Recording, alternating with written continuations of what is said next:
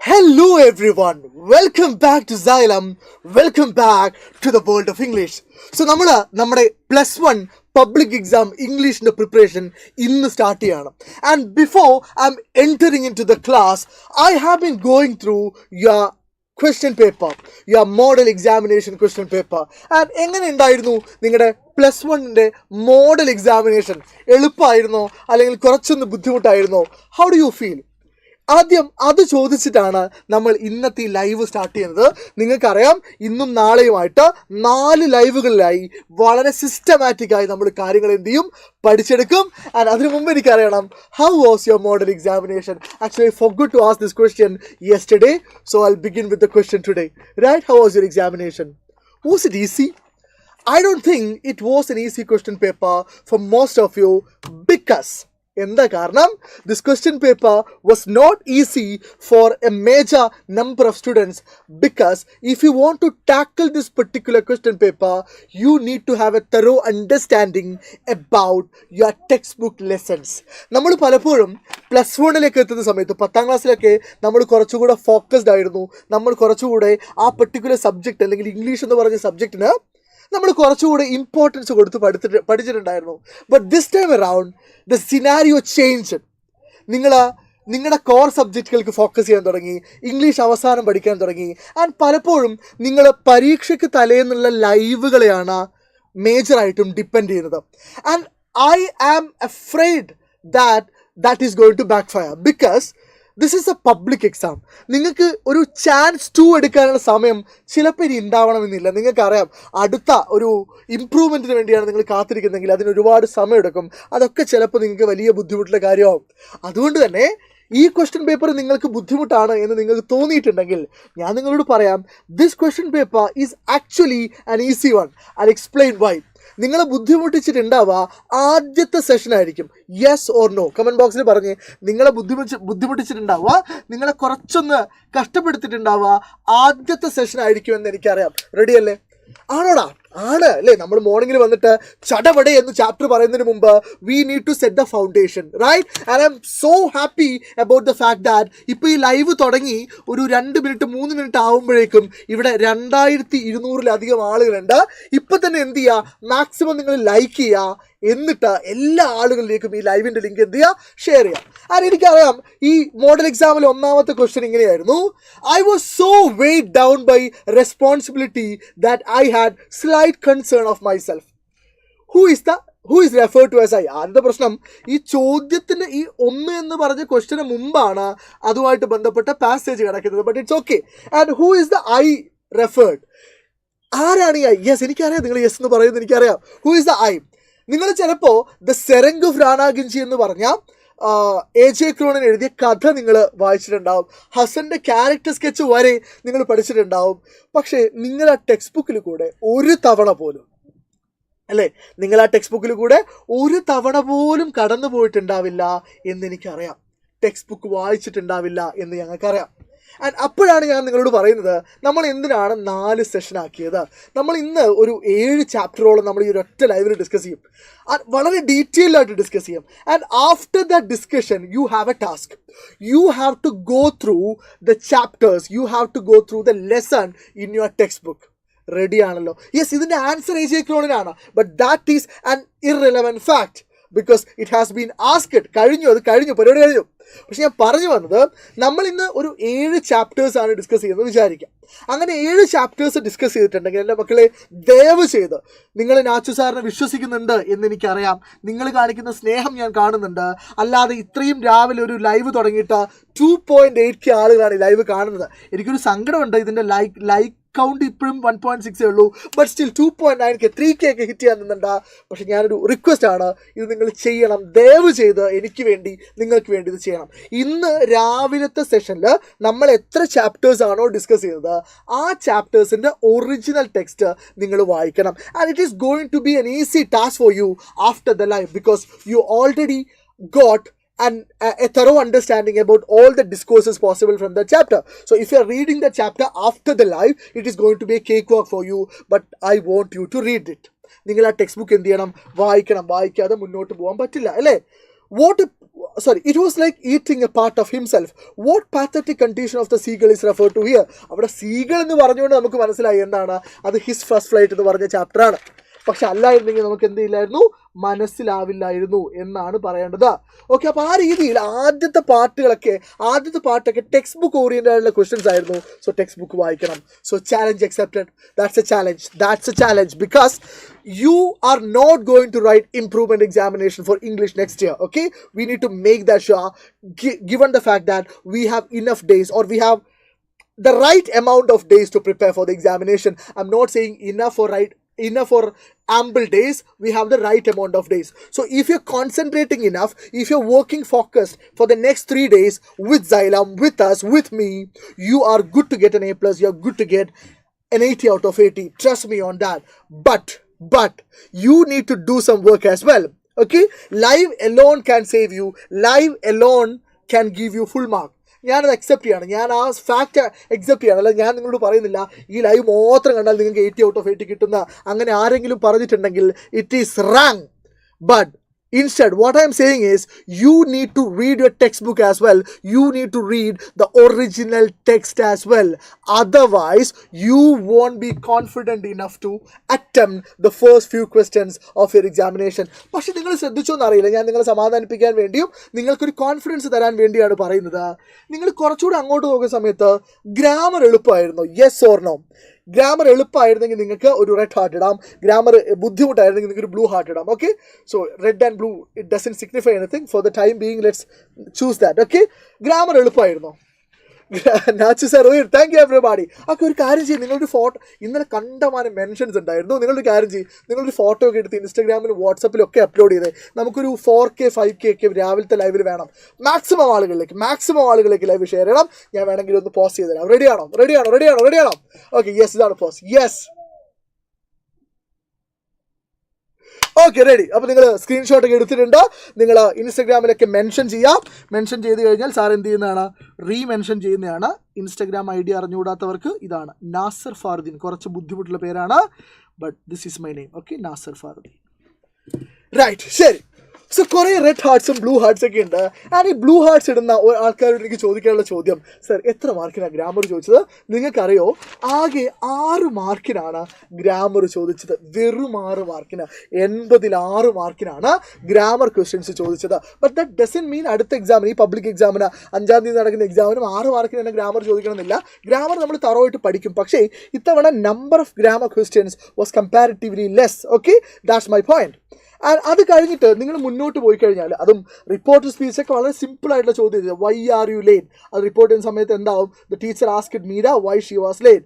I over slept, V2 ആണ്, had plus V3 ആവും. Meera replied that she had over slept എന്നാവും. ഇത്രേ ഉള്ളൂ പരിപാടി. ഓക്കെ, ഇനിയോ change the assertive sentence into exclamatory sentence. The dog is very faithful animal. അതായത് സ്റ്റേറ്റ്മെന്റിനെ exclamatory ആക്കി മാറ്റാം. എന്ത് ചെയ്താൽ മതി, how okay, the dog is a very faithful animal. Okay, what a faithful animal the dog is. What a faithful animal the dog is എന്ന് എഴുതിയാൽ തീരുന്ന പ്രശ്നം ഉണ്ടായിരുന്നുള്ളൂ. പിന്നെ മുന്നോട്ട് പോകുന്ന സമയത്തൊക്കെ എളുപ്പമുള്ള ചോദ്യങ്ങളാണ്, അതായത് ജനറൽ ക്വസ്റ്റ്യൻസ് പോലെയാണ് വന്നത്. പക്ഷെ അവിടെയും നിങ്ങൾ എന്ത് ചെയ്യണം, ടെക്സ്റ്റ് ബുക്ക് വായിക്കേണ്ട ഒരു ആവശ്യമുണ്ട്. ഫോർ എക്സാമ്പിൾ 18ാമത്തെ ക്വസ്റ്റ്യൻ നോക്കൂ നിങ്ങൾ. Maggie and Mrs Clifford always hope for better things in their life. Comment on the treatment of fate and aspirations in the story the price of flowers. നിങ്ങൾക്ക് ആ price of flowers detailed ആയിട്ട് അറിയെങ്കിൽ ആ question attempt ചെയ്യാൻ പറ്റുള്ളൂ. പക്ഷേ 19ാമത്തെ ചോദ്യം കണ്ടോ, PECIS, അതെങ്ങനെയാണ് പ്രൊനൗൺസ് ചെയ്യുന്ന അറിയോ? കുറേ പേര് സോർ ഇതെന്തോ സാധനം, എന്തോ വലിയ ചോദ്യം +1 ചോദിച്ചു, ഞാനാകെ തകർന്നു പോയി എന്നൊക്കെ പറയുന്നുണ്ടായിരുന്നു. അതിനൊന്നും ആവശ്യമില്ല. പ്രസി എന്നാണ് പറയുന്നത്. എന്താണ് Nachu sir, skin care routine പറയോ? സ്കിൻ കെയർ റുട്ടീൻ വളരെ സിമ്പിളാണ്. ഇവിടെ വന്ന് നിൽക്കുക, 2 ഭാഗത്തും ലൈറ്റ് ഇങ്ങനെ മുഖത്തേക്ക് അടിക്കാൻ വേണ്ടി പറയാം. അപ്പോൾ തിളങ്ങിക്കോളും, പുറത്തേക്ക് ഉറങ്ങും, ഇതൊക്കെ മാറിക്കോളും. ഓക്കെ, ശരി, ചുമ്മാ ലൈറ്റാണ്, ക്യാമറ ട്രിക്കാണ്. ഓക്കെ, സോ അത് എഴുതിയോ നിങ്ങൾ? 19ാമത്തെ ക്വസ്റ്റ്യൻ എഴുതിയോ? പ്രസി എഴുതിയോ? PRECIS, പ്രസി എന്നാണത് പ്രൊനൗൺസ് ചെയ്യട്ടോ. പ്രസിസ് എന്ന് വായിക്കരുത്, പ്രസി എന്നാണ് അത് വായിക്കേണ്ടത്. പ്രസി.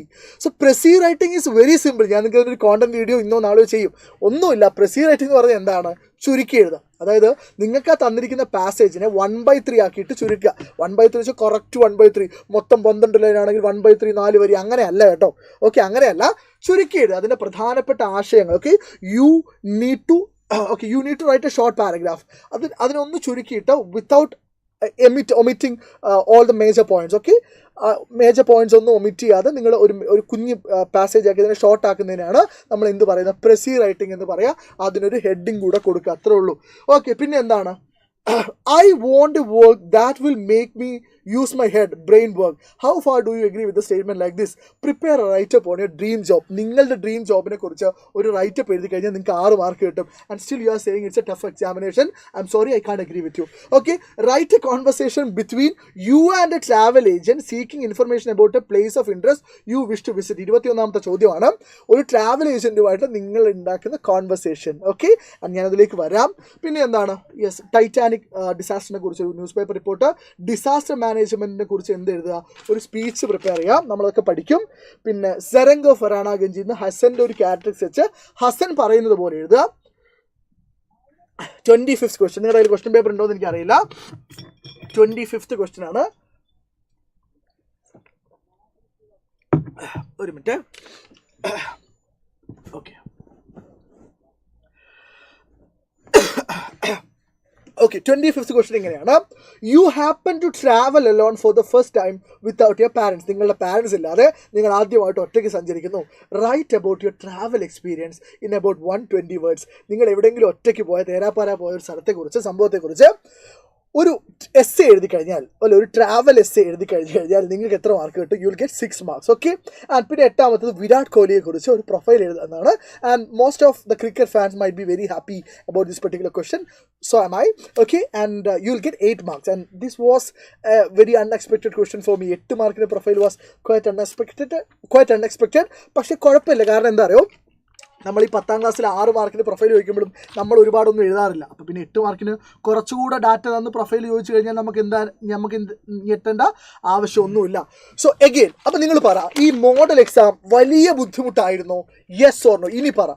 ഇത്രയും ഞാൻ പറഞ്ഞതിന് ശേഷം വലിയ ബുദ്ധിമുട്ടായിരുന്നു. നിങ്ങൾ കൃത്യമായി ലൈവുകൾ ഫോളോ ചെയ്താൽ, നിങ്ങൾ കൃത്യമായി ടെക്സ്റ്റ് ബുക്ക് വായിച്ചാൽ, നിങ്ങൾ കൃത്യമായി ഞങ്ങൾ പറയുന്ന കാര്യങ്ങൾ അതുപോലെ ഫോളോ ചെയ്ത് കഴിഞ്ഞാൽ 80 out of 80 സ്കോർ ചെയ്യാനുള്ള സാധ്യത നിങ്ങൾക്കുണ്ട്.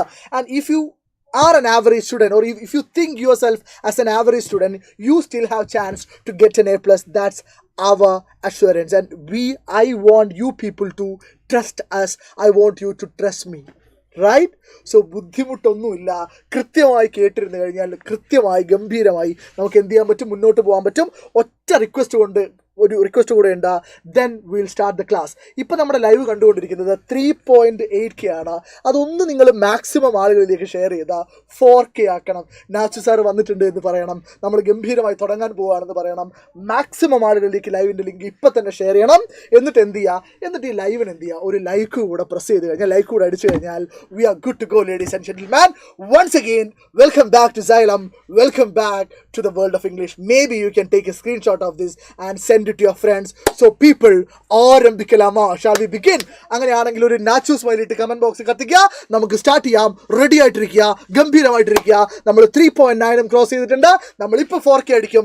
ഗംഭീരമായിട്ടിരിക്കുക. Ready? Yes sir, yes sir, yes sir.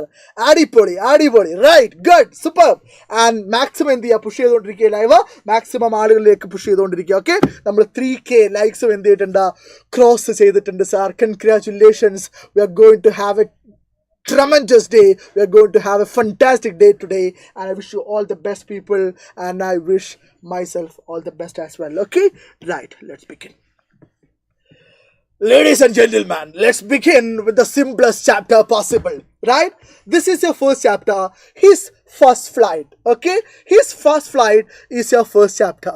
And നമുക്കറിയാം, നിങ്ങൾ എന്തൊക്കെ പഠിച്ചിട്ടില്ലെങ്കിലും okay, by the way, you don't have any idea about Nachu smiley. Okay, ഞാനിത് റീസെൻ്റ്ലി ആണ് ഇൻവെൻറ്റ് ചെയ്തത്, അതുകൂടെ പറഞ്ഞിട്ട് നമുക്ക് പോവാം. മക്കളെ, നാച്ചു സ്മൈലി എന്ന് പറഞ്ഞു കഴിഞ്ഞാൽ ഇതാണ് സാധനം. നിങ്ങളുടെ ഒരു യെല്ലോ കളർ, യെല്ലോ എവിടാ Pranav sir? Okay, right. So നമ്മളിങ്ങനെ ഒരു യെല്ലോ കളറിൽ മുകളിൽ ഇങ്ങനെ ഒരു നീല റിങ്ങൊക്കെ ഉള്ളൊരു സ്മൈലി ഇല്ലേ, അതിനെയാണ് ഞാൻ നാച്ചു സ്മൈലി, ഞാൻ തന്നെ വിളിക്കുന്നതാണ്, വേറെ ആരും വിളിക്കുന്നതല്ല. ഓക്കെ, സോ അതാണ് എന്ത്, by the way Nachu smiley എന്ന് പറയുന്നത്. സോ സമയം ഉണ്ടെങ്കിൽ ഇതൊക്കെ ഒന്ന് ഇടുക, അതിന് നമുക്ക് എന്ത് ചെയ്യാം, സ്റ്റാർട്ട് ചെയ്യാം. റൈറ്റ്, ഈ സാധനം കണ്ടോ, ഇങ്ങനൊരു സാധനം? യെസ്, ആ സാധനം. ഓക്കെ, ആ ആ ഗ്രീൻ റിങ്ങുള്ള സാധനം ഉണ്ടല്ലോ, എനിക്കറിയില്ല, I have a special affinity towards that particular sign. Okay, അപ്പോൾ നമ്മൾ 4K ഒക്കെ ക്രോസ് ചെയ്തിട്ട് നമ്മൾ എന്ത് ചെയ്യണം? കഥാപ്രസംഗമൊന്നുമില്ല. ലെറ്റ്സ് ബിഗിൻ ദ കഥ. Okay, we are not going to have any കഥാപ്രസംഗം, we are going to have some കഥാസ്. Okay, right. So ladies and gentleman, this is one of the simplest chapters in your textbook because of many reasons. I'll tell you why. This is the first chapter in your textbook. നിങ്ങളുടെ text ബുക്കിൽ ആദ്യത്തെ ചാപ്റ്ററാണിത്. നിങ്ങൾക്ക് പല ആളുകൾക്കും ഇതിൻ്റെ കഥ അറിയാം, എന്നാൽ ആ കഥ മാത്രം കൊണ്ട് ചിലപ്പോൾ ഈ ചാപ്റ്റർ നിങ്ങൾക്ക് എന്ത് ചെയ്യാൻ പറ്റണമെന്നില്ല, ആൻസർ ചെയ്യാൻ പറ്റണമെന്നില്ല. ആൻഡ് ശ്രദ്ധിച്ചോളാം, ഇതിൽ നിന്ന് 1 മാർക്കിൻ്റെത് മുതൽ 6 മാർക്ക് അല്ലെങ്കിൽ 8 മാർക്കിൻ്റെത് വരെ ചോദ്യങ്ങൾ ചോദിച്ചിട്ടുണ്ട്. And for that very specific reason this particular chapter is so dam important, ladies and gentleman. ശ്രദ്ധിച്ചു കേട്ടോളൂ. നമ്മൾ ആദ്യത്തെ ഒരു 10 മിനിറ്റ് അല്ലെങ്കിൽ ഒരു 15 മിനിറ്റ്സിൽ ഈ ചാപ്റ്റർ വളരെ ഡീറ്റെയിൽഡ് ആയിട്ട് നമ്മളൊന്ന് പഠിക്കുന്നു. അപ്പോൾ നിങ്ങൾക്ക് 2 കാര്യങ്ങൾ ചെയ്യാം. ഒന്നിക്കെങ്കിൽ നോട്ട്സ് എടുക്കാം, അല്ലെങ്കിൽ സ്ക്രീൻഷോട്ട് എടുത്ത് വെക്കാം. But I want you to take notes if possible, because that's how you can move your hands, that's how you can you can give a command to your brain that you are going to write something, because most of you are not used to writing. നിങ്ങൾ കുറേ കാര്യങ്ങൾ ഇങ്ങനെ cramp ചെയ്ത് വെച്ച്, കുറേ കാര്യങ്ങൾ ഇങ്ങനെ stuff ചെയ്ത് വെച്ചാൽ when you are entering into the examination you know most of the things, but what is going to happen is you will be struggling to write, you will be struggling to express things through your pen. So I want you to use your pen and a paper എന്നിട്ട് ഒന്ന് എഴുതിയെടുക്കാൻ വേണ്ടി ശ്രമിക്കുക. Okay, his first flight, Liam O'Flaherty ആണ് ഇത് എഴുതിയത്. ആളുടെ പേര് നിർബന്ധമായിട്ട് ഓർമ്മിച്ച് വെക്കുക. ഓക്കെ, ബിക്കോസ് അതൊക്കെ ബേസിക് കാര്യമാണ്. നിങ്ങൾക്കിത് ആരാണ് എഴുതിയത് എന്ന് അറിയുന്നില്ലെങ്കിൽ മോശമാണ്. ഓക്കെ, അതായത് നിങ്ങൾ ഇംഗ്ലീഷിൻ്റെ പേപ്പർ നോക്കുന്ന ടീച്ചർ ഇത് കഴിഞ്ഞൊരു 5-10 വർഷമായിട്ട് പഠിപ്പിച്ചുകൊണ്ടിരിക്കുന്നതായിരിക്കും. ആ ടീച്ചർക്ക് ഇത് മനഃപ്പാടമായിരിക്കും, പച്ചവെള്ളമായിരിക്കും. സോ ടീച്ചർ നോക്കുന്ന സമയത്ത് എഴുതിയ ആളുടെ പേര് പോലും കണ്ടിട്ടില്ലെങ്കിൽ I highly doubt that is going to create a good impression on you, even if you have written most of the things in order or systematically. But you need to be very careful about the name of the authors. Okay, right. So idonnu padichu vekka. Endana? Success is not final, failure is not fatal, it is the courage to continue that counts. Idu Winston Churchill paranja, adayadu the former British prime minister ആയിട്ടുള്ള Winston Churchill പറഞ്ഞിട്ടുള്ള ഒരു കോട്ടാണ്. എന്താണ് ആ quote? Success is not final, failure is not fatal, it is the courage to continue that counts. ജയം എന്ന് പറയുന്നത് ഒന്നിൻ്റെയും അവസാനമല്ല, പരാജയം എന്ന് പറയുന്നത് അത്ര അപകടകരമായ, നിങ്ങളെ തകർത്ത് കളയുന്ന ഫേറ്റൽ ആയിട്ടുള്ള കാര്യമൊന്നുമല്ല. പിന്നെയോ it is the courage to continue, പിന്നെയോ മുന്നോട്ട് പോകാനുള്ള, തുടരാനുള്ള, കണ്ടിന്യൂ ചെയ്യാനുള്ള കറേജാണ്. അല്ലേ, കറേജിൻ്റെ മലയാളം എന്താ അല്ലേ? കറേജാണ് ദാറ്റ് കൗണ്ട്സ് എണ്ണപ്പെടുന്നത്, അതാണ് മാറ്റർ ചെയ്യപ്പെടുന്നത്. സോ ഇതൊന്ന് പഠിച്ചു വെക്കുക. എന്തിനാണെന്നറിയോ? ഇതുപോലെ എന്തെങ്കിലും ഈ പെർട്ടിക്കുലർ ചാപ്റ്റേഴ്സിന് ഏതെങ്കിലും ഒരു ജനറൽ എസ്സേ ഒക്കെ വരുവാണെങ്കിൽ, and if you are starting with a quote, it will fetch you a good impression. And ഇതിപ്പോൾ പറയുമ്പോൾ നിങ്ങൾക്ക് എളുപ്പം എന്തോ, ഇത് പഠിച്ചോ, ഇത് ഓൾറെഡി എത്ര ആൾക്കാർ പഠിച്ച ആൾക്കാരൊക്കെ ഒരു നാച്ചു സ്മൈൽ ഇട്ട്, സാർ ഇത് പഠിച്ചു സാർ, ഇതെനിക്ക് എഴുതാൻ പറ്റും സാർ എന്ന് വിശ്വസിക്കുന്ന ഒരാൾ ഞാൻ നിങ്ങളുടെ കൂടെ ഇരുന്നാണ് പഠിപ്പിക്കുന്നേടാ. ഞാൻ നിങ്ങളുടെ കുറേ കാര്യം ഒരു സൈഡിൽ നിന്നല്ല, ഞാൻ നിങ്ങളുടെ തൊട്ടപ്പുറത്ത് ഇരിക്കുന്നുണ്ടാ എന്ന് നിങ്ങൾ വിചാരിക്കും. ഞാൻ നിങ്ങളുടെ തൊട്ടപ്പുറത്ത് നാച്ചു സാർ ഇരിക്കുന്നുണ്ട്, പരീക്ഷയാണ്, പബ്ലിക് എക്സാം ആണ്, A+ വാങ്ങണം, ഫുൾ മാർക്ക് വാങ്ങണം. സോ നാച്ചു സാർ നിങ്ങളുടെ തൊട്ടടുത്തിരിക്കുന്നുണ്ട് എന്ന് വിശ്വസിക്കും. ഓക്കെ, അപ്പോൾ നിങ്ങൾ കുറേ പേര് ആ സ്മൈൽ ഇടുന്നുണ്ട്. അപ്പം ഞാൻ ആലോചിക്കുന്നത് എന്താ അറിയോ, നിങ്ങൾ ഇത് എഴുതാൻ പറ്റുമോ എന്നുള്ളത്. അപ്പോൾ എന്ത് ചെയ്യണം? ഒന്ന് എഴുതി നോക്കണം. എന്താ? Success is not final, failure is not fatal, it is the courage to continue that counts. Courage to continue that count. Okay, courage to continue that counts, said Winston Churchill. So ഇതൊന്ന് എഴുതി പഠിക്കാം. Okay, ഇത് എന്താ വെച്ചാൽ ഈ പറയുന്ന ആദ്യത്തെ യൂണിറ്റിൽ എല്ലാ ചാപ്റ്റേഴ്സിലും നിങ്ങൾക്കൊരു ജനറൽ എസ്സേ ടൈപ്പ് ക്വസ്റ്റ്യൻ വന്നു കഴിഞ്ഞാൽ എഴുതാം. അപ്പോൾ ഇനി നോക്കൂ. Liam of Flaherty's story, his first flight. Liam of Flaherty's story, his first flight is about a young seagull.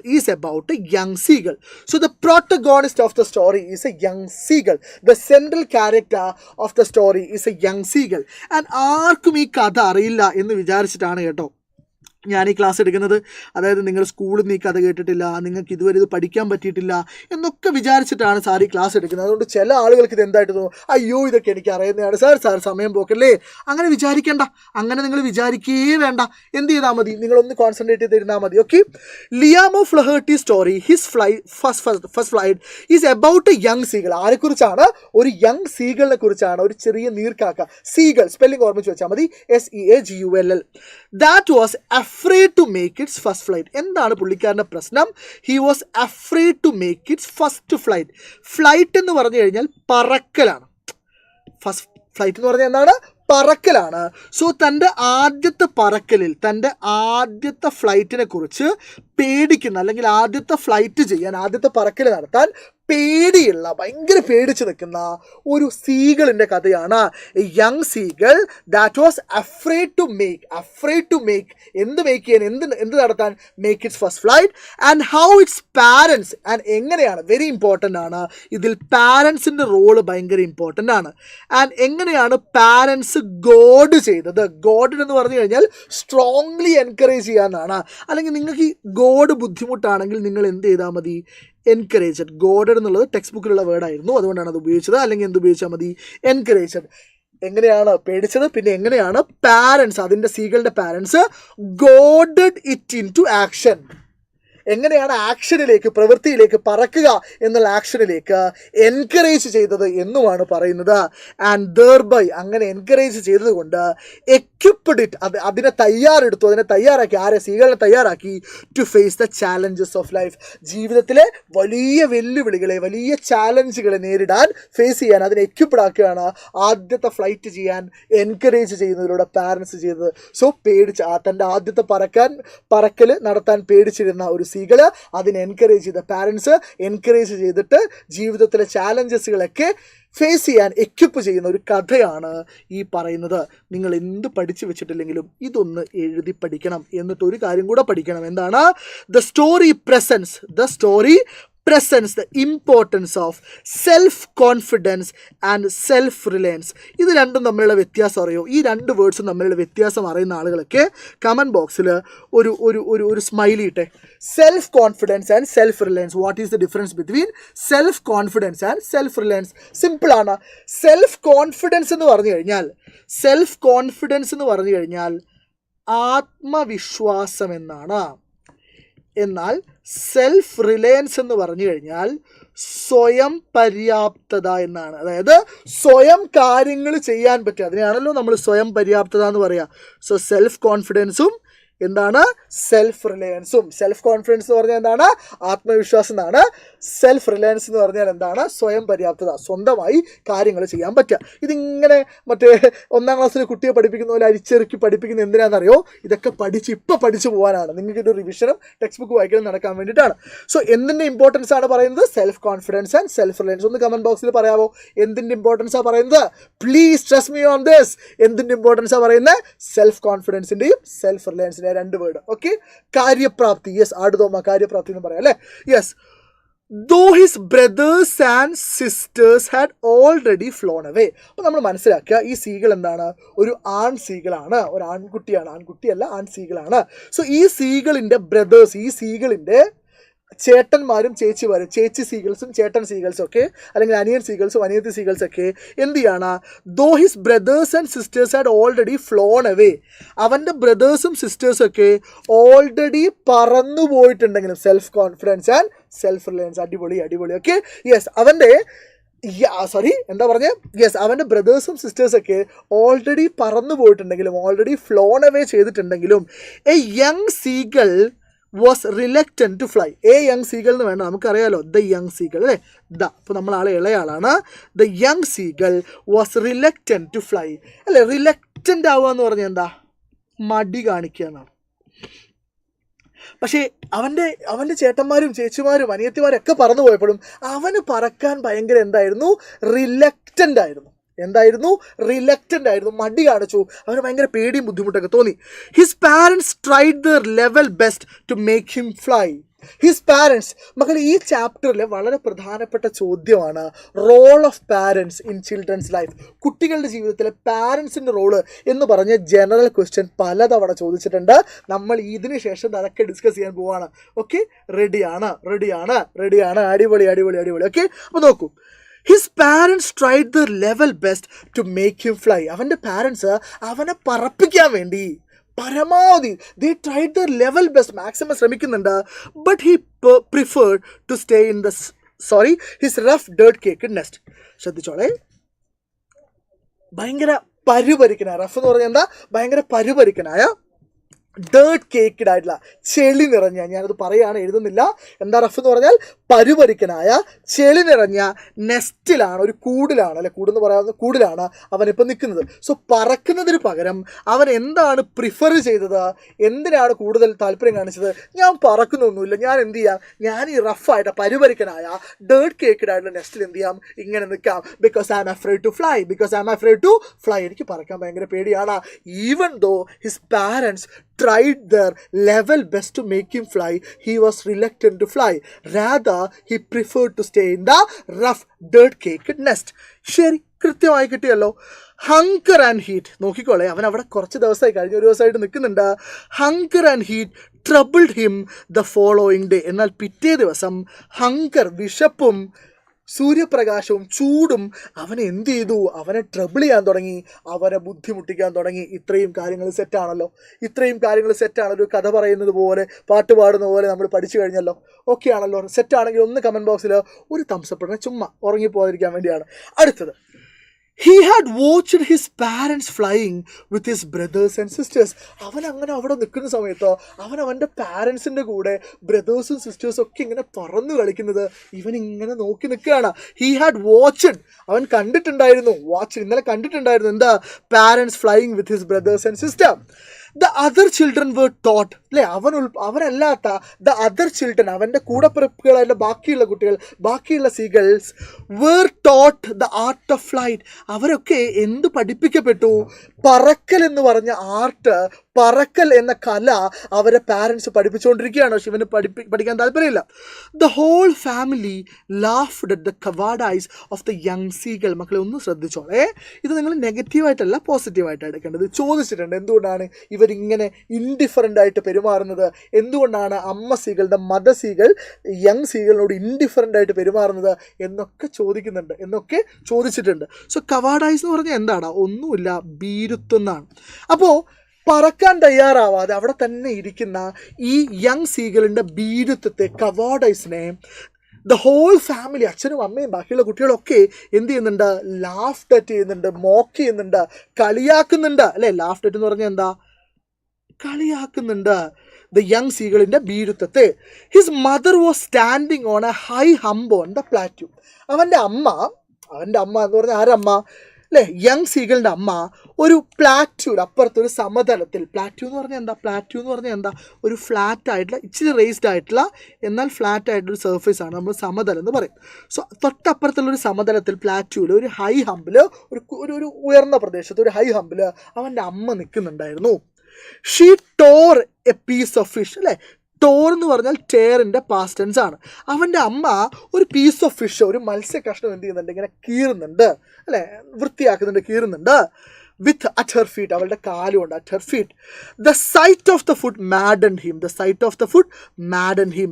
ഈ ഭക്ഷണത്തിൻ്റെ കാഴ്ച ഇവനെ എന്ത് ചെയ്യുന്നുണ്ട്? ഇവനെ ഭ്രാന്ത് പിടിപ്പിക്കുന്നുണ്ട്. ഇവന് അല്ലേ, നമുക്കും അങ്ങനെയല്ലേ, നമ്മളിങ്ങനെ അമ്മയോടും അച്ഛനോടൊക്കെ ദേഷ്യം പിടിച്ച് ഇങ്ങനെ ഇരിക്കുന്ന സമയത്ത് അപ്പുറത്തൂടെ ഫുഡിൻ്റെ മണം എന്തെങ്കിലും പോയി കഴിഞ്ഞാൽ നമ്മൾ നൈസായിട്ടൊന്ന്, അല്ലേ, ഇനി വേണമെങ്കിൽ ഞാൻ കുറച്ച് നേരം ഒന്ന് എന്ത് ചെയ്യാം, മയപ്പെടാം, ഞാൻ കുറച്ച് നേരം ഒന്ന് നന്നായിട്ട് പെരുമാറാം എന്നൊക്കെ പറയാറുണ്ട്. Yes or no? അപ്പോൾ ഈ സൈറ്റ്, കഴിഞ്ഞ 1.5 ദിവസമായിട്ട് ഞാൻ ഫുഡ് കഴിച്ചിട്ടില്ല. So the sight of the food Madden him. ഈ ഭക്ഷണത്തിൻ്റെ കാഴ്ച ഇവൻ എന്ത് ചെയ്യുന്നുണ്ട്? ഭ്രമം പിടിപ്പിക്കുന്നുണ്ട്, ഭ്രാന്തനാക്കുന്നുണ്ട്. She picked up a piece of fish. ശ്രദ്ധിച്ചോളെ, അമ്മ ഒരു കഷ്ണം മത്സ്യം എടുക്കുന്നു. And flew towards him. എന്നിട്ട് ഈ മകൻ്റെ നേരേക്ക് എന്ത് ചെയ്യുന്നു? പറക്കുന്നു. അപ്പം നമ്മൾ വിചാരിക്കും ഇപ്പം കിട്ടുമെന്ന് വിചാരിക്കും, കിട്ടുന്നില്ല. പക്ഷെ എന്താ ചെയ്യുന്നത്? The mother seagull picked up a piece of fish and she flew towards the young seagull. എന്നിട്ടോ he try to get nearer her. അങ്ങനെ അമ്മ സീകൾ ഇങ്ങനെ പറന്നു വരുന്ന കണ്ടപ്പോൾ ഈ ചിത്രത്തിൽ കാണുന്ന പോലെ അമ്മയുടെ അടുത്തേക്ക് എത്താൻ വേണ്ടി, പറക്കാൻ എന്തായാലും എനിക്ക് താല്പര്യമില്ല, ഞാൻ എന്ത് ചെയ്തു, ഞാനിങ്ങനെ ഏണ്ടു നിൽക്കുകയാണ് ഇല്ലേ. യങ് സീകൾ എന്ത് ചെയ്യാണ്, അമ്മയുടെ അടുത്തേക്ക് എത്താൻ വേണ്ടി മാക്സിമം ശ്രമിക്കുന്നുണ്ട്. പക്ഷേ എന്താ സംഭവിക്കുന്നേ, but when she was just opposite him, പക്ഷേ അവള് അവൻ്റെ ഓപ്പോസിറ്റ് എത്തിയ സമയത്ത്, ഇപ്പം ഇതാണ് യങ് സീകളെങ്കിൽ, കാണുന്നുണ്ടോ നിങ്ങൾ, ഇതാണ് യങ് സീകളെങ്കിൽ അമ്മ പക്ഷി ഇവിടെ എത്തിയ സമയത്ത്, മദർ സീകൾ ഇവിടെ എത്തിയ സമയത്ത് എന്ത് ചെയ്തു, ഷീ സ്റ്റോപ്പ്ഡ്. ഹാൾട്ടഡ് എന്ന് പറഞ്ഞാൽ എന്താടാ, ഷീ സ്റ്റോപ്പ്ഡ്. അവൾ ഇവിടെ എന്ത് ചെയ്തു, അവൾ ഇവിടെ അങ്ങ് നിന്നു. ശ്രദ്ധിച്ചോളെ, കഴിഞ്ഞു. He waited a moment. എക്ഷല് തിന്നില്ലേ, എക്ഷല് തിന്നുന്നുണ്ട്, ഞാൻ അതിലേക്ക് വരാം. ആ ക്വസ്റ്റ്യൻ നിങ്ങൾ എവിടെ നിന്നാണ് കണ്ടതെന്ന് എനിക്കറിയാം. ഓക്കെ, റജീന ഗഫൂറെ ഉണ്ട്. അതുകൊണ്ടാണ് ഞാൻ പറഞ്ഞത് you need to read the text book after the live session. ഞാൻ ഇതിൽ വരുന്ന വൺ വേർഡ് ഒക്കെ ഡിസ്കസ് ചെയ്ത്, നിങ്ങൾ പേടിക്കല്ലേ, മേഹുന. ഓക്കെ, റൈറ്റ്, നോക്കൂ. He waited a moment and dived at the fish. അവൻ ഒരു നിമിഷം എന്ത് ചെയ്തു, അവിടെ എങ്ങനെ നിന്നു. പക്ഷേ ഫുഡാണ്, ആൻഡ് അവൻ ആ ടെംപ്റ്റേഷൻ എന്ത് ചെയ്യാൻ പറ്റിയില്ല, ടോളറേറ്റ് ചെയ്യാൻ വേണ്ടി പറ്റിയില്ല. So he waited a moment and dived at the fish. എന്നിട്ട് എന്ത് ചെയ്തു, ആ ക്ലിഫ് നോക്കിക്കോളേടാ, നമ്മുടെ സീകൾ ഒരു ക്ലിഫിന് മുകളിലാണുള്ളത്. നമ്മുടെ സീകൾ എന്തിനു മുകളിലാണുള്ളത്, ഒരു ക്ലിഫിന് മുകളിലാണുള്ളത്. സോ നമ്മുടെ സീകൾ എന്ത് ചെയ്തു, അവിടുന്ന് എന്ത് ചെയ്തു, ഡൈവ് ചെയ്തു. ഇവിടുന്ന് എന്ത് ചെയ്തു, ഫിഷിന് നേരെ എന്ത് ചെയ്തു, ഡൈവ് ചെയ്തു. Okay, he was terrified for a moment. So free fall ആണ് അല്ലേ, നിങ്ങൾ ന്യൂട്ടൻ്റെ ഗ്രാവിറ്റേഷനും എല്ലാം പഠിച്ചതാണ്. സോ ഫ്രീ ഫോൾ ആണ്. And he was terrified for a moment. കുറച്ച് സമയത്തേക്ക് അവൻ എന്ത് ചെയ്തു, ടെറിഫൈഡായി, അവനിങ്ങനെ പേടിച്ച് ഭയന്ന് വിറച്ചിരുന്നു. And his heart froze. ശ്രദ്ധിച്ചോളെ, അവൻ്റെ ഹൃദയം എന്ത് ചെയ്യുന്നുണ്ട്, ഫ്രോസ് ആവുന്നുണ്ട്. അവൻ്റെ ഹൃദയം എന്ത് ചെയ്യുന്നുണ്ട്, മരവിച്ച് പോകുന്നുണ്ട്. ബിക്കോസ് ദാറ്റ് വാസ്ന്റ് എക്സ്പെക്റ്റഡ് അല്ലേ. അതിൻ്റെ എന്താണ് അതിന് ശേഷം സംഭവിക്കാൻ പോവാ, he didn't think much about that. At that point of time, he was only thinking about food. So there was a temptation. There was a triggering point. ആ ട്രിഗറിംഗ് പോയിന്റ് കൊടുത്ത ആരാണ്, അമ്മയാണ്. ബിക്കോസ് അമ്മ somehow wanted to make this young seagull fly. The mother seagull somehow wanted to make this young seagull fly. And mother somehow knew that it is going to work. So ഈ fish കണ്ടപ്പോൾ, food കണ്ടപ്പോൾ നമ്മുടെ seagull എന്ത് ചെയ്യാണ്, dive ചെയ്യാണ്. And he was terrified for the first time, for a moment. And his heart was frozen. അവൻ്റെ ഹൃദയം എന്ത് ചെയ്തിട്ടുണ്ടായിരുന്നു, മരവിച്ചു പോയിട്ടുണ്ടായിരുന്നു. പക്ഷേ the next moment he found himself falling outwards and downwards into space. അടുത്ത നിമിഷം അവൻ എന്ത് കാണുകയാണ്, അവൻ ഇങ്ങനെ ഔട്ട്വേർഡ്സ് ഡൗൺവേർഡ്സ് താഴേക്ക് എന്ത് ചെയ്യാണ്, ഇങ്ങനെ എന്ത് ചെയ്തുകൊണ്ടിരിക്കുകയാണ്, വീണുകൊണ്ടിരിക്കുകയാണ്. താഴേക്ക് എന്ത് ചെയ്തുകൊണ്ടിരിക്കുകയാണ്, ഇങ്ങനെ ഫോളിങ് ഔട്ട്വേർഡ്സ് ആൻഡ് ഡൗൺവേർഡ്സ്. കാറ്റടിക്കുന്നതനുസരിച്ച് ഉള്ളോട്ടും പുറത്തോട്ടും, ഔട്ട്വേർഡ്സും ഡൗൺവേർഡ്സ് അല്ലേ, പുറത്തേക്ക് താഴോട്ട്, ഔട്ട്വേർഡ്സ് ആൻഡ് ഡൗൺവേർഡ്സ് എന്ത് ചെയ്താണ്, വീണുകൊണ്ടിരിക്കുകയാണ്. ഇൻസ്റ്റിങ്റ്റീവ്ലി നോക്കൂ, ഇത്രയും കാലം അവന് വിശ്വാസം ഉണ്ടായിരുന്നില്ല. until that point of time he didn't believe in the strength of his wings. അവനവൻ്റെ ശക്തിയിൽ എന്ത് ചെയ്തിട്ടുണ്ടായിരുന്നില്ല, വിശ്വസിച്ചിട്ടുണ്ടായിരുന്നില്ല. അവനവൻ്റെ ചിറകുകളുടെ ശക്തിയിൽ എന്ത് ചെയ്തിട്ടുണ്ടായിരുന്നില്ല, വിശ്വസിച്ചിട്ടുണ്ടായിരുന്നില്ല. പക്ഷേ ഇത്തവണ this time he had no other choice. So somehow he gathered courage, somehow he gathered confidence, and instinctively, without much thought, വളരെ നാച്ചുറലായിട്ട്, ഒരുപാട് ചിന്തകളൊന്നുമില്ലാതെ, ഹീ സ്പ്രെഡ് ഹിസ് വിങ്സ്. അവനവൻ്റെ ചിറകുകൾ എന്ത് ചെയ്യുന്നു, അത്രയും നേരം ഇങ്ങനെ വെച്ച ചിറകുകൾ, പറക്കാൻ പേടിയായിരുന്ന ചിറക് അവൻ എന്ത് ചെയ്യാണ്, അവൻ സ്പ്രെഡ് ചെയ്ത് അവൻ പറക്കാൻ തുടങ്ങുകയാണ്. Instinctively he spread his wings and flapped them. എന്നിട്ട് ആ ചിറകുകൾ എന്ത് ചെയ്യാണ്, ഫ്ലാപ്പ് ചെയ്യാണ്, ചിറകടിക്കുകയാണ്. ഹി സോർഡ് അപ്വേർഡ്സ് അല്ലേ. സോർഡ് എന്ന് പറഞ്ഞാൽ എന്താ, സോർ എന്ന് പറഞ്ഞാൽ ഫ്ലൈഡ് എന്നാണ് അല്ലേ, ഫ്ലൈഡ് ഹൈ എന്നാണ്. He soared upwards and all his fear is gone. അവൻ മുകളിലോട്ട് എന്ത് ചെയ്യാണ്? പറക്കുകയാണ്. അവൻ്റെ എല്ലാ പേടികളും എന്ത് ചെയ്തിട്ടുണ്ട്? പോയിട്ടുണ്ട്. It was a joyous moment. It was a joyous moment. It was a happy moment. So അതൊരു ഭയങ്കര സന്തോഷം നിറഞ്ഞ സമയമായിരുന്നു ഫോർ ഹിസ് ഫാമിലി. അവനും അവൻ്റെ ഫാമിലിക്കും. ഹീ ഫർഗോട്ട് ദാറ്റ്, അവൻ മറന്നുപോയി എന്താ? That he was ever afraid of flying. അവൻ എപ്പോഴും എല്ലാ കാലത്തും അവന് പറക്കുക, ഫ്ലൈയിങ് എന്നുള്ളത് പേടിയായിരുന്നു എന്നുള്ള കാര്യമൊക്കെ അവൻ മറന്നുപോയി. And he started flying and he started believing in the strength of its wings. അവൻ അവൻ്റെ ചിറകുകളുടെ ശക്തിയിൽ വിശ്വസിക്കാൻ തുടങ്ങി. So people, I want you to believe in the strength of your wings. നിങ്ങളുടെ ചിറകുകളുടെ, നിങ്ങളുടെ എഴുത്തിൻ്റെ, നിങ്ങളുടെ ലാംഗ്വേജിൻ്റെ, നിങ്ങൾ ഇക്കാലം അത്രയും നേടിയെടുത്ത ലാംഗ്വേജ് പ്രൊഫഷൻസിയിൽ നിങ്ങൾ വിശ്വസിക്കുക. 16 വയസ്സായി, കുറേ കാലമായി, മിനിമം ഒരു 1ാം ക്ലാസ്സെങ്കിലും ABCD എഴുതി തുടങ്ങിയതാണ്. അറ്റ്ലീസ്റ്റ് 11 വർഷമായി നിങ്ങൾ ഇംഗ്ലീഷിൽ എന്തെങ്കിലുമൊക്കെ എഴുതാൻ തുടങ്ങിയിട്ട്. സോ നിങ്ങൾക്ക് പറ്റും എന്ന് വിശ്വസിക്കുക. സോ ഇത്രയുമാണ് നിങ്ങൾ ഇംഗ്ലീഷിൽ ഹിസ് ഫസ്റ്റ് ഫ്ലൈറ്റ് എന്ന് പറഞ്ഞ ചാപ്റ്ററിൽ ബേസിക് ആയിട്ട് ഓർമ്മിച്ച് വെക്കേണ്ടത്. ഇത്രയും കാര്യം ക്ലിയർ ആണോ? ക്ലിയർ ആണെങ്കിൽ ഒന്ന് ക്ലിയർ ആണ് എന്ന് പറഞ്ഞാൽ നമുക്കിതിലെ ക്വസ്റ്റ്യൻസിലേക്ക് പോകാം. ഇതിൽ നിങ്ങൾ ഏത് രീതിയിൽ പഠിക്കണം എന്ന് സാറ് പറയാം. Okay, ready? ഇതാണ് ബേസിക്, ഇതാണ് ബേസിക്സ്. ഓക്കെ, റെഡിയാണോ? റെഡിയാണോ? റെഡിയാണോ? സെറ്റാണോ?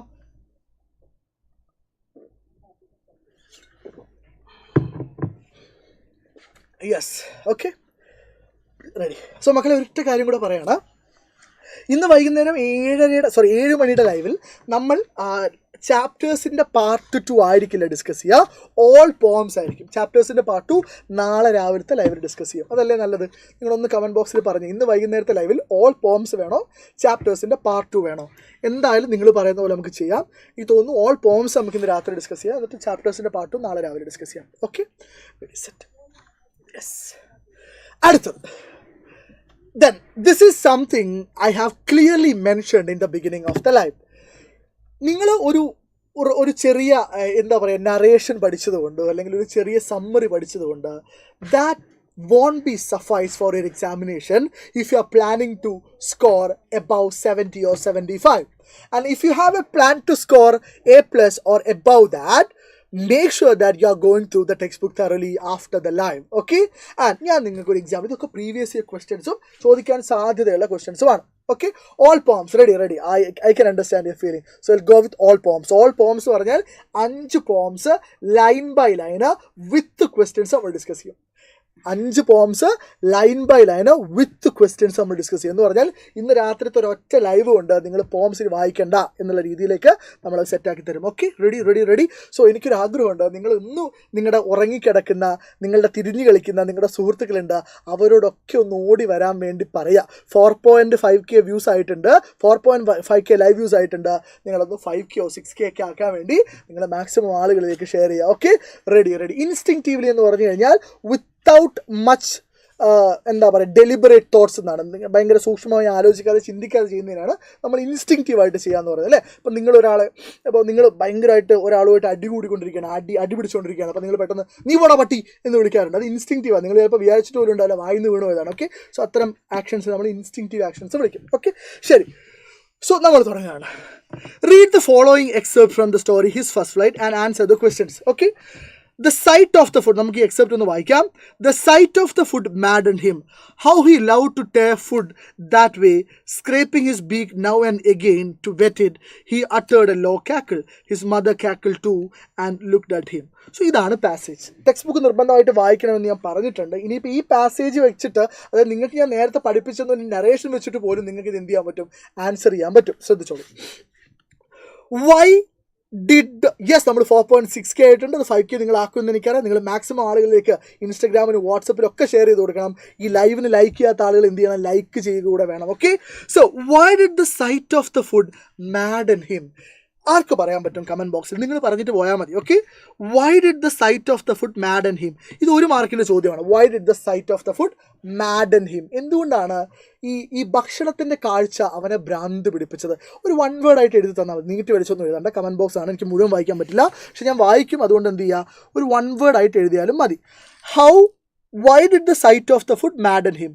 ഓക്കെ 4.2 ലൈക്സേ ഉള്ളൂ കേട്ടോ, മോശമാണ്. നിങ്ങൾ ലൈക്ക് ബട്ടൺ പ്രസ് ചെയ്ത് കഴിഞ്ഞാൽ നമുക്ക് ലൈക്സ് 5K ആക്കായിരുന്നു. യെസ്, എന്തുകൊണ്ടാണ് he was maddened by hunger. So അവിടുത്തെ കീവേഡ് എന്താണ്? ഹങ്കറാണ്. നമുക്ക് എൻ്റെ ഉത്തരത്തിലേക്ക് വരാം. അവിടുത്തെ കീവേഡ് എന്താണ്? ഹങ്കറാണ്. He was starving for the last 2 days. അവർ എന്ത് ചെയ്തുകൊണ്ടിരിക്കുന്നത്? സ്റ്റാർവ് ചെയ്തുകൊണ്ടിരിക്കുകയായിരുന്നു. ഓക്കെ, അടുത്തത് ഓക്കെ. എനിക്ക് ലൈവ് കൗണ്ടേ 4.2 എന്നങ്ങ് അനങ്ങുന്നില്ല. എനിക്ക് എന്തോ ഒരു സങ്കടമാണ്. ഇനി ഞാൻ നോക്കൂല, ഞാൻ സങ്കടമായിട്ട് എനിക്ക് നോക്കാൻ പറ്റുന്നില്ല. ഓക്കെ, ശരി. അടുത്തത് രണ്ടാമത്തെ question. Do you think the attitude of the mother bird is apt for the situation? Give reasons. മക്കളെ, ഇതുപോലെയുള്ള അനലിറ്റിക്കൽ ക്വസ്റ്റ്യൻസ് ആണ് +1 ചോദിക്കുക. ഡയറക്റ്റ് ക്വസ്റ്റ്യൻസിന് പകരം കുറച്ചൊന്ന് ട്വിസ്റ്റ് ആയിട്ട് എന്നാൽ എളുപ്പമായിട്ടുള്ള ചോദ്യം. ഇത് എഴുതാൻ പറ്റുന്ന ആൾക്കാരൊക്കെ ഒരു നാച്ചു സ്മൈൽ ഇട്ട്. നിങ്ങളിപ്പോൾ ടൈപ്പ് ചെയ്യണ്ട. ഓക്കെ, എഴുതാൻ ഈ ക്വസ്റ്റ്യൻ 2 മാർക്കും സ്കോർ ചെയ്യുമെന്ന് വിശ്വസിക്കുന്ന ആളുകളൊക്കെ എന്ത് ചെയ്യുക? ഒരു നാച്ചു സ്മൈൽ ഇട്ടെ. അതായത് അമ്മയുടെ ആറ്റിറ്റ്യൂഡ് ആപ്റ്റാണ്, അനുയോജ്യമാണ് എന്ന് നിങ്ങൾക്ക് തോന്നുന്നുണ്ട്. ഏത് ഈ സിറ്റുവേഷനിലാണ്. And give reasons. നിങ്ങൾ അതിന് ആദ്യം നിങ്ങൾ ആപ്റ്റ് ആണോ എന്ന് പറയാം, എന്നിട്ട് എന്ത് ചെയ്യുക? ഒരു 1-2 റീസൺസ് കൊടുക്കുക. ഓക്കെ, സോ ഇങ്ങനെയുള്ള ചോദ്യങ്ങൾ എക്സ്പെക്ട് ചെയ്തിട്ട് പരീക്ഷയ്ക്ക് പോകാവുള്ളൂ. ചുമ്മാ സമ്മറി പഠിച്ചിട്ട് പോകരുത്. Okay, yes. അപ്പോൾ നമുക്ക് നോക്കാം അല്ലേ, ആൻസേഴ്സ് നോക്കാം. Why did the sight of the food Madden him? എളുപ്പമാണ്. He was starving for a long time. ഒരുപാട് സമയമായിട്ട് അവൻ വിശന്ന് വലഞ്ഞ് ഇരിക്കുകയാണ്. So the sight of the food Madden him. So ഇത് മാത്രം എഴുതി കഴിഞ്ഞാൽ നിങ്ങൾക്ക് എന്ത് കിട്ടും? 1 മാർക്ക് കിട്ടും. കീവേഡ് സ്റ്റാർവിങ് എന്നോ ഹംഗ്രി എന്നോ അങ്ങനെ എന്തെങ്കിലും ഒരു കീവേഡ് ഉണ്ടെങ്കിൽ നിങ്ങൾക്ക് മാർക്ക് കിട്ടും. പക്ഷെ അവിടെ നിങ്ങൾ ഓർമ്മിച്ച് നോക്കണം, ടെക്സ്റ്റ് ബുക്ക് നന്നായിട്ട് വായിച്ച ഒരാൾ എന്ത് ചെയ്യും?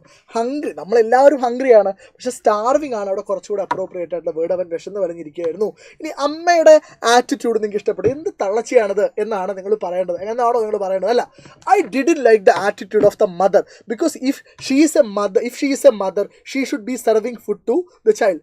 ഇമ്മാതിരി തള്ളൊന്നും അവിടെ തള്ളരുത്. അതല്ല അവർ എക്സ്പെക്ട് ചെയ്യുന്ന ആൻസർ അല്ലേ. നിങ്ങളോട് ചോദിക്കുകയാണ്, do you think the attitude of the mother bird is apt? No, it is not apt. If she is a mother she should have given food. Sorry, if she was a mother she should give food to her child. അങ്ങനെ എഴുതാൻ പാടില്ല. ഇല്ല, ആപ്റ്റാണ്, ഒരു സംശയമില്ല, ആപ്റ്റാണ്. എന്തിനാ അമ്മ അങ്ങനെ ചെയ്തേ? ഒന്നുമില്ല, സിമ്പിളാണ്. നോക്കൂ, the attitude of the mother bird is apt for the situation. കാരണം അതാണല്ലോ നിങ്ങളോട് ചോദിച്ചത്. യെസ് ഓർ നോ ക്വസ്റ്റൻ ആണല്ലോ. അപ്പോൾ ആണോ അല്ലയോ എന്നാണ്. അപ്പോൾ ആണോ ആണെങ്കിൽ ആണെന്ന് പറയാം, അല്ലെങ്കിൽ അല്ല എന്ന് പറയാം. Okay, she could help him to overcome his fear only by forcing him to fly. നോക്കൂ, അവൾക്ക് പറക്കാനുള്ള അവൻ്റെ പേടിയെ ഓവർകം ചെയ്യാൻ എങ്ങനെ മാത്രമേ പറ്റുള്ളൂ? അവനെ പറക്കാൻ വേണ്ടി ഫോഴ്സ് ചെയ്തുകൊണ്ട് മാത്രമേ പറ്റുള്ളൂ. കാരണം പറക്കാൻ പറഞ്ഞിട്ട് അവൻ പറക്കുന്നില്ല, നന്നായിട്ട് പറയുന്നിട്ട് അവൻ ചെയ്യുന്നില്ല. പിന്നെയുള്ള ആകെ വഴി എന്താണ്? ഫോഴ്സ് ചെയ്യുക, ടെംപ്റ്റ് ചെയ്യുക എന്നുള്ളതാണ്. ദസ് അതുകൊണ്ട് she could make him self confident and self reliant. അവൾ അങ്ങനെ ചെയ്തുകൊണ്ടാണ്. അപ്പോൾ നിങ്ങൾ ചോദിക്കും, എൻ്റെ പെണ്ണുങ്ങളെ ആ യങ് സിഗരറ്റ് താഴെ വീണ് മരിച്ചു പോയിട്ടുണ്ടായിരുന്നെങ്കിലോ? മരിച്ചു പോയിട്ടില്ലല്ലോ. അതുകൊണ്ട് നമ്മൾ ആ ചോദ്യം ചോദിക്കേണ്ട അല്ലേ. നിങ്ങൾ അങ്ങനെയല്ല ആലോചിക്കുക, അവരൊറ്റം താഴെ വീണ് വെള്ളം കുടിച്ച് മരിച്ചു പോയിട്ടുണ്ടെങ്കിൽ നിങ്ങൾ ഈ വർത്താനം പറയോ? പക്ഷെ നമ്മൾ ആ വർത്താനം പറയേണ്ട ആവശ്യമില്ല, because this has a happy ending. Okay, so she could make him self confident and self reliant. അല്ലേ, അവൾക്ക് അവനെ എന്താക്കാൻ പറ്റി? സെൽഫ് കോൺഫിഡൻറ്റും സെൽഫ് റിലയൻറ്റും ആക്കാൻ പറ്റി. മനസ്സിലായോ സാറേ? മനസ്സിലായി. ഓക്കെ, ഇനി നോക്കിക്കോളെ, തീർന്നിട്ടില്ല. Read the following passage and answer the question. Read the following passage and answer the questions. Surely he could. ഞാനൊന്ന് വായിക്കാം കേട്ടോ, വേഗത്തിൽ വായിക്കാം. Surely he could reach them without flying if he could only move northwards along the cliff face. Text ബുക്കിലുള്ള passage ആണ്, നിർബന്ധമായിട്ടും വായിക്കണം. Okay, text book വായിക്കണം. Surely he could reach them without flying. അപ്പോൾ യങ്സികൾ പറയാണ്, അവന് എന്തായാലും അവരുടെ അടുത്ത് എത്താൻ പറ്റും, പറക്കാതെ എത്താൻ പറ്റും. എങ്ങോട്ട് പോയാൽ? നോർത്ത് വേർഡ്സിൽ കൂടെ എലോങ് ദ ക്ലിഫ് ഫേസിൽ കൂടെ വടക്കോട്ട് പോയി കഴിഞ്ഞാൽ. പക്ഷേ പ്രശ്നം എന്താണ്? ഓൺ വാട്ട് കുഡ് ഈ വാക്ക്? പക്ഷേ എന്തിൻ്റെ മുകളിൽ കൂടെ നടന്നിട്ടേ പോവുക? കാരണം ഇവിടെ ഗ്യാപ്പാണ്, നടന്നു പോകാൻ വഴിയില്ല. ദർ വാസ് നോ ലെഡ്ജ്, അവിടെ എന്തില്ല? ലെഡ്ജില്ല. And he was not a fly, അവനൊരു ഫ്ലൈ അല്ല, അവനൊരു പറവയല്ല. And above him he could see nothing, മുകളിൽ അവൻ എന്ത് ചെയ്യാൻ പറ്റുന്നില്ല, ഒന്നും കാണാൻ പറ്റുന്നില്ല. ദ പ്രെസിപ്പിസ് വാസ് ഷിയർ, അല്ല ആ ചെങ്കുത്തായ മല എന്ന് പറയുന്നത് ഭയങ്കര ഷിയറാണ്, ഭയങ്കര ഗർത്തമാണ്. And the top of it was perhaps farther away than sea beneath him, മുകളിലും എന്ത് ചെയ്യണം? ഒരുപാട് ദൂരത്താണ്, ആകാശം മുകളിൽ ദൂരത്താണ് എന്നാണ് ഈ പറഞ്ഞു വരുന്നത്. ഇതാണ് പാസേജ്. ചോദ്യം എന്താണ്? What does the word precipice mean? precipice എന്ന് പറഞ്ഞ വേർഡിൻ്റെ മീനിങ് എന്താണ് ആർക്കറിയാൻ പറ്റും? അപ്പോൾ നിങ്ങൾ എന്ത് ചെയ്യണം, ടെക്സ്റ്റ് ബുക്കിൽ അൺഫെമിലിയർ ആയിട്ടുള്ള വേർഡ്സ് ഒക്കെ ടീച്ചേഴ്സ് സ്കൂളിൽ നിന്ന് പഠിപ്പിച്ച സമയത്ത് ടെക്സ്റ്റ് ബുക്കിലൊക്കെ എഴുതി വെച്ചിട്ടുണ്ടെങ്കിൽ എന്ത് ചെയ്യണം, പഠിക്കണം. അല്ലെങ്കിൽ സ്വന്തമായിട്ട് ടെക്സ്റ്റ് ബുക്ക് വായിച്ച് നോക്കണം. ആർക്ക് പറയാൻ പറ്റും what does the word precipice മീൻ? ആർക്കെങ്കിലും കമൻറ്റ് ബോക്സിൽ?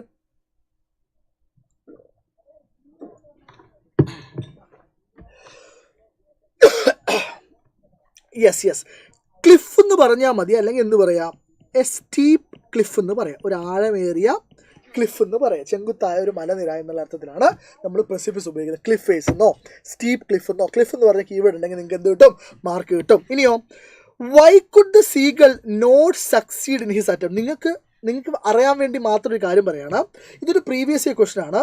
ഇത് 1 മാർക്കിൻ്റെ ചോദ്യമായിരുന്നു, ഇത് 2 മാർക്കിൻ്റെ ചോദ്യമായിരുന്നു, ഇത് 3 മാർക്കിൻ്റെ ചോദ്യമായിരുന്നു. എന്ന് പറഞ്ഞാൽ ഈ മുഴുവൻ ചോദ്യം കൂടെ 6 മാർക്കിൻ്റെ ചോദ്യമായിട്ടാണ് ആ ഇയർ, അത് ഏത് ഇയറാണ് എന്നെനിക്ക് ഓർമ്മയില്ല, ഞാൻ വേണമെങ്കിൽ വൈകുന്നേരം പറയാം.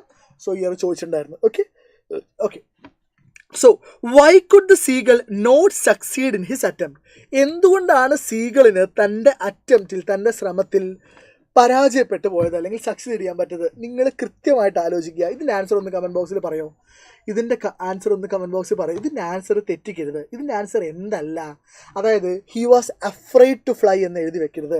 ഈ പാസേജ് നിന്നാണ് ഇതിൻ്റെ ഉത്തരം എടുക്കേണ്ടത്. അതായത് പുള്ളിക്കാരൻ എന്ത് ചെയ്തു, നോർത്ത് ക്ലിഫിൽ ക്ലിഫ് ഫേസിൽ കൂടെ നോർത്തിലേക്ക് നടന്ന് പോയി കഴിഞ്ഞാൽ എവിടെ എത്തും? അമ്മയുടെ അച്ഛൻ്റെ അടുത്ത് എത്തുമെന്ന് വിചാരിച്ചു. അതാണ് ശ്രമം, നടക്കാൻ വേണ്ടി ശ്രമിച്ചു. പക്ഷെ ആ ശ്രമം പരാജയപ്പെടാനുള്ള കാരണം എന്താ? നടക്കാൻ സ്ഥലമില്ല. കാരണം നടന്ന് പോകുമ്പോൾ ഈ പാറ എന്ത് ചെയ്യും, അവസാനിക്കും. പിന്നെ അവിടെ സ്പേസ് ഇല്ല, നടക്കാൻ സ്പേസ് ഇല്ല. മനസ്സിലായോ? അതായത് ഇതിൻ്റെ ഉത്തരം എന്താ ചെയ്യേണ്ടത്? ഇതിൻ്റെ ഉത്തരം ഇതാണ്, there was no ledge to walk along and he was not able to fly. അതായത് അവിടെ നടക്കാൻ എന്തുണ്ടായിരുന്നില്ല, ലെഡ്ജ് ഉണ്ടായിരുന്നില്ല. പിന്നെ അവൻ എന്ത് ചെയ്യാനും പറ്റുന്നുണ്ടായിരുന്നില്ല, പറക്കാനും പറ്റുന്നുണ്ടായിരുന്നില്ല. No ledge could not fly. ഇതാണ് ഉത്തരം. Knowledge could not fly. Lack of confidence അല്ല, ലാക്ക് ഓഫ് സെൽഫ് കോൺഫിഡൻസ് അല്ല. അത് നിങ്ങൾ എഴുതേണ്ടത് ഇവിടെ അല്ല. അതാണ് ഞാൻ പറഞ്ഞത്. അതുകൊണ്ടാണ് അത് എഴുതരുതെന്ന് സാറ് പറഞ്ഞത്. മനസ്സിലായോ? ഹെറല്ല, ഹിസ്സ കേട്ടോ, ഹെറല്ലടാ. സയ്യിദ് നിസാമെ ഹെറല്ല കേട്ടോ, ആൺകുട്ടിയല്ല, സോറി പെൺകുട്ടിയല്ല, ആൺകുട്ടിയാണോ. ലടുക്കിയല്ല, ലിടുക്കോ. ഓക്കെ, അടുത്തത് ഇനിയാണ് നമ്മുടെ ചോദ്യം. നോക്കിക്കോളെ, ഇങ്ങനത്തെ ചോദ്യമൊക്കെയാണ് +1 ചോദിക്കുക. നിങ്ങൾക്ക് ഇത് മനസ്സിലായിട്ടുണ്ട് ഓൾറെഡി. ജനറൽ ക്വസ്റ്റ്യൻസ് ആണ്. നിങ്ങളുടെ ലാംഗ്വേജിനെ നിങ്ങൾ നമ്പണം, നിങ്ങൾ വായിച്ച ടെക്സ്റ്റ് ബുക്കിലെ കഥയെ നിങ്ങൾ നമ്പണം. എന്നിട്ട് ആ സമയത്ത് എന്ത് ചെയ്യുക, ഗംഭീരമായിട്ട് അങ്ങ് എഴുതുക. നോക്കൂ, നമ്മൾ 4.8K കേട്ടോ. അതിനിടയ്ക്ക് നിങ്ങൾ 5K ആക്കുമെന്ന് എനിക്കറിയാം, നിങ്ങൾ സൂപ്പറാണ്. Can you find any similarity between the experience faced by the seagull and the experience in your life? അടടാ, എന്നാ ക്വസ്റ്റ്യൻ എടാ ഇത് വന്നൊരു പബ്ലിക് എക്സാം ക്വസ്റ്റ്യൻ ഡാ. இந்த பாரு, can you find any similarity between the experience faced by the seagull and experience in your life? You need to be very careful here.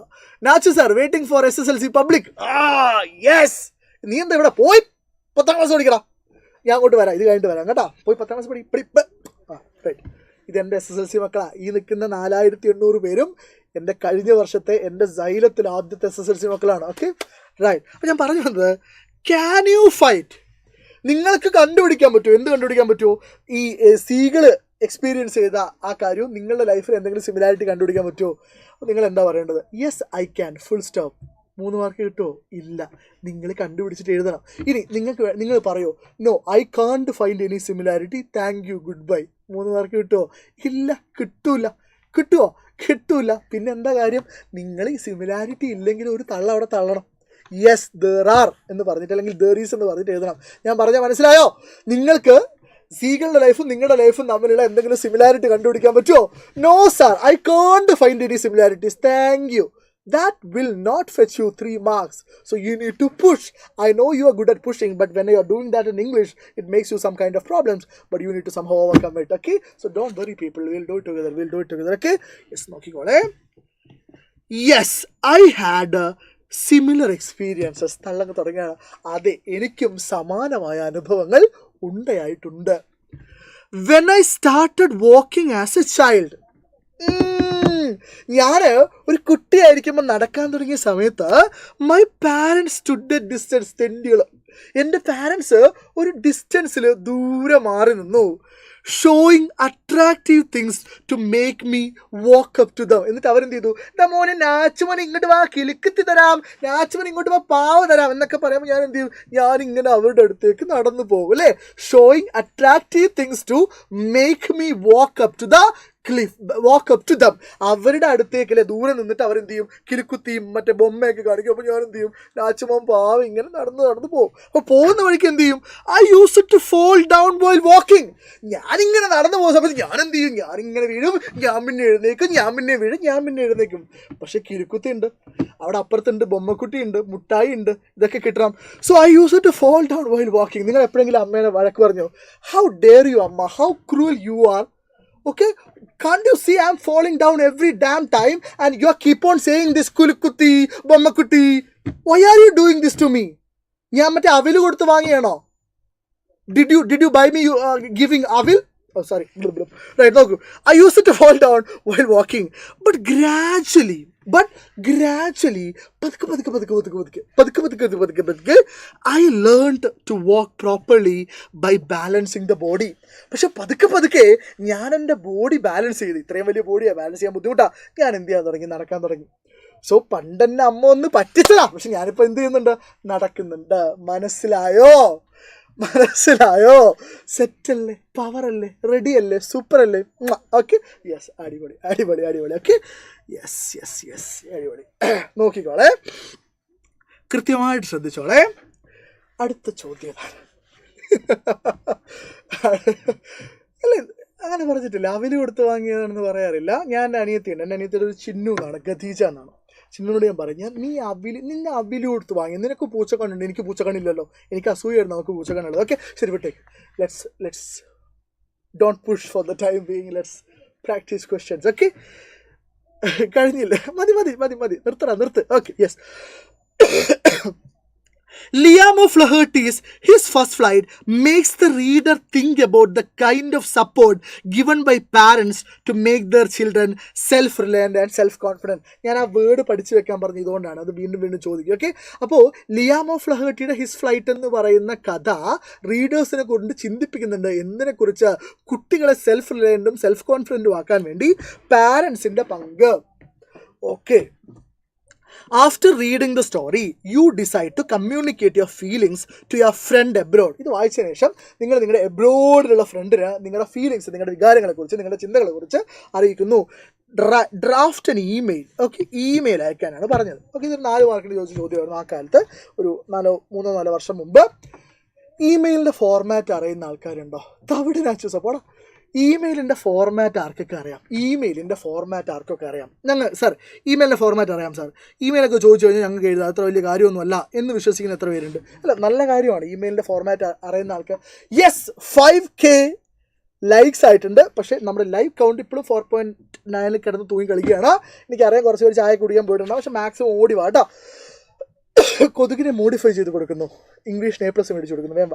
Okay, ശരി, അറിയാം. ഓക്കെ, ഒന്നുമില്ല, സിമ്പിളാണ്. ഞാനിത് ഇങ്ങനെ തന്നെ എഴുതി വന്നത്. നിങ്ങൾ പരീക്ഷാ ഹാളിൽ പോയിട്ട് എന്ത് എഴുതണം, അതുകൊണ്ട് ഞാൻ അധികം കഥാപ്രസംഗം അടിക്കില്ല, ഞാൻ ഇങ്ങനെ എഴുതി കാണിച്ചാലും ഇങ്ങനെ അങ്ങ് എഴുതാം. ഓക്കെ, ആദ്യം നിങ്ങൾ എഴുതേണ്ട 2 അഡ്രസ്സാണ്. നിങ്ങൾ ആർക്കാണോ മെയിൽ അയക്കുന്നത് ആ ആളുടെ മെയിൽ ID എഴുതുക. ഓക്കെ, സോ 2 അഡ്രസ്സ് എഴുതിയിട്ട് ഏതെങ്കിലും ഒരു @gmail.com yahoo.com എന്തായാലും കുഴപ്പമില്ല, ആളുടെ പേരും @gmail.com അല്ലെങ്കിൽ ഏതെങ്കിലും ഒരു മെയിൽ ID, പ്രോപ്പറായിട്ടുള്ള മെയിൽ ID കൊടുക്കുക. ടെക്സ്റ്റ് നിങ്ങൾ പരീക്ഷയ്ക്ക് എഴുതുമ്പോൾ ഇങ്ങനെയാണ് എഴുതേണ്ടത്, ഇങ്ങനെയാണ് പരീക്ഷാ പേപ്പറിൽ എഴുതേണ്ടത്. പിന്നെ എന്ത് കൊടുക്കുക? CC കൊടുക്കുക. CC എന്ന് പറഞ്ഞാൽ എന്താ? ഒന്നുമില്ല, CC എഴുതിയാൽ മതി. നിങ്ങൾ ഈ മെയിൽ വേറെ ആർക്കെങ്കിലും അറ്റാച്ച് ചെയ്യുന്നുണ്ടെങ്കിൽ അവരുടെയാണ് CC എന്ന് പറഞ്ഞാൽ കാർബൺ കോപ്പി എന്നാണ്. And there is another thing called BCC stands for, BCCI stands for Board of Cricket Council of India, but BCC stands for blind carbon copy. എന്താണ് blind carbon copy? You do not have to add any other emails in this place, rather you just need to write it to give the impression that you are writing an email, you are preparing an email. So 2 address കൊടുക്കുക, 2 email address കൊടുക്കുക, CC എഴുതുക, colon ഇടുക, BCC എഴുതുക, colon ഇടുക, വേറെ ഒന്നും ചെയ്യണ്ട. പിന്നെ ഒരു സബ്ജക്റ്റ് കൊടുക്കുക. എനിക്കറിയാം ഇതൊരു ഫ്രണ്ട്ലി ഇമെയിലാണ്, പക്ഷേ ഫ്രണ്ട്ലി ഇമെയിലും എന്ത് കൊടുക്കുക? ഒരു സബ്ജക്റ്റ് കൊടുക്കുക. നമ്മൾ ലെറ്റർ എഴുതുന്ന സമയത്ത് ഫോർമൽ ലെറ്ററിൽ അല്ലെങ്കിൽ ഫ്രണ്ട്ലി ലെറ്ററിൽ സബ്ജക്റ്റ് കൊടുക്കാറില്ല, ഇൻഫോർമൽ ലെറ്റർ അല്ലെങ്കിൽ ഫ്രണ്ട്ലി ലെറ്ററിൽ സബ്ജക്റ്റ് കൊടുക്കാറില്ല. പക്ഷേ ഇതിൽ എന്ത് ചെയ്യുക, സബ്ജക്റ്റ് കൊടുക്കാം. എന്നിട്ടോ സപ്പോർട്ട് ഗിവൺ ബൈ പാരൻസ്. എങ്ങനെയാണ്? Support given by parents. Parents കൊടുക്കുന്ന സപ്പോർട്ട് എന്നുള്ളതാണ് നിങ്ങളുടെ സബ്ജക്റ്റ് എന്ന് പറയുന്നത്. Okay, ready? കാര്യങ്ങളൊക്കെ മനസ്സിലാവുന്നുണ്ടല്ലോ? സെറ്റായിട്ട് പോകുന്നുണ്ടെങ്കിൽ ഒരു ഫയർ ഇട്ടേ കമൻറ്റ് ബോക്സിൽ. 4900 പേരും അല്ലെങ്കിൽ 5000 പേരും എന്ത് ചെയ്യുക, ഒരു ഫയർ ഇട്ടേ കമൻറ്റ് ബോക്സിൽ. അപ്പോൾ എന്ത് ചെയ്യുക, സബ്ജക്റ്റ് കൊടുക്കുക. Support given by parents. Subject കൊടുക്കാൻ മറന്നു പോകരുത്. എന്നിട്ട് നിങ്ങൾ കാര്യം പറയും. ഇനി പറയാവുന്നൊക്കെ എളുപ്പമാണ്. നോക്കിക്കോളെ. Dear Stephen, how are you? എന്തൊക്കെയാണ്? സുഖം അല്ലേ? Hope you are doing well with your studies. ഒക്കെ ബേസിക് കാര്യങ്ങളാണ്. അതിനുശേഷം നിങ്ങൾ കാര്യം പറയാം അല്ലേ. Today from our English text book I learn the story his first flight by Liam O'Flaherty. ഇവിടെയൊക്കെ നിങ്ങൾക്ക് ആളുടെ പേര് വേണം അല്ലേ. ഇന്ന് ഞാൻ ഇംഗ്ലീഷ് ടെക്സ്റ്റ് ബുക്ക് വായിച്ചു. അതിൽ നിന്ന് ഞാൻ ലിയാം ഓഫ് ലഹേർട്ട് ചെയ്ത് ഹിസ് ഫസ്റ്റ് ഫ്ലൈറ്റ് എന്ന് പറഞ്ഞൊരു കഥ വായിച്ചു. It is the story of a young seagull. ഇനി നിങ്ങൾ എന്ത് ചെയ്യുക, ആ കഥയുടെ ഒരു ക്രക്സ്, ഒരു സമ്മറി വളരെ ചുരുക്കി അതിൻ്റെ ഒരു പ്രസി എഴുതുക അല്ലേ. It is the story of a young seagull even though the young seagull was അടിപൊളി. കമൻറ്റ് ബോക്സിൽ 4 കത്തുന്നുണ്ട്. Congratulation, super. It is the story of a young seagull even though the young seagull was encouraged by its parents. അവൻ്റെ പാരൻസിനാൽ പ്രോത്സാഹിപ്പിക്കപ്പെട്ടിട്ടുണ്ടെങ്കിലും encourage ചെയ്യപ്പെട്ടിട്ടുണ്ടെങ്കിലും it was reluctant to fly. അതിന് പറക്കാൻ മടിയായിരുന്നു. ഇതൊക്കെ നമ്മൾ ഓൾറെഡി പറഞ്ഞാണ്. They tried their level best to pursue its to fly അല്ലേ. അവനെ പെർസ്യൂ ചെയ്യാൻ, ഒരു കാര്യം ചെയ്യാൻ പ്രേരിപ്പിക്കുക അല്ലേ. പെർസ്യൂ എന്ന് പറഞ്ഞാൽ എന്താ? പ്രേരിപ്പിക്കുക. സോ അവരവനെ പറക്കാൻ വേണ്ടി എന്ത് ചെയ്യുന്നുണ്ട്? പ്രേരിപ്പിക്കുന്നുണ്ട്. പക്ഷേ എന്നിട്ടും അവൻ എന്ത് ചെയ്യുന്നില്ല? He was not ready to fly. Finally they succeeded in their attempt. അവസാനം അവരുടെ ശ്രമത്തിൽ എന്ത് ചെയ്യുന്നുണ്ട്? സക്സീഡ് ചെയ്യുന്നുണ്ട്, വിജയിക്കുന്നുണ്ട്. ആൻഡ് ദിസ് സ്റ്റോറി എങ്ങനെയാണ് ജയിച്ചതെന്നൊന്നും ഇവിടെ പറയേണ്ട ആവശ്യമില്ല. നിങ്ങൾ ഈ കഥ മൊത്തം എഴുതേണ്ട ആവശ്യമില്ല. നിങ്ങളുടെ അനുഭവമാണ് എഴുതേണ്ടത്. അവസാനം അവർ ജയിച്ചു എങ്ങനെയാണെന്നുള്ളത് നീ വായിച്ച് കണ്ടുപിടിച്ചോ. അപ്പം ഞാൻ നിനക്കല്ലേ മേലെ എഴുതുന്നത്, നീ വായിക്കും. അങ്ങനെയാണെന്നുള്ളത് നീ കണ്ടുപിടിക്കും. The story stresses. ഈ കഥ എന്തിനാണ് സ്ട്രെസ്സസ് ചെയ്യുന്നത്? ഇത് പറയണം അല്ലേ. നിങ്ങളുടെ അഭിപ്രായമാണിത്. This story stresses the importance of the role played by parents in making their children self confidence and self reliance. ഇത് എവിടെ നിന്ന് അടിച്ചു മാറ്റിയതാ? ഇതാ നോക്കിക്കോളെ. The kind of support.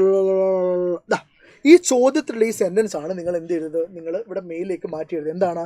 This story stresses the importance of the role played by parents in making their children self confident and self reliant. നിങ്ങൾ അഭിപ്രായം പറയേണ്ടത്. നിങ്ങൾ ഒരിക്കലും ഈ നോഷൻ വെച്ച് പോകരുത്. മൊത്തം കഥ മെയിലേക്ക് എഴുതരുത് കേട്ടോ. എഴുതൂലല്ലോ. ഓക്കെ ആണല്ലോ? ഒന്ന് കമൻറ്റ് ബോക്സിൽ ഓക്കെ പറയാമോ? Okay, yes. ഫ്രം അഡ്രസ് ഇല്ലെങ്കിലും കുഴപ്പമൊന്നുമില്ല. Because it is very sure. ഇനി വേണമെങ്കിൽ ഇത് എഴുതാം എന്നല്ലാതെ ആവശ്യമില്ല. We must understand that our parents scold. നമ്മൾ മനസ്സിലാക്കണം, നമ്മുടെ പാരൻസ് വഴക്ക് പറയും, ദേഷ്യം പിടിക്കും, get angry and sometimes punishes for wellbeing. ചിലപ്പോൾ നല്ലതിന് വേണ്ടി നമ്മൾ എന്ത് ചെയ്യും? നമ്മളെ പണിഷ് ചെയ്യും.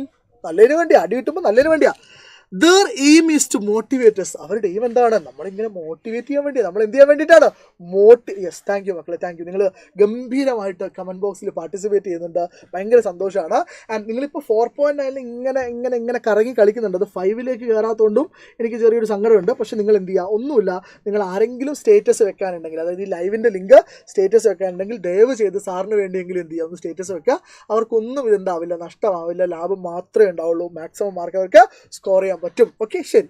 അപ്പോൾ ഞാൻ പറഞ്ഞു വന്നത്, please read the story and enjoy it. നീ എന്ത് ചെയ്യുക? കഥ പൂർണ്ണമായിട്ടും എന്ത് ചെയ്യുക? കഥ നിർബന്ധമായിട്ടും എന്ത് ചെയ്യുക? ദയവേത് എന്ത് ചെയ്യുക? വായിക്കുക. ആൻഡ് നീ എന്ത് ചെയ്യുക? കഥ എന്നിട്ട് ആസ്വദിക്കുക. Okay, you can learn a lot from the story. നിനക്ക് കഥയിൽ നിന്ന് ഒരുപാട് എന്ത് ചെയ്യാനുണ്ടാവും? പഠിക്കാനുണ്ടാവും എന്നൊക്കെ പറഞ്ഞ് നിർത്തുക. പിന്നെ വിത്ത് ലവ്, നിങ്ങൾ ആരാണോ മെയിൽ അയക്കുന്നത് ആളുടെ പേര് എഴുതുക. വേണമെങ്കിൽ താഴെ മെയിൽ ഐ ഡി കൊടുക്കാം. പക്ഷേ സാധാരണ ഓക്കെ, യെസ്, ലൈൻ ഇടണ്ടേ? ലൈൻ ഇട്ടോ? യെസ്, ഇവിടെ ലൈൻ ഇടണം. ഇങ്ങനെ ലൈൻ ഇട്ട് പോയിക്കോ. അതാകുമ്പോൾ എളുപ്പമാണ്. അതൊരു പേജിൽ ഇങ്ങനെ നിറഞ്ഞ് കിടക്കുമ്പോൾ ടീച്ചർക്ക് ഇങ്ങനെ ടിക്കറ്റ് 5 മാർക്ക് അല്ലെങ്കിൽ 6 മാർക്ക് അല്ലെങ്കിൽ 4 മാർക്കൊക്കെ തരാൻ പറ്റുന്ന രീതിയിൽ നിങ്ങൾ നിങ്ങളുടെ പേപ്പറിനെ പ്രസൻറ്റ് ചെയ്യണം. പ്രസൻറ്റേഷൻ ഭയങ്കര ഇമ്പോർട്ടൻ്റ് ആണ്.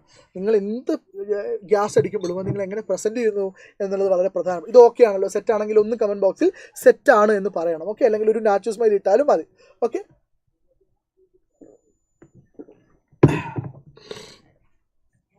ഓക്കെ, നമുക്ക് ഒരു ചോദ്യം കൂടെ, ഒരു പ്രധാനപ്പെട്ട ചോദ്യം കൂടെ. ഇതൊക്കെ ചോദിക്കുള്ളൂ. ഓക്കെ, 1 വേർഡും ഇങ്ങനത്തെ ചോദ്യങ്ങളെ ചോദിക്കുള്ളൂ.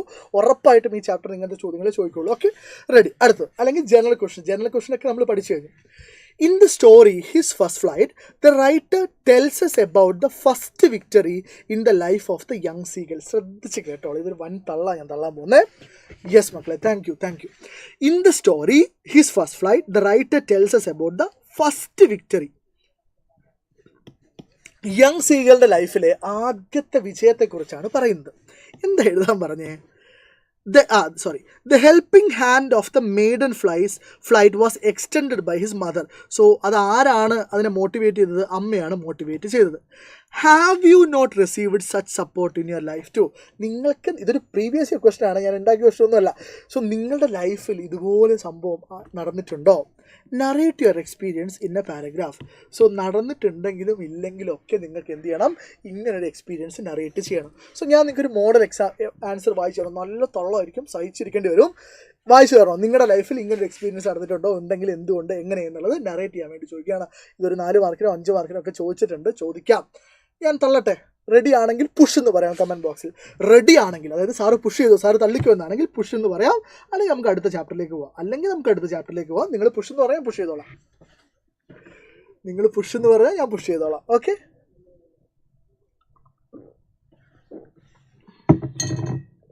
റെഡി?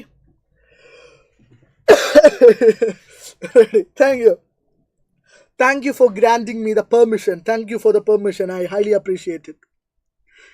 എന്താ അല്ലേ, എന്തൊക്കെ ആഗ്രഹങ്ങളാണ് നിങ്ങൾക്ക്? രാവിലെ 10 മണിക്ക് വന്ന് പുഷ് ചെയ്യണം. Okay, ready? എടാ നിങ്ങളൊന്ന് മാക്സിമം ഷെയർ ചെയ്യണം. മാക്സിമം സ്റ്റേറ്റസ് വെച്ചോ നിങ്ങളെല്ലാവരും. ഈ 4900 പേരും സ്റ്റേറ്റസ് വെച്ചോ. 4900 പേരും സ്റ്റേറ്റസ് വെച്ചോ. സ്റ്റേറ്റസ് വെക്കാൻ ഇൻസ്റ്റാഗ്രാമിൽ വെക്കേണ്ട, വാട്സപ്പിൽ വെച്ചോ. ഇൻസ്റ്റാഗ്രാമിൽ വെച്ചവർ കാണും. ആ ഇൻസ്റ്റാഗ്രാമിലായിരിക്കില്ലേ നിങ്ങളൊക്കെ ഇപ്പോൾ ജീവിക്കുന്നത്. ഞാനിപ്പോഴും വാട്സപ്പിൽ, ഞാൻ കുറച്ച് കാലം വരെ ഫേസ്ബുക്കിലായിരുന്നു, ഇപ്പോഴാണ് വാട്സപ്പിൽ എത്തിയത്. ഇൻസ്റ്റാഗ്രാമിൽ എത്താൻ ഇനിയും സമയമെടുക്കും. ഓക്കെ, ഞാൻ എന്താ അവിടെ വല്ലപ്പോഴൊക്കെ. Okay, yes. Yes, I am going to push. Thank you for granting me the permission. Thank you so much. അപ്പോൾ എന്ത് ചെയ്യാം, ഞാൻ പറഞ്ഞു വന്നതെന്ന് വെച്ചാൽ ഈ 4.9K സ്റ്റേറ്റസ് നിങ്ങളൊന്ന് ആലോചിച്ച് നോക്ക്. ഞാനിതിങ്ങനെ ആലോചിക്കാറുണ്ട് എപ്പോഴും. അതായത് നിങ്ങൾ കേരളത്തിൻ്റെ പല ഭാഗത്തുള്ള പല ജില്ലകളിലുള്ള ആളുകളാണ്. സോ ഈ 4900 ആൾക്കാർ ഈ ലൈവിൻ്റെ ലിങ്ക് സ്റ്റേറ്റസ് വെച്ച് കഴിഞ്ഞാൽ, വെച്ച ആളുകളൊക്കെ ഒരു റെഡ് ഹാർട്ട് കമൻറ്റ് ബോക്സിൽ ഇടാവും. ഓക്കെ, ഈ 4900 ആളുകളും സ്റ്റേറ്റസ് വെച്ച് കഴിഞ്ഞാൽ ഒന്ന് ആലോചിച്ച് നോക്കിയാൽ കേരളത്തിലെ എല്ലാ ജില്ലയിലും എല്ലാ ഭാഗത്തും ഒരാളെങ്കിലും ഇത് അറിഞ്ഞിരിക്കും. മനസ്സിലായോ? അപ്പോൾ ഇതെന്ത് ചെയ്യുക, നിങ്ങളൊന്ന് സ്റ്റേറ്റസ് വെക്കുക. മാക്സിമം ആളുകളിലേക്ക് ലൈവിൻ്റെ ലിങ്ക് ഷെയർ ചെയ്യുക. സ്റ്റേറ്റസ് വെച്ച ആളുകളൊക്കെ ഒരു റെഡ് ഹാർട്ട് കമൻറ്റ് ബോക്സിൽ ഇടാം. സ്റ്റേറ്റസ് വെച്ച ആൾക്കാരൊക്കെ റെഡ് ഹാർട്ട് കമൻറ്റ് ബോക്സിൽ ഇടാൻ മക്കളെ. ഇന്നിപ്പം നമ്മൾ രാവിലെ 5000 ആണെങ്കിൽ രാത്രി ഇന്ന് ഓൾ പോപ്സിൻ്റെ ലൈവിൽ നമ്മൾ മിനിമം 15000 അടിക്കണം. ഓക്കെ, മിനിമം 15000 അടിക്കണം. അതിനുവേണ്ടി എന്ത് ചെയ്യണം, ഈ ലൈവ് കഴിഞ്ഞിട്ട് മാക്സിമം ആളുകളിലേക്ക് നമ്മുടെ രാത്രിത്തെ 7:30 ലൈവിൻ്റെ ലിങ്ക് നിങ്ങൾ അയക്കണം. ഓക്കെ, ശരി. ഇനി ഞാൻ പുഷ് ചെയ്യാൻ പോകണം, നോക്കിക്കോളെ. അപ്പോൾ ഇങ്ങനൊരു എക്സ്പീരിയൻസ് ലൈഫിൽ ഉണ്ടായിട്ടുണ്ടാവും. കേൾക്കാം. മാന്യമഹാജനങ്ങളെ ശ്രദ്ധിക്കും. Parents play a vital role in making their children confident. കുട്ടികളെ ആത്മവിശ്വാസമുള്ളവരാക്കുന്നതിൽ, കോൺഫിഡൻ്റ് ആക്കുന്നതിൽ parents play a vital role, a very important role. Vital means very important, crucial, a very important role in making the child confident. I was given an opportunity to speak in the school assembly. I was given an opportunity to speak in the school assembly. നല്ല തള്ളാണ്. എനിക്കൊരിക്കൽ school അസംബ്ലിയിൽ speak ചെയ്യാനുള്ളൊരു opportunity, ഒരു അവസരം was given നൽകപ്പെട്ടു, teachers നൽകി. അല്ലെങ്കിൽ I got an opportunity. I was given എന്നുള്ളത് നിങ്ങളെ കൺഫ്യൂസ്ഡ് ആക്കുന്ന സെൻറ്റൻസ് ആണെങ്കിൽ എന്ത് ചെയ്യുക, I got an opportunity to speak in the school assembly, but I was nervous and reluctant to go to school on that day. പക്ഷെ ഞാൻ ആ ദിവസം സ്കൂളിൽ പോകാൻ തയ്യാറായിരുന്നില്ല. കാരണം ഞാൻ എന്തായിരുന്നു, റിലക്റ്റൻ്റ് ആയിരുന്നു, മടിയായിരുന്നു എനിക്ക്. പിന്നെന്തായിരുന്നു, നെർവസ് ആയിരുന്നു, ഭയങ്കര ടെൻഷനായിരുന്നു സ്കൂളിൽ പോകാൻ. But my mother encouraged me to make use of each chance I got. പക്ഷേ എനിക്ക് കിട്ടുന്ന ഓരോ അവസരങ്ങളും മുതലാക്കാൻ, യൂസ് ചെയ്യാൻ, ഉപയോഗപ്പെടുത്താൻ എൻ്റെ അമ്മ എന്നെ എൻകറേജ് ചെയ്തു. അമ്മ ഇത് അറിയോരും ഉണ്ടാവില്ല, എന്നാലും തള്ളിക്കോ. She told me that only by making mistake we learn. അമ്മ എന്നോട് പറഞ്ഞു, എൻ്റെ സ്വന്തം അമ്മ എന്നോട് പറഞ്ഞു, എന്താ? She told me that only by making mistakes we learn. നമ്മൾ തെറ്റുകൾ ചെയ്ത് മാത്രമാണ് നമ്മൾ പഠിക്കുന്നത്. Most of the famous orators, മിക്കവാറും എല്ലാ പ്രശസ്തരായ പ്രാസംഗികരും, ഒറേറ്റേഴ്സ് പ്രാസംഗികർ made a lot of mistakes initially തുടക്കത്തിൽ ഒരുപാട് മിസ്റ്റേക്സ് വരുത്തിയിട്ടുണ്ട്. So she told me not to bother about making mistakes. So അവൾ എന്നോട് പറഞ്ഞു മിസ്റ്റേക്സ് വരുത്തുന്നതിൽ എന്ത് ചെയ്യരുത്, ബോദർ ചെയ്യരുത്. She also told me that I should have the courage to face the audience. അവൾ അമ്മ എന്നോട് എന്തുകൂടെ പറഞ്ഞു, I should have the courage to face the ഓഡിയൻസിനെ ഫേസ് ചെയ്യാൻ കറേജ് ഉണ്ടാവണം. And to speak out what I thought. ആൻഡ് എനിക്ക് എന്താണോ തോന്നുന്നത് അത് സംസാരിക്കാനുള്ള കറേജ് ഉണ്ടാവണം. ഇഫ് ഐ ഫൊഗെറ്റ്, ഞാനത് മറന്നുപോയിട്ടുണ്ടെങ്കിൽ I shouldn't be nervous to conclude the speech. ഇനി അഥവാ മറന്നുപോയാൽ അവിടെ എന്ത് ചെയ്യാൻ, സ്പീച്ച് കൺക്ലൂഡ് ചെയ്യാൻ എന്താവരുത്, നെർവസ് ആവരുത്, റിലക്റ്റൻ്റ് ആവരുത്, അല്ലെ, ഡിഫിഡൻ്റ് ആവരുത്. The greatest thing that she did was that she accompanied me to school that day. ഈ തള്ളി അവിടെ അടുക്കളയിൽ ഇരുന്നയാണോ? അല്ല, അവൾ ചെയ്ത അമ്മ ചെയ്ത ഏറ്റവും വലിയ കാര്യം, she accompanied me on that day. അവൾ ആ ദിവസം എൻ്റെ കൂടെ സ്കൂളിലേക്ക് വന്നു. I did as my mother told me. ഞാൻ എൻ്റെ അമ്മ പറഞ്ഞതുപോലെ ചെയ്തു. I delivered the speech successfully. ഞാൻ സ്പീച്ച് സക്സസ്ഫുള്ളായി ഡെലിവർ ചെയ്തു. Thereafter I have made many speeches in the class and school assembly. അന്ന് മുതൽ, അല്ലെങ്കിൽ അതിനുശേഷം, അതിനുശേഷം ഞാൻ സ്കൂളിലും ക്ലാസ്സിലും ഒക്കെ ഒരുപാട് സ്പീച്ചസ് നടത്തി. Now I am a famous orator. ഇപ്പം ഞാൻ ആരാണ്? അപ്പോഴാണ് എനിക്ക് ചന്ദ്രിക സജസ്റ്റ് ചെയ്തത്, ഇപ്പം എനിക്ക് നല്ല മാറ്റമുണ്ട് എന്ന് പറഞ്ഞ പോലെ അപ്പോഴാണ് എൻ്റെ ജീവിതത്തിലേക്ക് അമ്മ കടന്നു വന്നത്. ഇപ്പം എനിക്ക് നല്ല മാറ്റമുണ്ട്. ഇപ്പം ഞാൻ ഒന്ന് പറഞ്ഞ് രണ്ടാമത്തെ സ്പീച്ചാണ് ഇമ്മാതിരി തള്ളണം. പറ്റുമോ സക്കീർ ഭായിക്ക്? Can you do that Zakir bhai? ഇമ്മാതിരി തള്ളാൻ പറ്റണം. നന്നായിട്ട് തള്ളണം, നന്നായിട്ട് ലാംഗ്വേജ് ഉപയോഗിക്കണം, നന്നായിട്ട് ഫോക്കസ്ഡ് ആവണം, വിശാലമായി ചിന്തിക്കണം, ക്രിയേറ്റീവായി എഴുതണം. ഇതാണ് +1 ഇംഗ്ലീഷിൻ്റെ എക്സാം. ഗ്രാമറൊക്കെ നമുക്ക് പഠിക്കാടോ. ഓക്കെ, ബാക്കി എന്ത് ചെയ്യണം? ക്രിയേറ്റീവായിട്ട് നിങ്ങൾ എഴുതണം. അതിനുള്ള എങ്ങനെ പുഷ് ചെയ്യാമെന്ന് പഠിപ്പിച്ചുകൊണ്ടിരിക്കുകയാണ്. ഫൈനൽ പുഷ് നിങ്ങൾ തന്നെ ചെയ്യണം. സന്തോഷമായോ? ഫസ്റ്റ് ഫ്ലൈറ്റ് എന്ന് പറഞ്ഞ ചാപ്റ്റർ തറവായി പച്ചവെള്ളം പോലെ പഠിച്ചല്ലോ. സന്തോഷമായ ആളുകളൊക്കെ എന്ത് ചെയ്യുക? ഒരു നാച്ചുറൽ സ്മൈലി കമൻറ്റ് ബോക്സിൽ ഇടുക. സെറ്റാണെങ്കിൽ നമുക്ക് എന്ത് ചെയ്യാം? നമുക്ക് ഐ വിൽ ഫ്ലൈയിലേക്ക് പോകാം. ഐ വിൽ ഫ്ലൈ, ഞാൻ പറക്കും എന്നും അല്ലേ? നമുക്ക് പറക്കാം. റെഡിയാണല്ലോ? പറ്റും സാർ, പറ്റും സക്കീർ ഭായ്, പറ്റണം സക്കീർ ഭായ്, അല്ലേ? പറ്റണം, ഓക്കെ, പറ്റിക്കണം. ഓക്കെ, നമ്മൾ ലാംഗ്വേജിൽ നമ്മൾ എന്ത് ചെയ്യണം?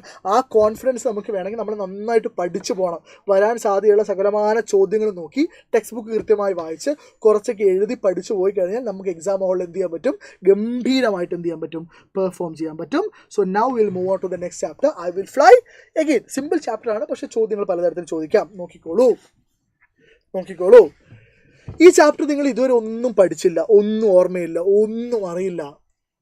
Don't worry, you are in the right place, you are with the right man. Okay, right, let's move on. I will fly is a thought-provoking speech delivered by Dr. APJ Abdul Kalam.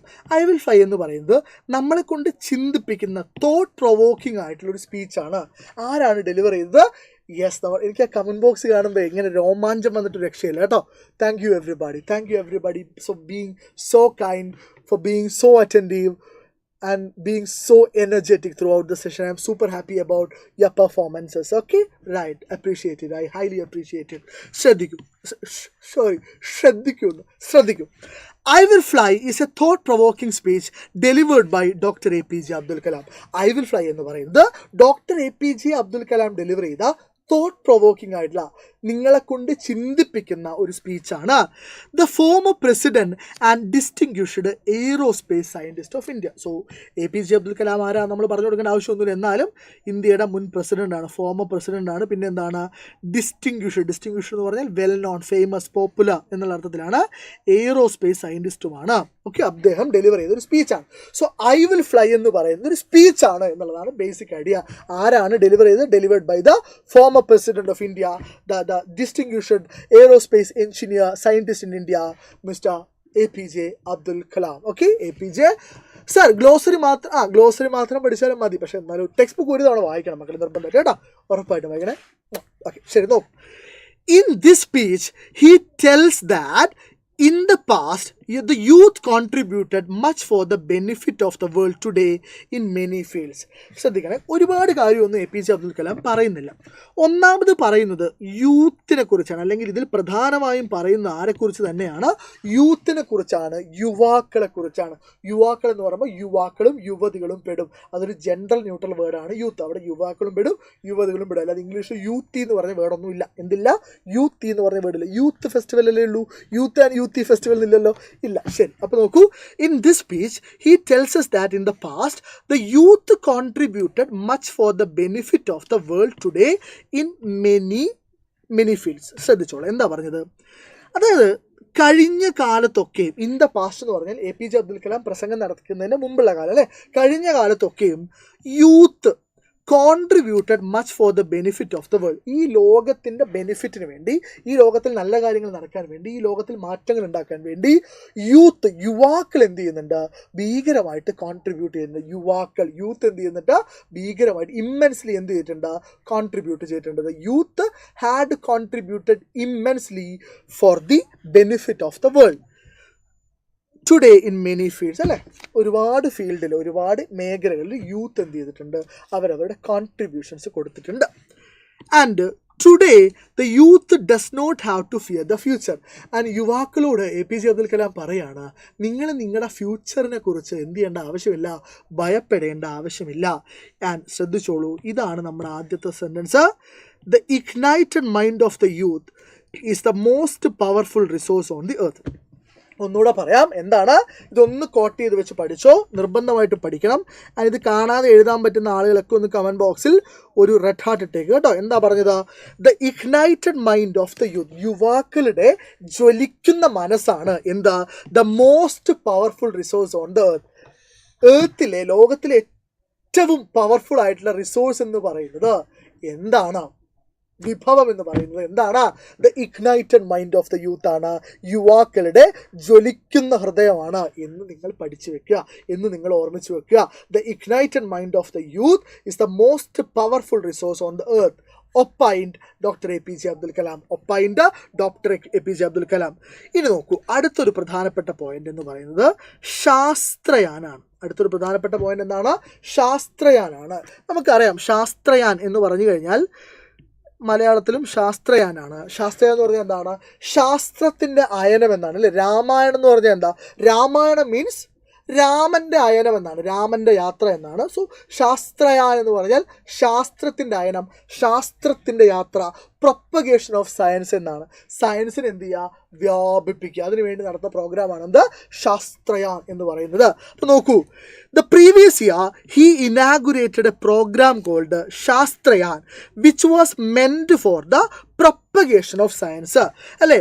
ശാസ്ത്രത്തിൻ്റെ വ്യാപനത്തിന് വേണ്ടി, ശാസ്ത്രത്തിൻ്റെ propagation, വ്യാപിപ്പിക്കുക, propagation വേണ്ടി മീൻ ചെയ്തുകൊണ്ടുള്ള, ഉദ്ദേശിച്ചുകൊണ്ടുള്ള ഒരു പ്രോഗ്രാമാണ് ശാസ്ത്രയാൻ. And കഴിഞ്ഞ വർഷം ഈ സ്പീച്ചിൽ അദ്ദേഹം പറയാണ് കഴിഞ്ഞ വർഷം ഞാൻ എന്ത് ചെയ്തിട്ടുണ്ട്? ശാസ്ത്രയാൻ എന്ന് പറഞ്ഞ സയൻസിൻ്റെ പ്രൊപ്പഗേഷന് വേണ്ടിയിട്ടുള്ള ഒരു പ്രോഗ്രാം ഇനാഗുറേറ്റ് ചെയ്യുകയുണ്ടായി. മക്കളെ, സെറ്റായിട്ട് പോകുന്നുണ്ടല്ലോ, അടിപൊളിയായിട്ട് പോകുന്നുണ്ടല്ലോ അല്ലേ. യെസ്, ചായയൊക്കെ കുടിക്കാൻ പോയ ആൾക്കാർ ചായ കുടിച്ച് വേഗം വരിക. ചായ നിങ്ങൾക്ക് എന്ത് ചെയ്യാം? ലൈവ് കണ്ടുകൊണ്ട് കുടിക്കാമല്ലോ. ഇനി നോക്കൂ, it was to ensure the preparation. ഇത് പല തവണ പരീക്ഷയ്ക്ക് ഇതുമായിട്ട് ബന്ധപ്പെട്ട ചോദ്യങ്ങൾ ചോദിച്ചിട്ടുണ്ട് കേട്ടോ. It was to ensure the preparation of about 2000 students from different schools. എന്തിനാണ് ശാസ്ത്രയാൻ? ശാസ്ത്രയാൻ എന്തിനാണ്? ഇറ്റ് വാസ് ടു എൻഷുർ, ഉറപ്പ് വരുത്താൻ വേണ്ടിയാണ്. മക്കളെ, ശാസ്ത്രയാൻ എന്താണ് എന്ന് മനസ്സിലായി കഴിഞ്ഞാൽ, ഞാൻ ഏത് പോയിന്റിലാണോ നിങ്ങൾക്ക് മനസ്സിലാവുന്നത് അപ്പം നിങ്ങൾ എന്ത് ചെയ്യുക? അപ്പം നിങ്ങൾ നാച്ചുറൽ സ്മൈൽ ഇടുക. എന്നിട്ട് നിങ്ങൾക്കത് മനസ്സിലായി എന്ന് കമൻറ്റ് ബോക്സിൽ നിങ്ങൾ എന്നോട് പറയാം. നോക്കൂ, സോ ശാസ്ത്രയാൻ എന്ന് പറഞ്ഞാൽ എന്താണ്? It was meant for the propagation of science. ശാസ്ത്രത്തിൻ്റെ, സയൻസിൻ്റെ വ്യാപനം, പ്രൊപ്പഗേഷന് വേണ്ടിയാണ്. It was to ensure the preparation of about 2000 students from different schools. കേരളത്തിലാണിത് നടക്കുന്നത്. കേരളത്തിലെ പറവൂരാണ്. ഓക്കെ, കേരളത്തിലെ പറവൂർ എന്ന് പറഞ്ഞ സ്ഥലത്താണ്. എവിടെയാണ്? കേരളത്തിലെ പറവൂർ. നോർത്ത് പറവൂരാണോ എന്ന് എനിക്ക് ഓർമ്മയില്ല. കേരളത്തിലെ കൊല്ലം ജില്ലയിലല്ലേ പറവൂർ അല്ലേ? കൊല്ലം ജില്ലയിൽ, അല്ലെങ്കിൽ എന്നോട് ക്ഷമിക്കണേ, പറവൂരിലാണ് ഇത് എന്ത് ചെയ്യുന്നത്? നടക്കുന്നത്. അപ്പോൾ പറയാണ്, പല സ്കൂളുകളിലുള്ള 2000-ഓളം കുട്ടികളെ, പല സ്കൂളുകളിലുള്ള 2000-ഓളം കുട്ടികളെ എന്തിനു വേണ്ടി തയ്യാറെടുക്കാനാണ്? To become engineers, doctors, scientist, qualified managers and civil servants. അപ്പോൾ നിങ്ങൾ ആലോചിക്കുന്നത് എന്തിനാണ് സർ സയൻസ് നിങ്ങളൊരു സിവിൽ സർവൻ്റ് ആവണമെങ്കിലും നിങ്ങളൊരു മാനേജർ ആവണമെങ്കിലും ഒക്കെ സയൻസ് ബേസിക് ഐഡിയ ഉണ്ടായിരിക്കണം. സോ കുട്ടികളെ എൻജിനീയേഴ്സും ഡോക്ടേഴ്സും സയൻറ്റിസ്റ്റും ക്വാളിഫൈഡ് മാനേജേഴ്സും സിവിൽ സർവൻസും ഒക്കെ ആക്കാനുള്ള തയ്യാറെടുക്കാൻ വേണ്ടി കേരളത്തിലെ വിവിധ സ്കൂളുകളിൽ നിന്നുള്ള 2000 കുട്ടികളെ എന്ത് ചെയ്യാണ് തയ്യാറെടുപ്പിക്കുന്ന ഒരു പ്രോഗ്രാമാണ് ശാസ്ത്രയാൻ എന്ന് പറയുന്നത്. This would in turn empower 2000 families in the village. This would in turn ഇങ്ങനെ 2000 കുട്ടികളെ നിങ്ങൾ സിവിൽ സർവൻറ്റും ഡോക്ടറും സയൻറ്റിസ്റ്റും എഞ്ചിനീയറും ഒക്കെ ആവാൻ പ്രിപ്പയർ ചെയ്യുന്ന സമയത്ത് ദിസ് വുഡ് ഇൻ ടേൺ അത് മറിച്ച് എന്താ ചെയ്യുക, 2000 ഫാമിലീസിനെ അതെന്ത് ചെയ്യും, അത് എംപവർ ചെയ്യും എന്ന് പറഞ്ഞാൽ എന്താണ്, ശാക്തീകരിക്കും എന്ന് പറഞ്ഞു കഴിഞ്ഞാൽ അവരുടെ കുടുംബം കൂടെ രക്ഷപ്പെടും. ഓക്കെ, കുടുംബം കൂടെ എന്ത് ചെയ്യും, രക്ഷപ്പെടും. സോ ഇതാണ് എന്ത് ശാസ്ത്രയാൻ. ഇത് നോക്കൂ, after his speech hundreds of hands were raised for asking questions. എന്നാൽ അതിൽ ഒരു ചോദ്യം ഇമ്പോർട്ടൻ്റ് ആണ്. ആ ചോദ്യം ഓർമ്മയുണ്ടോ? ഒരു ചോദ്യം ഇമ്പോർട്ടൻ്റ് ആണ്. ഏതോ ഒരു കുട്ടി ഒരു ചോദ്യം ചോദിച്ചു. ആ ചോദ്യം ഓർമ്മയുള്ള ആളുകളൊക്കെ ഒന്ന് കമൻറ്റ് ബോക്സിൽ യെസ് സർ എന്ന് പറഞ്ഞ്, ആ ചോദ്യം ഓർമ്മയുള്ള ആളുകളൊക്കെ കമൻറ്റ് ബോക്സിൽ എന്ത് ചെയ്തേ, ഒന്ന് യെസ് സർ എന്ന് പറഞ്ഞ്. ഓർമ്മയുള്ള ആളുകൾ മാത്രമാണ്. സോ ആ ശാസ്ത്രയാൻ പ്രോഗ്രാം ഇനാഗുറേറ്റ് ചെയ്തതിന് ശേഷം ഒരുപാട് കുട്ടികൾ, APJ അബ്ദുൽ കലാം എന്ന് പറയുന്നത് കുട്ടികൾക്ക് ഏറ്റവും പ്രിയപ്പെട്ട ഒരു സയൻറ്റിസ്റ്റാണ്. കുട്ടികൾക്ക് ഏറ്റവും പ്രിയപ്പെട്ട മനുഷ്യനാണ്. Is one of the most loved man by children in India, may be after Jawaharlal, the great Pandit Jawaharlal Nehru അല്ലേ? യെസ്, ഓർമ്മയുണ്ട്. ഓക്കെ, അപ്പോൾ നോക്കൂ, after his speech hundreds of hands were raised for asking questions. അദ്ദേഹത്തിൻ്റെ സ്പീച്ചിന് ശേഷം ആയിരക്കണക്കിന് കുട്ടികൾ എന്ത് ചെയ്തു, നൂറുകണക്കിന് കുട്ടികൾ എന്ത് ചെയ്തു, ചോദ്യം ചെയ്യാൻ വേണ്ടി കൈ ഉയർത്തി. വൺ ക്വസ്റ്റ്യൻ, ശ്രദ്ധിച്ചോളെ, വൺ ക്വസ്റ്റ്യൻ, ഒരു ചോദ്യം impressed him and the audience greatly. ഒരു ചോദ്യം APJ, ആ ചോദ്യങ്ങളിൽ ഒരു ചോദ്യം APS മറൈൻ എഞ്ചിനീയർ, അടിപൊളി. ഓക്കെ, സോ അങ്ങനെ ആളുകൾ ഒരുപാട് ചോദ്യം ചോദിക്കാൻ വേണ്ടി തയ്യാറായി. ഒരു ചോദ്യം APJ അബ്ദുൽ കലാമിനെയും ഓഡിയൻസിനെയും വളരെ ഗംഭീരമായി അതിശയിപ്പിച്ചു എന്ന് പറയുന്നുണ്ട്. The question was from A teenager. ആ ക്വസ്റ്റ്യൻ ചോദിച്ചത് ഒരു ടീനേജറാണ്. കേരളത്തിലെ ഒരു റിമോട്ട് വില്ലേജിൽ നിന്ന്, ഒരു ഉൾനാടൻ ഗ്രാമത്തിൽ നിന്ന് വന്ന ഒരു ചെറുപ്പക്കാരാണ് ആ ചോദ്യം ചോദിച്ചത്. He said that he was nervous to ask a question in public. എന്താ പറഞ്ഞത്? He said that he was nervous to ask a question in public. പബ്ലിക്കായിട്ടൊരു ചോദ്യം ചോദിക്കുന്നതിന് ഞാൻ ഭയങ്കര ടെൻസ്ഡ് ആണ്, നെർവസ് ആണ് എന്ന് പറയുന്നു. He had not gained any confidence through his education all those years. അവൻ ഇത്രയും കാലം പഠിച്ചിട്ടും അവൻ ഒരു കോൺഫിഡൻസ് പോലും ഗെയിൻ ചെയ്തിട്ടില്ല എന്നവൻ അക്സെപ്റ്റ് ചെയ്യുന്നു. He wanted to become a marine engineer. എന്താവണമെന്നായിരുന്നു ആഗ്രഹം? അവനൊരു മറൈൻ എഞ്ചിനീയർ ആവണം. ചിലപ്പോൾ ഈ ഒരു ഭാഗത്ത് നിന്ന് അവൻ പറഞ്ഞ ഏതെങ്കിലും ഒരു ഡയലോഗ് വെച്ചിട്ട് ഇത്തവണ പരീക്ഷയ്ക്ക് ചോദ്യം ചോദിക്കുക. അതുകൊണ്ട് ഐ വിൽ ഫ്ലൈ, ഈ പാട്ട് നിർബന്ധമായിട്ടും വായിക്കണം. സോ അവനൊരു മറൈൻ എഞ്ചിനീയർ ആവണം. And travel on A ship as A captain. അങ്ങനെ ആയാൽ മാത്രം പോരാ, എന്നിട്ട് ആ ഷിപ്പിൻ്റെ ക്യാപ്റ്റനായിട്ട് ലോകം മുഴുവൻ സഞ്ചരിക്കണം. He asked how he could achieve his mission. എങ്ങനെയാണ് അവൻ ഈ ദൗത്യം എന്ത് ചെയ്യാൻ പറ്റുക, നേടിയെടുക്കാൻ പറ്റുക എന്ന് APJ അബ്ദുൽ കലാമിനോട് ആ കുട്ടി ചോദിക്കുന്ന ആ ക്വസ്റ്റ്യൻ വളരെ പ്രധാനപ്പെട്ടതാണ്. ഈ ചോദ്യം വളരെ പ്രധാനപ്പെട്ടതാണ്. ഓക്കെ, ശരി, ഇനി എന്താ സംഭവിക്കുന്നത്? Kalam replied that it was the most difficult question he had ever received from millions and millions of students. അല്ലേ, ആയിരക്കണക്കിന് കുട്ടികളിൽ നിന്ന്, ലക്ഷക്കണക്കിന് കുട്ടികളിൽ നിന്ന് അദ്ദേഹത്തിന് കിട്ടിയതിൽ വെച്ച് ഏറ്റവും ഡിഫിക്കൽട്ട് ആയിട്ടുള്ള ചോദ്യങ്ങളിൽ ഒന്നായിരുന്നു ഇത്. As the answer to the question, ഈ ചോദ്യത്തിൻ്റെ ഉത്തരം എന്ന നിലയിൽ he recited a beautiful ancient poem named I will fly. Text ബുക്കിലുണ്ടല്ലോ ആ പോം, നിങ്ങൾ വായിച്ചിട്ടുണ്ടോ? ഐ വിൽ ഫ്ലൈ എന്ന് പറഞ്ഞ പോം നിങ്ങൾ വായിച്ചിട്ടുണ്ടല്ലോ. സോ ഈ പോമാണ് ഉത്തരമായിട്ട് ആര് റിസൈറ്റ് ചെയ്തത്? യെസ്, പോം കലാം റിസൈറ്റ് ചെയ്തത്. നോക്കിക്കോളെ, ശ്രദ്ധിച്ചോളെ. Kalam continued that every youth wants to be unique. ശ്രദ്ധിച്ചു കേട്ടോളെ, അടുത്തൊരു പ്രധാനപ്പെട്ട പോയിന്റ് ആണ് ബീയിങ് യുണീക്ക്. എന്താണ് ബീയിങ് യുണീക്ക്? അല്ലെ, യുണീക്ക് ആവുക, അതുല്യരാവുക. എന്താണ് യുണീക്ക് എന്ന് പറഞ്ഞാൽ? യുണീക്ക് എന്ന് പറഞ്ഞു കഴിഞ്ഞാൽ being one of its kind എന്നാണ്. എന്താണ് being one of its kind? Being one of its kind എന്ന് വെച്ചാൽ അതുല്യരാവുക എന്നാണ്. അതായത് നിങ്ങൾക്ക് പാരലൽ ആയിട്ട് ആൾക്കാർ, നിങ്ങളെപ്പോലെയുള്ള ആളുകൾ ഉണ്ടാവാതിരിക്കുക, നിങ്ങളെപ്പോലെ നിങ്ങൾ മാത്രം ഉണ്ടായിരിക്കുക. അതിനാണ് നമ്മൾ യുണീക്ക് എന്ന് പറയുക, being one of its kind. So Kalam continued that every youth wants to be unique. Kalam തുടരുകയാണ്, എല്ലാ ആളുകളും എന്താവണം, യുണീക്ക് ആവണം എന്ന് കലാമിന് അഭിപ്രായമുണ്ട്. But the world all around us is doing its best to make us just like everybody else. ശ്രദ്ധിച്ച് കേട്ടോളെ. But the world around us, നമുക്ക് ചുറ്റുമുള്ള ലോകം എന്താണ് ചെയ്യുന്നത്? is doing its best. അവരുടെ ബെസ്റ്റ് ചെയ്യുന്നു. എന്തിന്? to make us just like everybody else. നമ്മളെ ബാക്കിയുള്ളവരെ പോലെ ആക്കാൻ വേണ്ടിയാണ് അവർ ശ്രമിച്ചുകൊണ്ടിരിക്കുന്നത്.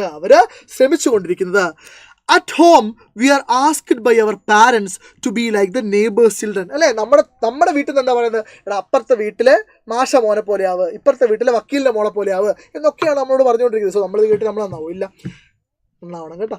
At home, we are asked by our parents to be like the neighbor's children for scoring good marks. At school, our teachers ask us to be like the first 5 rankers in the school. സ്കൂളിൽ എന്താ പറയുന്നത്? സ്കൂളിൽ ആദ്യത്തെ 5 റാങ്കുകാരെ പോലെയാണോ? ശരിയാണോ തെറ്റാണോ? നാച്ച് sir unique ആണ്. Jayakrishna, thank you. Right, ഇനി നോക്കിക്കോളെ, ലാസ്റ്റ് പോയിന്റ് കഴിഞ്ഞു. ഈ ചാപ്റ്ററിന്റെ പ്രധാനപ്പെട്ട ഭാഗം കഴിഞ്ഞു. നമ്മൾ ചോദ്യങ്ങൾ ചെയ്യും. Wherever we go, people tells us that wherever we go, people tells us to be somebody else or everybody else. ഇത് ഞാൻ മനസ്സിലാക്കി തരാം. ഇത് മനസ്സിലായ ആളുകൾ ഒന്ന് കമന്റ് ബോക്സിൽ ഒരു റെഡ് ഹാർട്ട് ഇടണേ, മനസ്സിലായ ആൾക്കാർ. Wherever we go, നമ്മൾ എവിടെ പോയി കഴിഞ്ഞാലും people tells us to be somebody else or everybody else. ആളുകളെ നമ്മൾ എവിടെ പോയാലും ആളുകൾ എന്താ പറയുക? somebody else, മറ്റാരെങ്കിലും പോലെ. ഒന്നിക്കെങ്കിൽ എന്ത് പറയും?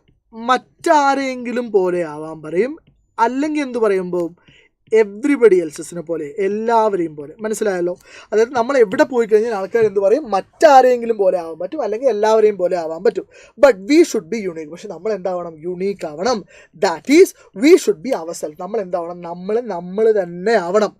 The challenge is that we have to fight we should be ourselves. The challenge is that, എന്താണ് challenge? The challenge is that we have to fight the hardest battle that any human being can ever imagine. ഇതൊക്കെ ചിലപ്പോൾ കോട്ടായിട്ട് ചോദിക്കുക. അപ്പോൾ നിങ്ങൾ അറ്റത്ത് നോക്കി നിൽക്കരുത്. ഇത് ഐ വിൽ ഫ്ലൈയിലെ APJ അബ്ദുൽ കലാമിൻ്റെ ഡയലോഗാണ്. എന്താ ഡയലോഗ്? എന്താണ്? The challenge is that we have to fight the hardest battle that any human being can ever imagine. നമ്മൾ യുണീക്ക് ആവണമെങ്കിൽ നമുക്ക് ഒരു മനുഷ്യനും ഇമാജിൻ ചെയ്യാൻ പറ്റുന്ന അത്രയും വലിയ, അല്ലെങ്കിൽ എന്താണ് the challenge is that we have to fight the hardest battle that any human being can ever imagine. അല്ലേ? സോ നമുക്ക് മനുഷ്യൻ ഇമാജിൻ ചെയ്യാൻ പറ്റുന്ന ഏറ്റവും വലിയ ബാറ്റിൽ, അല്ലേ, ഏറ്റവും വലിയ യുദ്ധം നമ്മൾ എന്ത് ചെയ്യേണ്ടി വരും? വെയിറ്റ് ചെയ്യേണ്ടി വരും. നമുക്ക് എന്താവണമെങ്കിൽ? യുണീക്ക് ആവണമെങ്കിൽ. അപ്പോൾ ചിലപ്പോൾ ഇങ്ങനൊരു സെൻറ്റൻസ് വന്നിട്ട് പരീക്ഷയ്ക്ക് എന്ത് വയ്ക്കും? എന്താണ് ചാലഞ്ച്? ഒന്നുമില്ല. ചാലഞ്ച് എന്താണ്? What is the challenge referred here? ഒന്ന് കമൻറ്റ് ബോക്സിൽ പറഞ്ഞേ. ചിലപ്പോൾ ഇങ്ങനൊരു കോട്ട് വന്നിട്ട് നിങ്ങളോട് ചോദിക്കുമ്പോൾ നിങ്ങൾ ചിലപ്പോൾ സെറംഗോ ഫ്രാണാഗഞ്ചിയോ പ്രൈസ് ഓഫ് ഫ്ലവേഴ്സോ ഒക്കെ എടുക്കും, അല്ലേ? സെറംഗോ ഫ്രാണാഗഞ്ചി എടുത്തിട്ട് സ്മോൾ പോക്സിന് to curtail smallpox, to eradicate smallpox is a great challenge said. ആരാ ഇത് പറഞ്ഞത്? സെഡ് AJ ക്രോണിൻ, അല്ലേ? Said the captain of the ship എന്നൊക്കെ നിങ്ങൾ പറയും. പക്ഷെ അതിൻ്റെ ഒന്നും ആവശ്യമില്ല. ഒന്ന് കമൻറ്റ് ബോക്സിൽ പറയണേ. Which is the challenge referred? Yes, being unique. അത്രേ ഉള്ളൂ. Astro Pandey, being unique. എന്താണ്? ബീയിങ് യുണീക്ക് ആണ് ചാലഞ്ച്. എന്താണ് ചാലഞ്ച്? Being unique. യുണീക്ക് ആവുക എന്നുള്ളത്. സ്നേഹം മാത്രം എവരിബഡി. സ്നേഹം മാത്രം, ഉത്തരയില്ലേ? Okay, yes. എന്താണ്? ബീയിങ് യുണീക്ക് ആണ് കേട്ടോ. ബീയിങ് യുണീക്ക് ആണ് എന്ത്? ചാലഞ്ച് എന്ന് പറയുന്നത്. റെഡിയാണല്ലോ? അപ്പോൾ നിങ്ങൾക്ക് യുണീക്ക് ആവണമെങ്കിൽ നിങ്ങൾ എന്ത് ചെയ്യേണ്ടി വരും? നിങ്ങൾ ഭീകരമായിട്ട് എന്ത് ചെയ്യേണ്ടി വരും? വർക്ക് ചെയ്യേണ്ടി വരും, ഭീകരമായിട്ട് അധ്വാനിക്കേണ്ടി വരും. അത്രയും വലിയ ബാറ്റിൽ എന്ത് ചെയ്യേണ്ടി വരും? ഫൈറ്റ് ചെയ്യേണ്ടി വരും. We should never stop fighting until we arrived at our destined place. നമ്മളുടെ വിധിക്കപ്പെട്ട, നിയോഗിക്കപ്പെട്ട പ്ലേസ്, ഡെസ്റ്റിൻഡ് പ്ലേസിൽ എത്തുന്നവരെ നമ്മൾ എന്ത് ചെയ്യണം? നമ്മൾ ഫൈറ്റ് ചെയ്തുകൊണ്ടേയിരിക്കണം. നമ്മൾ പോരാടിക്കൊണ്ടേയിരിക്കണം. നമ്മൾ ആളുകളോട് പോരാടിക്കൊണ്ടേയിരിക്കണം. Which is a unique self. എന്താണ് ആ ഡെസ്റ്റിൻഡ് പ്ലേസ് എന്ന് പറഞ്ഞാൽ? എന്താ? നമ്മുടെ വിധിക്കപ്പെട്ട വഴി എന്ന് പറയുന്നത് എന്താണ്? Which is a unique self. Unique ആയിട്ടുള്ള ഒരു ഞാൻ എന്നുള്ളതാണ് ഡെസ്റ്റിൻഡ് പ്ലേസ്. ഓക്കെ, ശരി. അങ്ങനെയാണെങ്കിൽ നമുക്ക് എന്ത് ചെയ്യാം? നമുക്കിതിൽ ക്വസ്റ്റ്യൻസ് ചെയ്യാം. ഇതിൽ വരാൻ സാധ്യതയുള്ള, വന്നിട്ടുള്ള പലതരത്തിലുള്ള ചോദ്യങ്ങളുണ്ട്. നമ്മൾ അതിലേക്കാണ് പോകുന്നത്. സോ റെഡി ആണെങ്കിൽ, എനിക്ക് കുറച്ച് എനർജി വേണം. ഞാൻ കുറച്ചൊന്നൊന്ന് താന്നു പോയി എന്ന് എനിക്ക് തോന്നുന്ന സമയമാണ്. ഇവിടെയാണ് എനിക്ക് എനർജി വേണ്ടത്. ഇവിടെയാണ് നിങ്ങൾ എന്നെ പുഷ് ചെയ്യേണ്ടത്. ഇവിടെയാണ് ഞാൻ സൂപ്പറാണ് എന്ന് നിങ്ങൾ പറയേണ്ടത്. സൂപ്പറാണെന്നൊന്നും പറയണം. നിങ്ങൾ ചുമ്മാ എൻ്റെ കൂടെ സപ്പോർട്ട് ചെയ്ത് നിന്നാൽ മതി. റെഡി ആണെങ്കിൽ കമൻറ്റ് ബോക്സിൽ റെഡി ആണെന്ന് പറയണം. നിങ്ങൾ ചായ കുടിച്ചിട്ടുണ്ടാവില്ല ചിലപ്പോൾ. ചായയൊക്കെ എന്ത് ചെയ്യുക? ലൈവായിട്ട് കുടിക്കുക, ലൈവായിട്ട് ചായ കുടിക്കുക, ലൈവായിട്ട് ക്ലാസ് കാണും. ഞാൻ കുറച്ച് വെള്ളം മാത്രം കുടിക്കുന്നുണ്ട്. Okay. Sir SSLC student here. എടാ SSLC കുട്ടി പോയി 10ാം ക്ലാസ്സിൽ പഠിക്കടാ. +1 ഞാൻ അടുത്ത കൊല്ലം പഠിപ്പിച്ചു തരാം. ഈ 4500 പേര് ഒരു 10-200 പേര് SSLCക്കാരായിരിക്കും. എൻ്റെ തൊണ്ടയ്ക്ക് സുഖം ഉണ്ടായിരുന്നില്ല അവരുടെ മോഡൽ എക്സാമിൻ്റെ ലൈവിന്. എനിക്ക് കുഴപ്പമൊന്നുമില്ല, ഞാൻ ഓക്കെയാണ്, ഞാൻ അങ്ങോട്ട് വരും കേട്ടോ.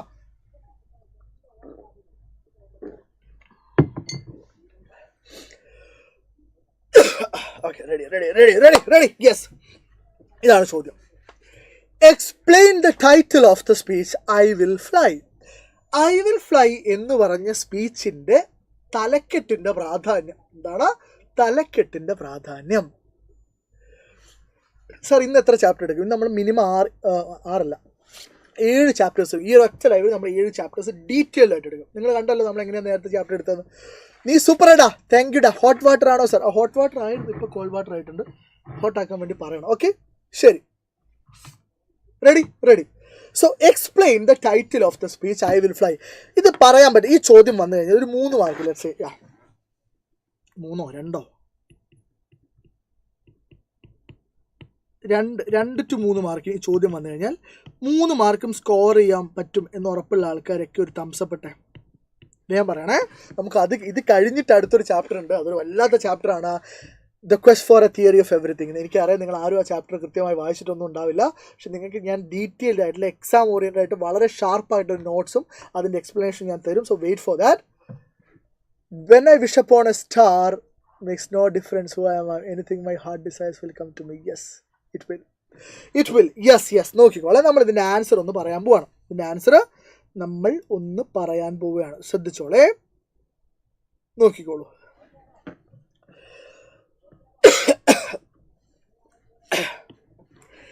According to Dr. APJ Abdul Kalam, everyone can fly high. Doctor APJ Abdul Kalam പറയുന്നുണ്ട്, എന്താ പറയുന്നത്? എല്ലാവർക്കും എന്ത് ചെയ്യാൻ പറ്റും? ഉയരത്തിൽ പറക്കാൻ പറ്റും. That means everybody can succeed in life. ഈ പറക്കാൻ പറ്റുക എന്ന് പറഞ്ഞു കഴിഞ്ഞാൽ ജീവിതത്തിൽ എന്ത് ചെയ്യാന്നാണ്? വിജയിക്കുക എന്നാണ്. സോ ഇത് കൃത്യമായി ഓർമ്മിച്ച് വെക്കുക. ഇനി എന്താണ്? People are born with loads of potential. Very important point. ആ പോയത്തിൽ പറയുന്നുണ്ട്, people are born with loads of potential but they don't make use of there capacity. ആളുകൾ ഗംഭീരമായ പൊട്ടൻഷ്യൽ കഴിവുകൾ വെച്ചാണ് ജനിക്കുന്നത്, പക്ഷെ അവരുടെ കഴിവുകൾ പലപ്പോഴും ഉപയോഗിക്കുന്നില്ല. ഇനിയോ, ഹി ഏർജസ് എവ്രിവൺ. അദ്ദേഹം എല്ലാവരോടും ഏർജ് ചെയ്യുന്നു, ആഹ്വാനം ചെയ്യുന്നു. മലയാളം അറിഞ്ഞുകൂടാത്തവർ ഓർമ്മിച്ച് വെക്കണേ. ഏർജ് എന്ന് പറഞ്ഞാൽ എന്താണ്? ആഹ്വാനം ചെയ്യുന്നു. എന്താണ് ആഹ്വാനം ചെയ്യുന്നത്? To be unique. എല്ലാവരോടും എന്താവാൻ APJ അബ്ദുൽ കലാം പറയുന്നുണ്ട്? യുണീക്ക് ആവാൻ പറയുന്നുണ്ട്. എന്താവാൻ പറയുന്നുണ്ട്? യുണീക്ക് ആവാൻ പറയുന്നുണ്ട്. The world around us wants us to follow the models of others. മക്കളെ, ഞാൻ ഒറ്റ കാര്യം കൂടെ പറയുകയാണ്, എന്നിട്ട് ഞാൻ മുന്നോട്ട് പോവാം. ഈ ലൈവ് കണ്ടുകൊണ്ടിരിക്കുന്ന 4.5K ആളുകൾ നിങ്ങൾ സൂപ്പറാണ്. കാരണം എന്താ അറിയോ? നിങ്ങൾ ഇപ്പോഴും ഗംഭീരമായി ഞങ്ങളുടെ കൂടെ വരുന്നുണ്ട്, നിങ്ങൾ വിശ്വസിക്കുന്നുണ്ട് ഞങ്ങളെ. ഞങ്ങൾക്കും അതേ പറയാനുള്ളൂ, കൃത്യമായി ഒരു ലൈവ് മുഴുവൻ കാണുക. ഈ ലൈവ് കുറച്ച് കഴിഞ്ഞിട്ട് കാണാം, ഉച്ചയ്ക്ക് ശേഷം കാണാം, ചോറ് നിന്നിട്ട് കാണാം എന്നൊക്കെ വിചാരിച്ചു കഴിഞ്ഞാൽ നിങ്ങൾ അത്രയും മണിക്കൂർ പിറകിലായിരിക്കും. നിങ്ങളുടെ മുമ്പിൽ ആളുകൾ ഓടുന്നുണ്ട്, നിങ്ങളുടെ കൂടെ പഠിക്കുന്നവർ ഓടുന്നുണ്ട്. സോ നിങ്ങൾക്കതൊരു മെൻ്റൽ ഡിസഡ്വാൻറ്റേജ് ആണ്. അതുകൊണ്ട് ഇപ്പം കൂടെ കൃത്യമായി പഠിച്ചു പോവുക. നോട്ട്സ് ലൈവ് കഴിഞ്ഞുടനെ കിട്ടും, അതൊന്നുകൂടെ വർക്ക് ചെയ്യുക. ചാപ്റ്റേഴ്സ് ഇത്രയും കാര്യങ്ങൾ വായിക്കുക, കിടന്നുറങ്ങുക. എന്നിട്ട് വൈകുന്നേരം 7 മണിക്ക് വീണ്ടും എഴുന്നേൽക്കുക, ലൈവിൽ വരിക, ബാക്കിയുള്ള ചാപ്റ്റേഴ്സ് കേൾക്കുക, പോംസ് കേൾക്കുക, line by line text book എടുത്ത് വെക്കുക, ഞങ്ങൾ പറയുന്നതൊക്കെ നോട്ട്സ് ചെയ്ത് വെക്കുക. ബസ് പരിപാടി കഴിഞ്ഞു. ഓക്കെ, 3 ദിവസം ഇവിടെ വാ, കൃത്യമായി 80-80 നിങ്ങൾക്ക് മേടിച്ചു തരും. Okay, do you trust me? ഞാൻ നിങ്ങളുടെ കഴിഞ്ഞ കൊല്ലം ചോദിച്ച ചോദ്യമാണ്, വീണ്ടും അതേ ചോദ്യമാണ്. Do you trust me? So trust me. Okay, right. ശ്രദ്ധിച്ചോളൂ. The world around us wants us to follow the models of others. നമുക്ക് ചുറ്റുമുള്ള ലോകം ബാക്കിയുള്ളവരുടെ മാതൃക പിന്തുടരാൻ വേണ്ടി നമ്മളോട് പറയുന്നത്. ഇതൊക്കെ പുഷാണ് ബേസിക്കലി, പക്ഷേ സെൻറ്റൻസ് നിങ്ങളുടെ കയ്യിലുണ്ടായിരിക്കണം. Each person is unique by birth. എല്ലാവരും ജനനം കൊണ്ട് എന്താണ്? യുണീക്കാണ്. And each one is born with different qualities. നമ്മളെല്ലാവരും പല yes, thank you everybody, thank you. നമ്മളെല്ലാവരും, നിങ്ങൾ മാക്സിമം ഇൻസ്റ്റാഗ്രാമിലും വാട്സപ്പിലൊക്കെ ഷെയർ ചെയ്ത് കഴിഞ്ഞാണല്ലോ അല്ലേ? ഞാനിത് പറയേണ്ട ആവശ്യമില്ലല്ലോ. ലൈക്കൊക്കെ നമുക്ക് ഭീകരമായി ലൈക്ക് കൊണ്ട് കയറിയിട്ടുണ്ട്. 6.2K ലൈക്സ് ആയിട്ടുണ്ട്. ഇനിയും ലൈക്ക് ചെയ്യാത്ത ആൾക്കാരുണ്ട്, അതൊക്കെ ചെയ്തോളൂ. ആൻഡ് വൈകുന്നേരത്തെ ലൈവിൻ്റെ കാര്യം മറന്നു പോകണ്ട. ഓൾ പോംസ് 5 പോംസ് ഞാനും JD സാറുമാണ് വരുന്നത്. 2 പേരും തകർക്കുമെന്ന് നിങ്ങൾക്ക് നന്നായിട്ട് അറിയാം. സോ നമ്മൾ തകർക്കും. സോ നമുക്കൊരു 15K വൈകുന്നേരം വേണം മിനിമം. ഓക്കെ, നിങ്ങൾ സെറ്റാക്കുമെന്ന് എനിക്കറിയാം. അപ്പോൾ ശ്രദ്ധിച്ചോളൂ. By following the models of others we cannot succeed in lives. ബാക്കിയുള്ള ആൾക്കാരുടെ മാതൃക എന്തുകൊണ്ട് നമുക്ക് ജീവിതത്തിൽ എന്ത് ചെയ്യാൻ പറ്റില്ല, വിജയിക്കാൻ പറ്റില്ല. We should set our goals according to our talents and aptitudes, അല്ലേ? നമ്മുടെ കഴിവുകൾക്കും നമ്മുടെ അഭിരുചികൾ ആപ്റ്റിറ്റ്യൂഡ് അനുസരിച്ച് നമ്മൾ എന്ത് ചെയ്യണം, നമ്മൾ ഗോൾ സെറ്റ് ചെയ്യണം. അപ്പോൾ എല്ലാവർക്കും പറക്കാം എന്ന് പറഞ്ഞാണ് തുടങ്ങിയത്. പക്ഷേ ഇതൊക്കെ പറയേണ്ടി വരും, ഒരു 3-4 മാർക്ക് വേണമെങ്കിൽ. We must fight very hard to attain our goals. നമ്മൾ ഇവിടെയോ? ഇല്ലല്ലോ, ഇവിടെ 1 മണി വരെ ലൈവാ പറഞ്ഞേക്ക്. ഓക്കെ, യെസ്, നോക്കൂ. So we should set our goals according to our talents and aptitudes. We must fight very hard to attain our goals. നമ്മൾ നമ്മുടെ ഗോൾസ് അറ്റൈൻ ചെയ്യാൻ എന്ത് ചെയ്യണം, ഗംഭീരമായിട്ട് എന്ത് ചെയ്യണം, വർക്ക് ചെയ്യണം. We must also realise that we R unique. നമ്മൾ എന്ത് ചെയ്യണം, നമ്മൾ യുണീക്കാണ് എന്ന് നമ്മൾ എന്ത് ചെയ്യാൻ വേണം, നമ്മൾ തിരിച്ചറിയാൻ വേണം. അപ്പോൾ ഇതൊക്കെ എന്ത് ചെയ്യണം, പഠിച്ച് കൃത്യമായി പോകണം. റെഡിയാണല്ലോ, സെറ്റാണല്ലോ? ഓക്കെ, ശരി. ഇതൊക്കെയാണെങ്കിൽ ഒന്ന് ഓക്കെ എന്ന് പറയണേ കമൻറ്റ് ബോക്സിൽ. ഇതൊക്കെയാണെങ്കിൽ കമൻറ്റ് ബോക്സിൽ ഒന്ന് ഓക്കെ ആണ് എന്ന് പറയണം. ഇതൊക്കെയാണെങ്കിൽ ഒന്ന് കമൻറ്റ് ബോക്സിൽ ഓക്കെ ആണ് എന്ന് പറയണം. റെഡിയാണോ? സെറ്റാണോ? Okay, yes. ഓക്കെ, അപ്പോൾ ഇതുപോലെ എഴുതണമെന്നില്ല, ഓൾമോസ്റ്റ് ഇതുപോലെ എഴുതി കഴിഞ്ഞാൽ സെറ്റാണ്. പക്ഷേ ഇങ്ങനത്തെ ചോദ്യങ്ങൾ വരും. ഓക്കെ, ഒരു ചോദ്യം കൂടെ തരാം. Kalam wants every youth to be unique. What does he mean by being unique? ഇതും നമുക്കറിയാവുന്ന ചോദ്യമാണ്. ഇതിൻ്റെയും ആൻസർ എന്ത് ചെയ്താൽ മതി, ഒന്ന് എഴുതി പഠിച്ചാൽ മതി. 2 മാർക്കിനൊക്കെ ചോദിച്ചു കഴിഞ്ഞാൽ എഴുതാൻ നിങ്ങളുടെ കയ്യിൽ ഒരു 4, 5, 6 സെൻറ്റൻസസ് ഉണ്ടായിരിക്കണം. ഒന്നുമില്ല. ബീയിങ് യുണീക്ക് മീൻസ്, ഓക്കെ, ഒരു minute.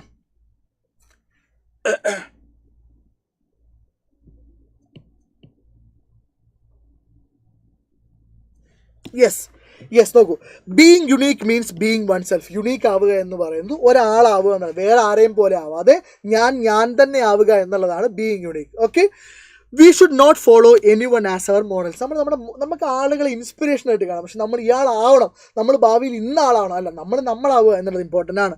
All are born with different kinds of potentials. ആളുകൾ പല തരത്തിലുള്ള പൊട്ടൻഷ്യൽസ്, കഴിവുകളുമായി ജനിക്കുന്ന ആൾക്കാരാണ്. We need to improve our skills and capacities to achieve our dreams. നമ്മൾ നമ്മുടെ സ്വപ്നങ്ങൾ നേടിയെടുക്കാൻ, നമ്മുടെ ഡ്രീംസ് നേടിയെടുക്കാൻ നമ്മുടെ കപ്പാസിറ്റീസ് എന്ത് ചെയ്യണം, നമ്മൾ സ്കിൽസും കപ്പാസിറ്റീസൊക്കെ നമ്മൾ ഇംപ്രൂവ് ചെയ്യണം. സോ യുണീക്ക് ആവുക എന്ന് പറയുമ്പോൾ ഒരു സെൻറ്റൻസ് നിങ്ങളുടെ മനസ്സിലുണ്ടാവും. അപ്പോൾ ഇതുപോലെ 3-4 സെൻറ്റൻസ് പഠിച്ചു വെച്ചാൽ എക്സാമിന് കുറച്ചുകൂടി എളുപ്പമായിരിക്കും. ഇഫ് വി ഇമിറ്റേറ്റ് അതേഴ്സ്, അല്ലേ, നമ്മൾ നേരത്തെ പറഞ്ഞിട്ടുണ്ട്, നമ്മൾ മറ്റുള്ളവർ ഇമിറ്റേറ്റ് ചെയ്താൽ we will not become like them. നമ്മൾ അവരെ പോലെ ആവില്ല. We will feel ourselves as failures. നമുക്ക് എന്തായിട്ട് തോന്നുന്നു, നമ്മൾ പരാജയപ്പെട്ട ആളുകളായിട്ട് തോന്നുള്ളൂ. If we develop our own potential, എന്നാൽ നമ്മൾ പകരം നമ്മുടെ കഴിവുകൾ ഡെവലപ്പ് ചെയ്ത് കഴിഞ്ഞാൽ we can succeed in our lives. Okay, ശരി, റെഡിയാണല്ലോ. അപ്പം മക്കളെ, ഇനി അടുത്തൊരു ചോദ്യം എന്ന് പറയുന്നത്, നിങ്ങൾ കലാമിൻ്റെ ഈ സ്പീച്ച് കേട്ടു, നിങ്ങൾ ഇൻസ്പയർഡായി, നിങ്ങൾ എന്ത് ചെയ്തു, നിങ്ങളുടെ ഫ്രണ്ടിന് ഒരു ഇമെയിൽ അയക്കുന്നു. ഇമെയിലിൻ്റെ ഫോർമാറ്റ് നമ്മൾ ഓൾറെഡി നേരത്തെ പറഞ്ഞതാണ്. അതിനൊരു മോഡൽ ഇമെയിൽ ഇവിടെ കൊടുത്തിട്ടുണ്ട്. ഇത് ഞാൻ വീണ്ടും പറയേണ്ട ആവശ്യമില്ല, ഇത് ഓൾറെഡി നിങ്ങൾക്ക് അറിയാവുന്നതാണ്. ബട്ട് സ്റ്റിൽ ഒരു സ്ക്രീൻഷോട്ട് എടുത്ത് വെക്കാം. ഒരു സ്ക്രീൻഷോട്ട് എടുത്ത് വെച്ചിട്ട് കമൻറ്റ് ബോക്സിൽ തംസ് അപ്പ് തരാം. ഇതൊന്ന് വായിക്കാനേ ഉള്ളൂ. നമ്മൾ ഈ പറഞ്ഞ കാര്യം തന്നെയാണ് വീണ്ടും പറയുന്നത്. ഓക്കെ, 2 അഡ്രസ്സ് കൊടുക്കുന്നു. പക്ഷേ ഇവിടെ നിങ്ങൾ എന്ത് കൊടുക്കണം, ഇവിടെ നിങ്ങൾ ഇതിൻ്റെ തൊട്ട് താഴെ നിങ്ങൾ എന്ത് കൊടുക്കണം, CCയും BCCയും കൊടുക്കണം. ഇതിൻ്റെ തൊട്ട് താഴെ ഈ സ്പേസിൽ. ബാക്കിയെല്ലാം സെയിം ആണ്. സ്ക്രീൻഷോട്ട് എടുത്ത് വെച്ചാൽ ഒരു തംസ് അപ്പ് തരാം. ഇത് ഞാൻ വായിക്കേണ്ട ആവശ്യമൊന്നുമില്ല. നമ്മൾ ഈ പറഞ്ഞ കാര്യങ്ങൾ തന്നെയാണ്. അതെന്ത് ചെയ്യുക, അതൊരു മെയിലിൻ്റെ ഫോർമാറ്റിൽ, ഇമെയിലിൻ്റെ ഫോർമാറ്റിൽ എഴുതുക. ഓക്കെ, കാരണം ഇതേ ടൈപ്പ് ക്വസ്റ്റ്യൻസ് ആണ് തലങ്ങും വിലങ്ങും ചോദിക്കാറ്. സ്ക്രീൻഷോട്ട് എടുത്തിട്ട് ഒരു തംസ് അപ്പ് കൂടെ കമൻറ്റ് ബോക്സിൽ ഇടണം. 4600 പേരും തംസ് അപ്പ് ഇടണം. Please, it's A request. Okay, it's A simple question. ഇതാണ് ചോദ്യം. ഇതൊരു പ്രീവിയസ് ക്വസ്റ്റൻ ആണ്. ആൻഡ് മെയിലിൻ്റെ ഫോർമാറ്റ് നമുക്കറിയാം. നമ്മൾ ഈ പഠിച്ച കാര്യങ്ങൾ ചുമ്മാ എഴുതി വെച്ച് കഴിഞ്ഞാൽ അവിടെ മാർക്ക് കിട്ടും. ഒരു പ്രശ്നവുമില്ല, എനിക്കറിയാം നിങ്ങൾ ചെയ്യും. അത്രയും കോണ്ടന്റ് റിച്ച് ആണ് നമ്മളിപ്പോൾ. Okay, yes, okay, done. ഇനി നമ്മൾ ഒരു ചോദ്യം കൂടെ ചെയ്ത്, വലിയ ചോദ്യമാണ്. വീണ്ടും ഇത് നമ്മൾ ഓടിച്ച് ചെയ്യും, കാരണം നമുക്ക് അടുത്തത് ഇത് കഴിഞ്ഞിട്ട് എന്ത് ചെയ്യണം, നമുക്കൊരു വലിയ ചാപ്റ്റർ ഡിസ്കസ് ചെയ്യാനുണ്ട്. ഓക്കെ, ശ്രദ്ധിച്ചോളൂ. എന്താണ്? The boy who raised the question, I will fly. ശ്രദ്ധിച്ചോളെ. The boy who raised the question in I will fly discovers a new path in life after his encounter with Dr. APJ Abdul Kalam. ചോദ്യം മനസ്സിലായല്ലോ?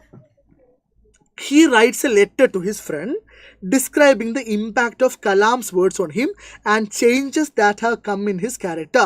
Draft the letter of the boy. ഇത് ഭയങ്കര tricky ആയിട്ടുള്ള question ആണ്. കാരണം നിങ്ങൾക്ക് ആ സ്പീച്ചിനുള്ളിലുള്ള ഒരു ക്യാരക്ടറിൻ്റെ ലെറ്ററാണ് നിങ്ങൾ എഴുതുന്നത്. ആ കുട്ടി ഫ്രണ്ടിന് എഴുതുന്ന ലെറ്ററാണ് എഴുതുന്നത്. ഇത് എഴുതാൻ പറ്റുമോ നിങ്ങൾക്ക്? എന്താ നിങ്ങൾ വിചാരിക്കുന്നത്? എഴുതാൻ പറ്റുമെങ്കിൽ ഒരു നാച്ചു സ്മൈൽ ഇട്ടെ. അതായത് ഇത്രയും കാര്യം വെച്ചിട്ട് ഇത് എഴുതാൻ പറ്റുമെങ്കിൽ ഒരു നാച്ചു സ്മൈൽ ഇടാവോ കമൻറ്റ് ബോക്സിൽ. ഞാൻ ഇതിൻ്റെ ഡെമോ എന്തായാലും കാണിക്കും. കാരണം ഇത് നിങ്ങളെ കുറച്ച് ബുദ്ധിമുട്ടിക്കുന്ന ചോദ്യമാണ്. കാരണം ഇതിൽ എഴുതാനുള്ള കോണ്ടൻറ്റ് ചിലപ്പോൾ എല്ലാവരുടെയും കയ്യിൽ ചിലപ്പോൾ ഉണ്ടാവില്ല. Okay, ready. ഞാനിതൊന്ന് പറഞ്ഞോട്ടെ, ശ്രദ്ധിച്ചു. നമ്മളൊരു ലെറ്റർ എഴുതുന്ന സമയത്ത് ഞാൻ 10ാം ക്ലാസ് തൊട്ടേ പഠിപ്പിക്കുന്ന കാര്യമാണ്. റെഡി അല്ലേ? എൻ്റെ എനർജി ലെവലൊക്കെ ഓക്കെ അല്ലേ? ഓക്കെ, 10ാം ക്ലാസ് തൊട്ടേ പഠിപ്പിക്കുന്ന കാര്യമാണ്. ആദ്യം റൈറ്റേഴ്സ് അഡ്രസ് വിത്തൗട്ട് നെയിം. ആദ്യം എന്ത് വേണം? റൈറ്റേഴ്സ് അഡ്രസ് വിത്തൗട്ട് നെയിം വേണം. ആദ്യം എന്ത് വേണം? നിങ്ങൾ ഗംഭീരന്മാരെ, നിങ്ങൾ എന്തും എഴുതാൻ പറ്റുന്നേ പറയുള്ളൂ. Okay, writers address without name. രണ്ടാമത് എന്ത് വേണം? രണ്ടാമതൊരു ഡേറ്റ് വേണം. ഏതെങ്കിലും ഒരു ഡേറ്റ് കൊടുക്കുക. 12th July 2002. ഓക്കെ, രണ്ടാമത് എന്ത് കൊടുക്കുക? രണ്ടാമതൊരു ഡേറ്റ് കൊടുക്കുക. മൂന്നാമത് എന്ത് കൊടുക്കുക? സാല്യൂട്ടേഷൻ കൊടുക്കുക. ഫ്രണ്ടിനാണല്ലോ എഴുതുന്നത്. സോ സാല്യൂട്ടേഷൻ കൊടുക്കുക. എന്താണ്? How are you? Hope you are doing well. How is your study? Please convey my best regards your parents എന്നൊക്കെ പറഞ്ഞ് ബേസിക് ഇൻട്രൊഡക്ഷൻ നമ്മൾ കൊടുക്കുന്നു. അത് നിങ്ങളൊന്ന് നോക്കി തന്നെ എഴുതണം ഇൻട്രൊഡക്ഷൻ. എന്നിട്ട് നമ്മൾ കാര്യം പറയാണ്. Recently I attended the inaugural session of Sasthrayaan. ഈ അടുത്ത് ഞാൻ ശാസ്ത്രയാൻ്റെ ഒരു ഉദ്ഘാടന ചടങ്ങിൽ പങ്കെടുത്തിട്ടുണ്ടായിരുന്നു. It was a mission to ensure the preparation of about 2000 students in science. ശ്രദ്ധിച്ചോളെ, they were from different schools. Shastrayan aims at making these students eligible to be engineers, scientists, doctors, qualified managers and civil servants. This action would in turn empower about 2000 families in the village. മക്കളെ ശ്രദ്ധിച്ചോ, ഇവിടെ ഈ പറയുന്ന കാര്യങ്ങൾ, ഇത്രയും കാര്യങ്ങൾ extra ഇൻഫർമേഷനാണ്. നിങ്ങൾ text book വായിച്ചിട്ടുണ്ട്, നിങ്ങൾക്ക് ശാസ്ത്രയാൻ എന്താണെന്നറിയാം, അതിൻ്റെ പ്രോഗ്രാം എന്താണെന്നറിയാം എന്ന് നിങ്ങൾ പരീക്ഷാ പേപ്പർ നോക്കുന്ന ആളെ ബോധ്യപ്പെടുത്താൻ വേണ്ടിയാണ് ഇത്രയും കാര്യങ്ങൾ എഴുതി. മാത്രമല്ല 6 മാർക്കിൻ്റെ ഒരു ലെറ്ററിൽ കോണ്ടൻറ്റ് വേണേ. അപ്പോൾ നിങ്ങൾക്ക് സുഖമാണോ സുഖമല്ലേ എന്ന് ചോദിച്ചു കഴിഞ്ഞാൽ I don't think it is going to help you. Rather you need to make your teacher understand that yes this child had gone through the textbook and she or he has a very good grip over the text book എന്ന് ബോധ്യപ്പെടുത്താൻ വേണ്ടിയാണ് ഇത്ര എഴുതിയത്. ഈ trick നിങ്ങൾക്ക് മനസ്സിലായോ? മനസ്സിലായ ആളുകൾ മാത്രം സത്യസന്ധമായിട്ട് ഒരു യെസ് ആർ പറയണം. അതായത് ആദ്യം സുഖവിവരമൊക്കെ അന്വേഷിച്ചു, എന്നിട്ട് പറയാണ് ഞാൻ ഈ അടുത്ത് ശാസ്ത്രയാൻ്റെ ഒരു ഇനാഗുറൽ സെഷൻ പങ്കെടുത്തു. അപ്പം നേരെ എന്താ പറയുക, ക്വസ്റ്റ്യൻ APJ അബ്ദുൽ കലാമിനോട് ചോദിച്ചു, APJ അബ്ദുൽ കലാം ഇങ്ങനെ ഉത്തരം നൽകി എന്ന് പറയുന്നതിന് പകരം എന്താണ് ശാസ്ത്രയാനെന്ന് നിങ്ങൾ ആ കത്തിലൊന്ന് മെൻഷൻ ചെയ്ത് കഴിഞ്ഞാൽ നിങ്ങൾക്ക് കുറച്ചുകൂടെ കോണ്ടന്റ് കിട്ടും, നിങ്ങൾക്ക് കുറച്ചുകൂടെ എഴുതിയതുപോലെ തോന്നും. മനസ്സിലാവുന്നുണ്ടോ? അപ്പോൾ എങ്ങനെയാണ് തുടങ്ങേണ്ടത്? Recently I attend the inaugural session of Sasthrayaan. എന്നിട്ട് ശാസ്ത്രയാൻ എന്താണെന്ന് പറയാം. എന്നിട്ടോ the function was inaugurated by the former president of India doctor APJ Abdul Kalam. APJ Abdul Kalam അതാണ് ഇനാഗുറേറ്റ് ചെയ്തതെന്ന് പറയാം. ഇനിയോ it was an unforgettable moment. അതൊരു മനസ്സിലായി, very good. It was an unforgettable moment. മറക്കാൻ പറ്റാത്ത ഒരു നിമിഷമായിരുന്നു. I got an opportunity to ask questions to doctor APJ Abdul Kalam. എനിക്ക് ഡോക്ടർ APJ അബ്ദുൽ കലാമിനോട് ഒരുപാട് ചോദ്യം ചോദിക്കാനുള്ള അവസരം കിട്ടി. He was such a simple man that he valued my question and gave a good answer. He is such a simple man. അദ്ദേഹം അത്രയും ലാളിത്യമുള്ള ലളിതമായിട്ടുള്ള ഒരു മനുഷ്യനാണ്. He valued my question. അദ്ദേഹം എൻ്റെ ക്വസ്റ്റ്യന് വില നൽകി. And he gave me an answer. അദ്ദേഹം എനിക്കൊരു നല്ല ഉത്തരം, ഗുഡ് ആൻസർ നൽകി. He told us to be unique. അദ്ദേഹം ഞങ്ങളോടൊക്കെ എന്താവാൻ പറഞ്ഞു? യുണീക്ക് ആവാൻ പറഞ്ഞു. അല്ലാതെ പാട്ട് പാടുന്ന കാര്യം മാത്രം പറയരുത്. ഇനിയോ he told us to be unique.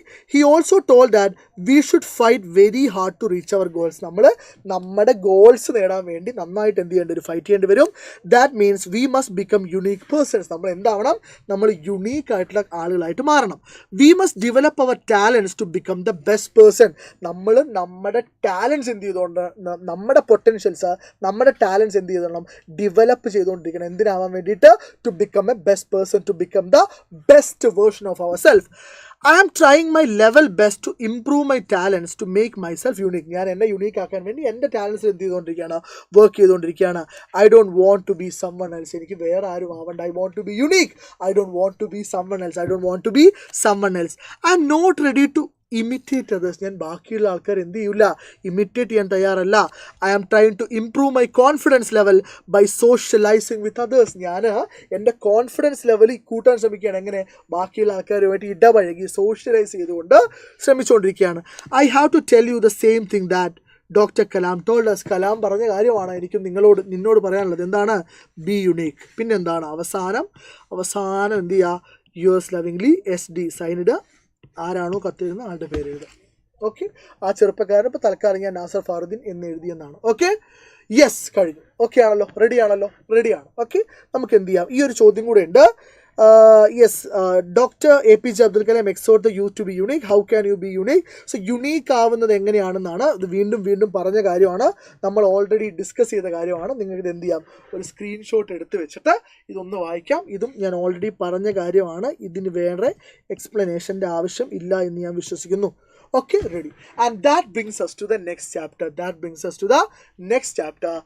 Quest for a theory of everything. മക്കളെ ശ്രദ്ധിച്ചോളെ. ഈ ചാപ്റ്റർ ഇഷ്ടമാണോ? ഇഷ്ടമല്ലാത്ത ആൾക്കാരൊക്കെ ഒരു റെഡ് ഹാർട്ട് ഇട്ടെ. ഈ ചാപ്റ്റർ ഇഷ്ടമല്ലാത്ത ആളുകളൊക്കെ ഒരു റെഡ് ഹാർട്ട് ഇട്ടെ. കമന്റ് ബോക്സിൽ വേഗം പറഞ്ഞു.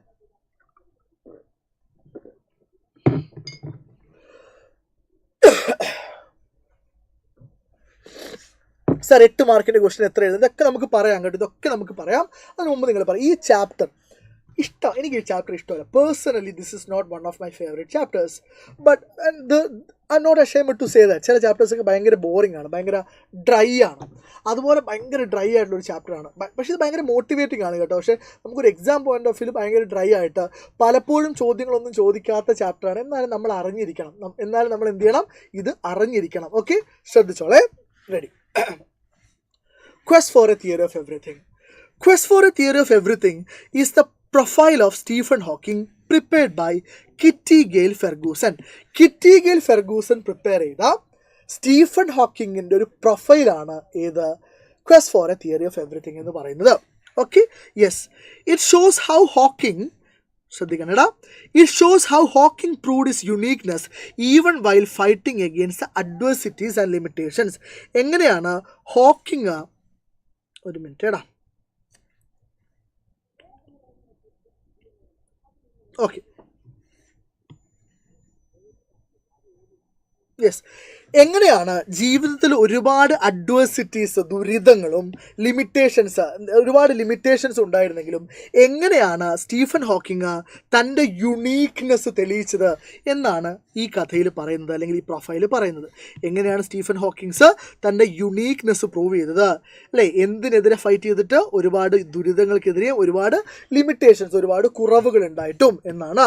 It also reveals how he overcame his difficulties to become the supernova of physics. So ആരെയാണ് supernova of physics എന്ന് വിളിക്കുന്നത്? Who is popularly known as the supernova of physics?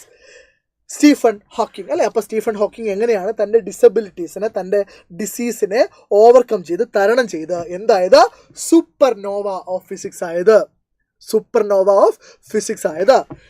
On 29th April 1980, in the Cockcroft lecture room, the inaugural lecture by a new Lucasian professor of mathematics, Stephen Hawking.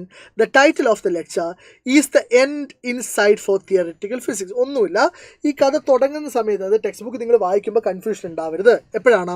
1980 April 29 Cockcroft lecture room, അത് lecture റൂമിൻ്റെ പേരാണ്. Lecture റൂമിൽ ഒരു പുതിയ mathematics പ്രൊഫസറിൻ്റെ ഒരു ഇനാഗുരൽ lecture ഉണ്ട്, ഒരു ഉദ്ഘാടന പ്രസംഗമുണ്ട്, അല്ലെങ്കിൽ അയാളുടെ ആദ്യത്തെ ലെക്ചർ ഉണ്ട്.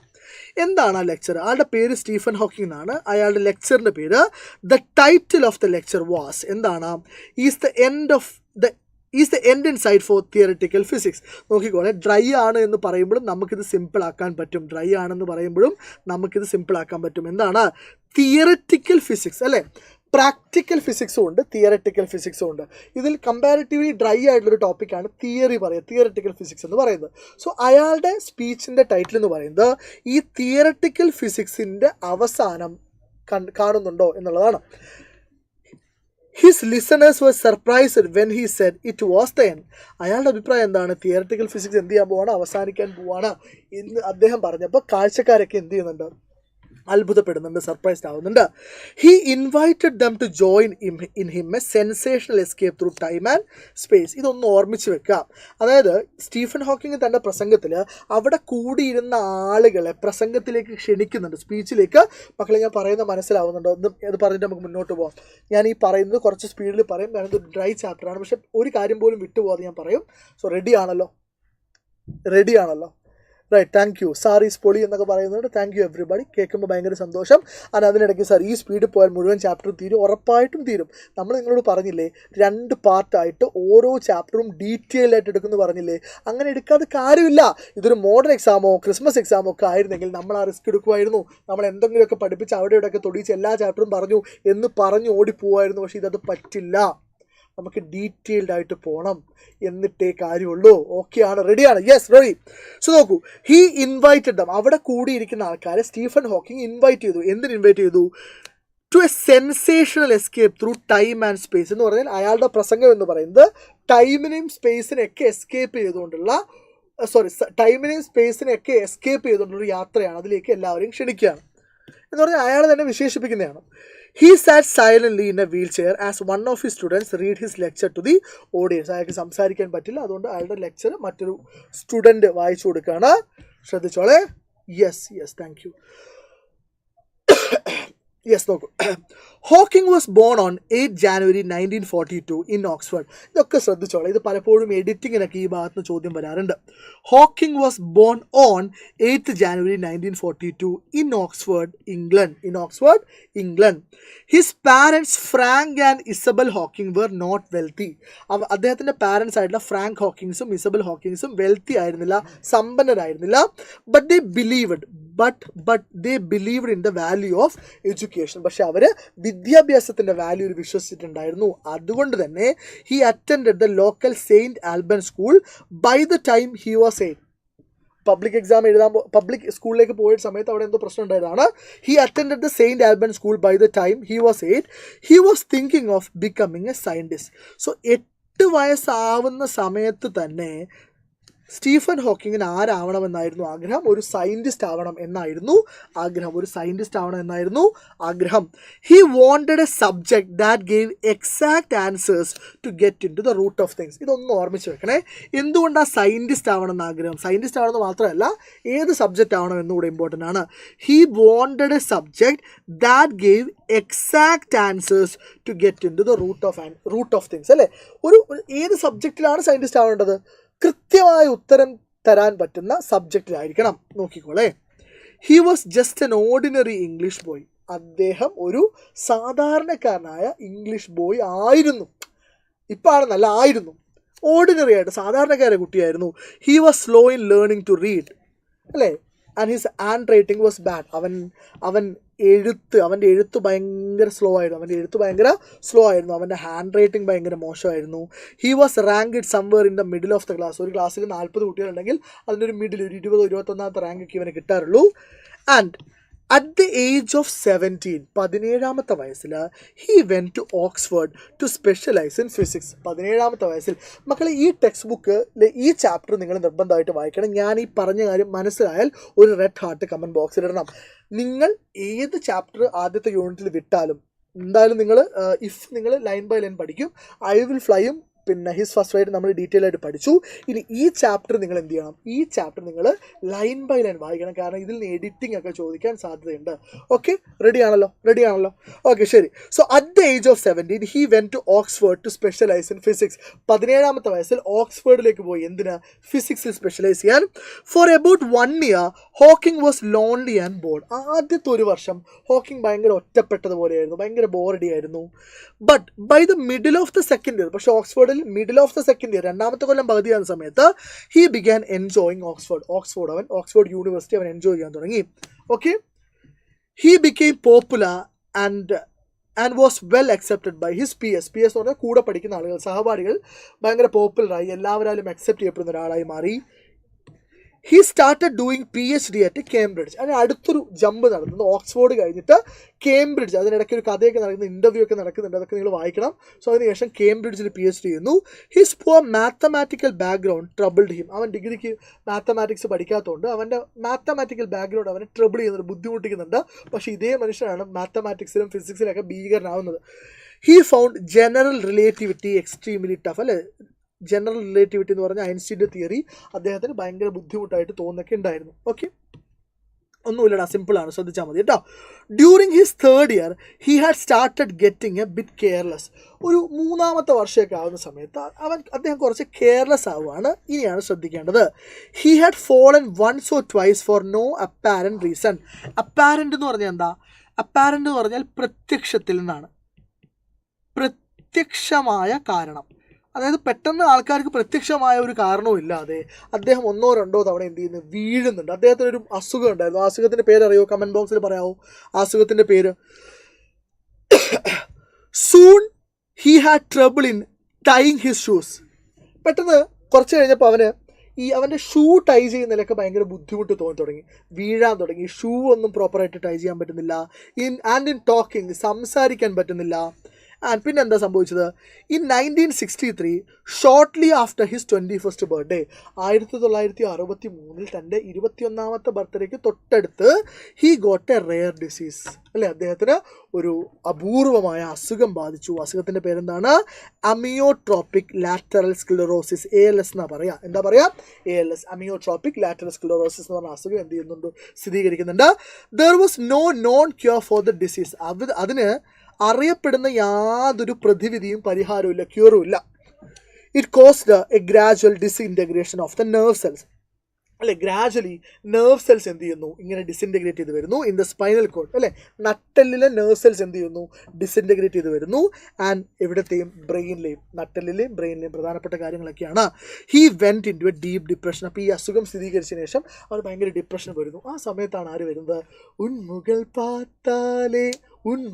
പാത്താലേ ആള് വരികയാണ്. നോക്കൂ, before his condition was diagnosed he was bored with his life. അല്ലേ, അദ്ദേഹത്തിൻ്റെ ലൈഫിന് എന്ത് ചെയ്യുന്നത്? ബോറടിക്കുന്നുണ്ട്. Before his condition was diagnosed, ശ്രദ്ധിച്ചോളെ, after his condition was diagnosed അല്ല, അവൻ്റെ ഈ രോഗം സ്ഥിരീകരിക്കുന്നത്, ഡയഗ്നോസിന് ചെയ്യുന്നതിന് മുമ്പ് അദ്ദേഹത്തിൻ്റെ ലൈഫൊക്കെ മടുത്ത് നിൽക്കുമായിരുന്നു. He realised that there were a lot of important things to do if he was given more time to live. പക്ഷെ അദ്ദേഹം പിന്നീട് മനസ്സിലാക്കുന്നു, കുറച്ചുകൂടെ സമയം ജീവിക്കാൻ കിട്ടിയിട്ടുണ്ടെങ്കിൽ കുറച്ചുകൂടി പ്രധാനപ്പെട്ട കാര്യങ്ങൾ ചെയ്യാനുണ്ടായിരുന്നു. അനദർ റിക്കറിംഗ് ഡ്രീം, മറ്റൊരു പ്രധാനപ്പെട്ട ആവർത്തിച്ച് തുടർച്ചയായി വരുന്ന സ്വപ്നം എന്ന് പറയുന്നത് he used to have was sacrificing his life to save others. മറ്റുള്ള ആളുകളെ സംരക്ഷിക്കാൻ തൻ്റെ ജീവിതം സാക്രിഫൈസ് ചെയ്യുക എന്നുള്ളൊരു സ്വപ്നം അദ്ദേഹം ഇടയ്ക്കിടെ കാണാറുണ്ടായിരുന്നു. If he was going to die he should do some good things. അതായിരുന്നു അദ്ദേഹത്തിൻ്റെ തിയറി. മരിക്കാൻ പോവുകയാണെങ്കിൽ എന്തെങ്കിലും നല്ല കാര്യം ചെയ്തിട്ട് എന്ത് ചെയ്യണം? മരിക്കണം. ആ സമയത്താണ് ആള് വരുന്നത്. ആര് വരുന്നത്? ജെയിൻ വൈൽഡ് വരുന്നത്. അതാ ഞാൻ പറഞ്ഞത്, ഉൻമുഖം പാത്താലേ. നോക്കിക്കോളൂ. Just before Hawking entered the hospital for the test. അതായത് അപ്പോൾ ടെസ്റ്റൊക്കെ നടത്താൻ വേണ്ടി ഹോസ്പിറ്റലിലേക്ക് പോകുന്നതിന് മുമ്പ് he met Jane Wilde at a new year's party at Saint ആൽബൻസിലെ ന്യൂ ഇയർ പാർട്ടിയിൽ ആരെ കാണുന്നു? ഓക്കെ, എല്ലാവരും ഒരു റെഡ് ഹാർട്ട് ഇട്ടെ, ഒരു ചുവന്ന ഹൃദയട്ടെ. ജെയിൻ വൈൽഡിന് വേണ്ടി ഈ പെൺകുട്ടിയുടെ, ഈ സ്ത്രീയുടെ പേര് നിർബന്ധമായിട്ടും ഓർമ്മിച്ച് വെക്കണം. പരീക്ഷയ്ക്ക് ചോദിക്കും നേരിട്ട് ചിലപ്പോൾ. ജെയിൻ വൈൽഡ് ആരെ കാണുകയാണ്? ജെയിൻ വൈൽഡിനെ കാണുകയാണ്. ഇതാണ് ആര്? ജെയിൻ വൈൽഡ്. ഓക്കെ, ഞാനും ജെയിൻ വൈൽഡും നല്ല ചർച്ചയില്ലേ? സ്റ്റീഫൻ ഹോക്കിങ്ങിനെ മാറ്റി നിർത്തട്ടെ.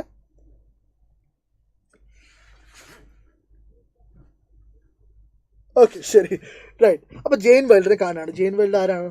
സ്റ്റീഫൻ ഹോക്കിങ്ങിൻ്റെ കാമുകിയും പിന്നീട് ഭാര്യയൊക്കെ ആയിരുന്നു. നോക്കൂ, she thought that Hawking was very intelligent. അപ്പോൾ ജെയിൻ വൈൽഡിനെ സംബന്ധിച്ചിടത്തോളം, അല്ലെങ്കിൽ ജെയിൻ വൈൽഡ് വിചാരിച്ചു, she thought that Hawking was very intelligent, eccentric and rather arrogant. എന്തൊക്കെയായിരുന്നു ജെയിൻ വൈൽഡ് ഹോക്കിങ്ങിനെ കുറിച്ച് വിചാരിച്ചുകൊണ്ടിരുന്ന കാര്യങ്ങൾ?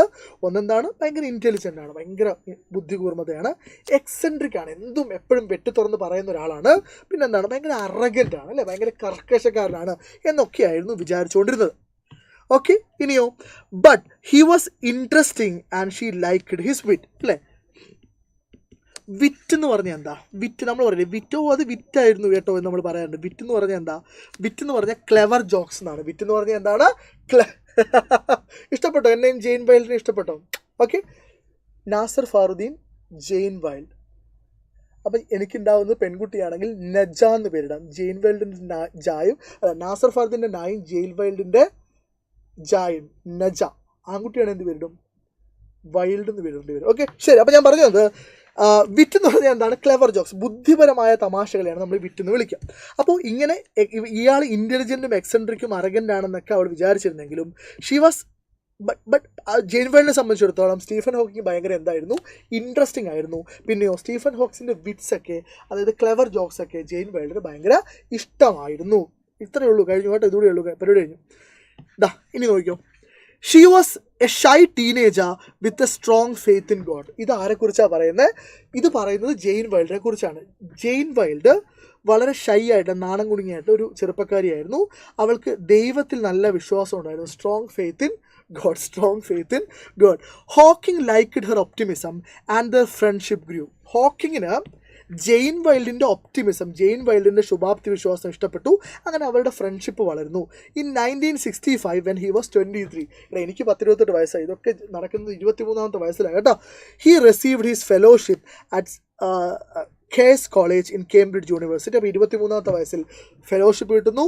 1965 അതെ 23-ാമത്തെ വയസ്സിൽ ജെയിൻ വൈൽഡ് എന്ത് ചെയ്യുന്നു, കല്യാണം കഴിക്കുന്നു. എൻ്റെ ജെയിൻ വൈൽഡ് പോയി. ഓക്കെ, ഇനി എന്താ സംഭവിക്കുന്നത്?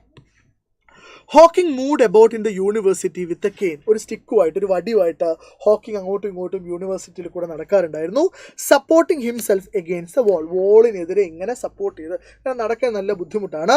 He daringly asked unexpected question when distinguished scientist spoke. അല്ലേ, ആ ഭയങ്കര എക്സെൻട്രിക് ആയിട്ടുള്ള അറഗൻ്റ് ആയിട്ടൊരു പേഴ്സൺ ആണ് ആര്, സ്റ്റീഫൻ ഹോക്കിംഗ് എന്ന് ജെയിൻ വൈൽഡ് ഒബ്സർവ് ചെയ്യുന്നുണ്ട്. അപ്പോൾ ഈ ഡിസ്റ്റിങ്ക്വിഷ്ഡ് ആയിട്ടുള്ള ഫേമസ് ആയിട്ടുള്ള സയൻറ്റിസ്റ്റുകളൊക്കെ യൂണിവേഴ്സിറ്റിയിൽ സംസാരിക്കാൻ, ലെക്ചർ കൊടുക്കാൻ വരുന്ന സമയത്ത് അൺഎക്സ്പെക്റ്റഡ് ആയിട്ടുള്ള ചോദ്യങ്ങൾ ഡെയറിംഗ്ലി ആസ്ക്, ധൈര്യത്തോടെ ചോദിക്കുമായിരുന്നു ആര്, Stephen Hawking. His reputation as A genius and another Einstein began dum. അപ്പോൾ ശ്രദ്ധിച്ചോളെ, അപ്പോൾ എപ്പോഴാണ് സ്റ്റീഫൻ ഹോക്കിങ്ങിനെ ആളുകൾ ഒരു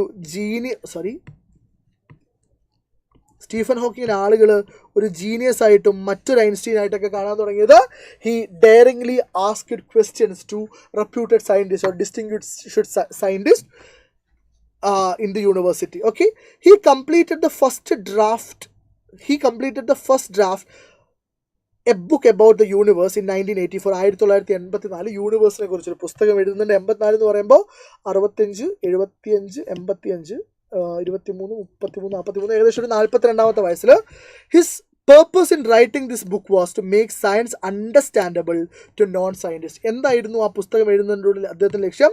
His purpose in writing this book was to make science understandable to non-scientists. അതായത് സയൻസ് ബാക്ക്ഗ്രൗണ്ടിൽ ഇല്ലാത്ത ആളുകൾക്ക് പോലും സയൻസ് എന്ത് ചെയ്യുക, മനസ്സിലാക്കി കൊടുക്കുക എന്നുള്ളതായിരുന്നു അദ്ദേഹത്തിൻ്റെ ലക്ഷ്യം. And that brings us to the last slide. Okay, that brings us to the last slide for this particular session. ഇത് കഴിഞ്ഞിട്ട് ഷാജു സാറ് വരുന്നുണ്ട്. നിങ്ങൾക്ക് ഏറ്റവും പ്രധാനപ്പെട്ട ചാപ്റ്റേഴ്സ് പ്രൈസ് ഓഫ് ഫ്ലവേഴ്സ് ഉണ്ട്, ആൻഡ് ദെൻ ഗാന്ധി കേമുണ്ട്. അത് ഡീറ്റെയിൽ ആയിട്ട് ക്രിസ്പായിട്ട് ഷാജു സാർ ഡിസ്കസ് ചെയ്യും. സോ ഞാനിപ്പോൾ ഇറങ്ങിക്കഴിഞ്ഞാൽ ഷാജു സാറ് വരും. ഏറ്റവും പ്രധാനപ്പെട്ട 2 ചാപ്റ്റേഴ്സ്, ആക്ച്വലി സാറ് പറയുന്ന 4 ചാപ്റ്റേഴ്സും ഇമ്പോർട്ടൻ്റ് ആണ്. അതുകൊണ്ട് കൃത്യമായി സാറിന് വേണ്ടി തയ്യാറായിട്ട് നിൽക്കുക. He caught pneumonia and was on a life supporting system. അദ്ദേഹത്തിന് എന്ത് ബാധിക്കുന്നുണ്ട്? ന്യൂമോണിയ ബാധിച്ചു. അങ്ങനെ ഒരു ലൈഫ് സപ്പോർട്ടിംഗ് സിസ്റ്റം മൊത്തം തളർന്നു കിടക്കുന്നുണ്ട്. ഡോക്ടേഴ്സ് സജസ്റ്റഡ് ട്രാക്കറ്റോമി ഓപ്പറേഷൻ എന്ന് പറയുന്ന സൗണ്ട് പോവും. This would result in the removal of his windpipe remove ചെയ്യും. ഇതൊക്കെ ടെക്നിക്കലാണ്. It might save his life, അതൊരു പക്ഷേ ലൈഫിനെ സേവ് ചെയ്തേക്കാം. But he would never again speak or even make a vocal sound. പക്ഷേ അദ്ദേഹം ഒരിക്കൽ പോലും സംസാരിക്കില്ല. ഒരു വോക്കൽ സൗണ്ട് എന്നൊരു സൗണ്ട് പോലും ഉണ്ടാക്കാൻ പറ്റില്ല. ജെയിൻ വിത്ത് റിലക്റ്റൻസ്, ആദ്യം ഒരു മടിയൊക്കെ ഉണ്ടായിരുന്നെങ്കിലും കൺസെൻറ്റഡ് ടു ദ സർജറിക്ക് വേണ്ടി സമ്മതിക്കുന്നുണ്ട്. ദെൻ ഇനി കഴിഞ്ഞു. Walt Wolters, a computer expert in California, sent him a program called the Equalizer. It allowed Hawking to select words from the screen. So, ഒരു പ്രോഗ്രാം അയച്ചു കൊടുക്കുന്നുണ്ട്. അതായത് സ്ക്രീനിൽ കുറേ വേർഡ്സ് കാണിക്കും, അത് സെലക്ട് ചെയ്യാൻ വേണ്ടി ഹോക്കിങ്ങിന് പറ്റും വിത്തൗട്ട് മൂവിങ്, വിത്തൗട്ട് സ്പീക്കിംഗ്.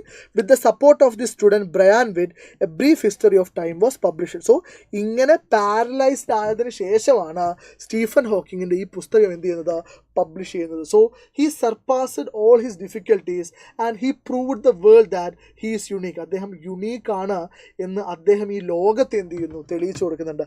നിങ്ങൾക്ക് ഈ കഥ കേട്ടിട്ട് ബോറിംഗ് ആയിരുന്ന കഥയായിരുന്നിട്ട് കൂടി നമ്മൾ ഒരു ഓൾമോസ്റ്റ് കാര്യങ്ങൾ പറഞ്ഞപ്പോൾ ഈ കഥ ഇൻസ്പയറിംഗ് ആയിട്ട് തോന്നിയ ആൾക്കാർ ഒരു കുഞ്ഞു ഫയർഡ് ആവാം.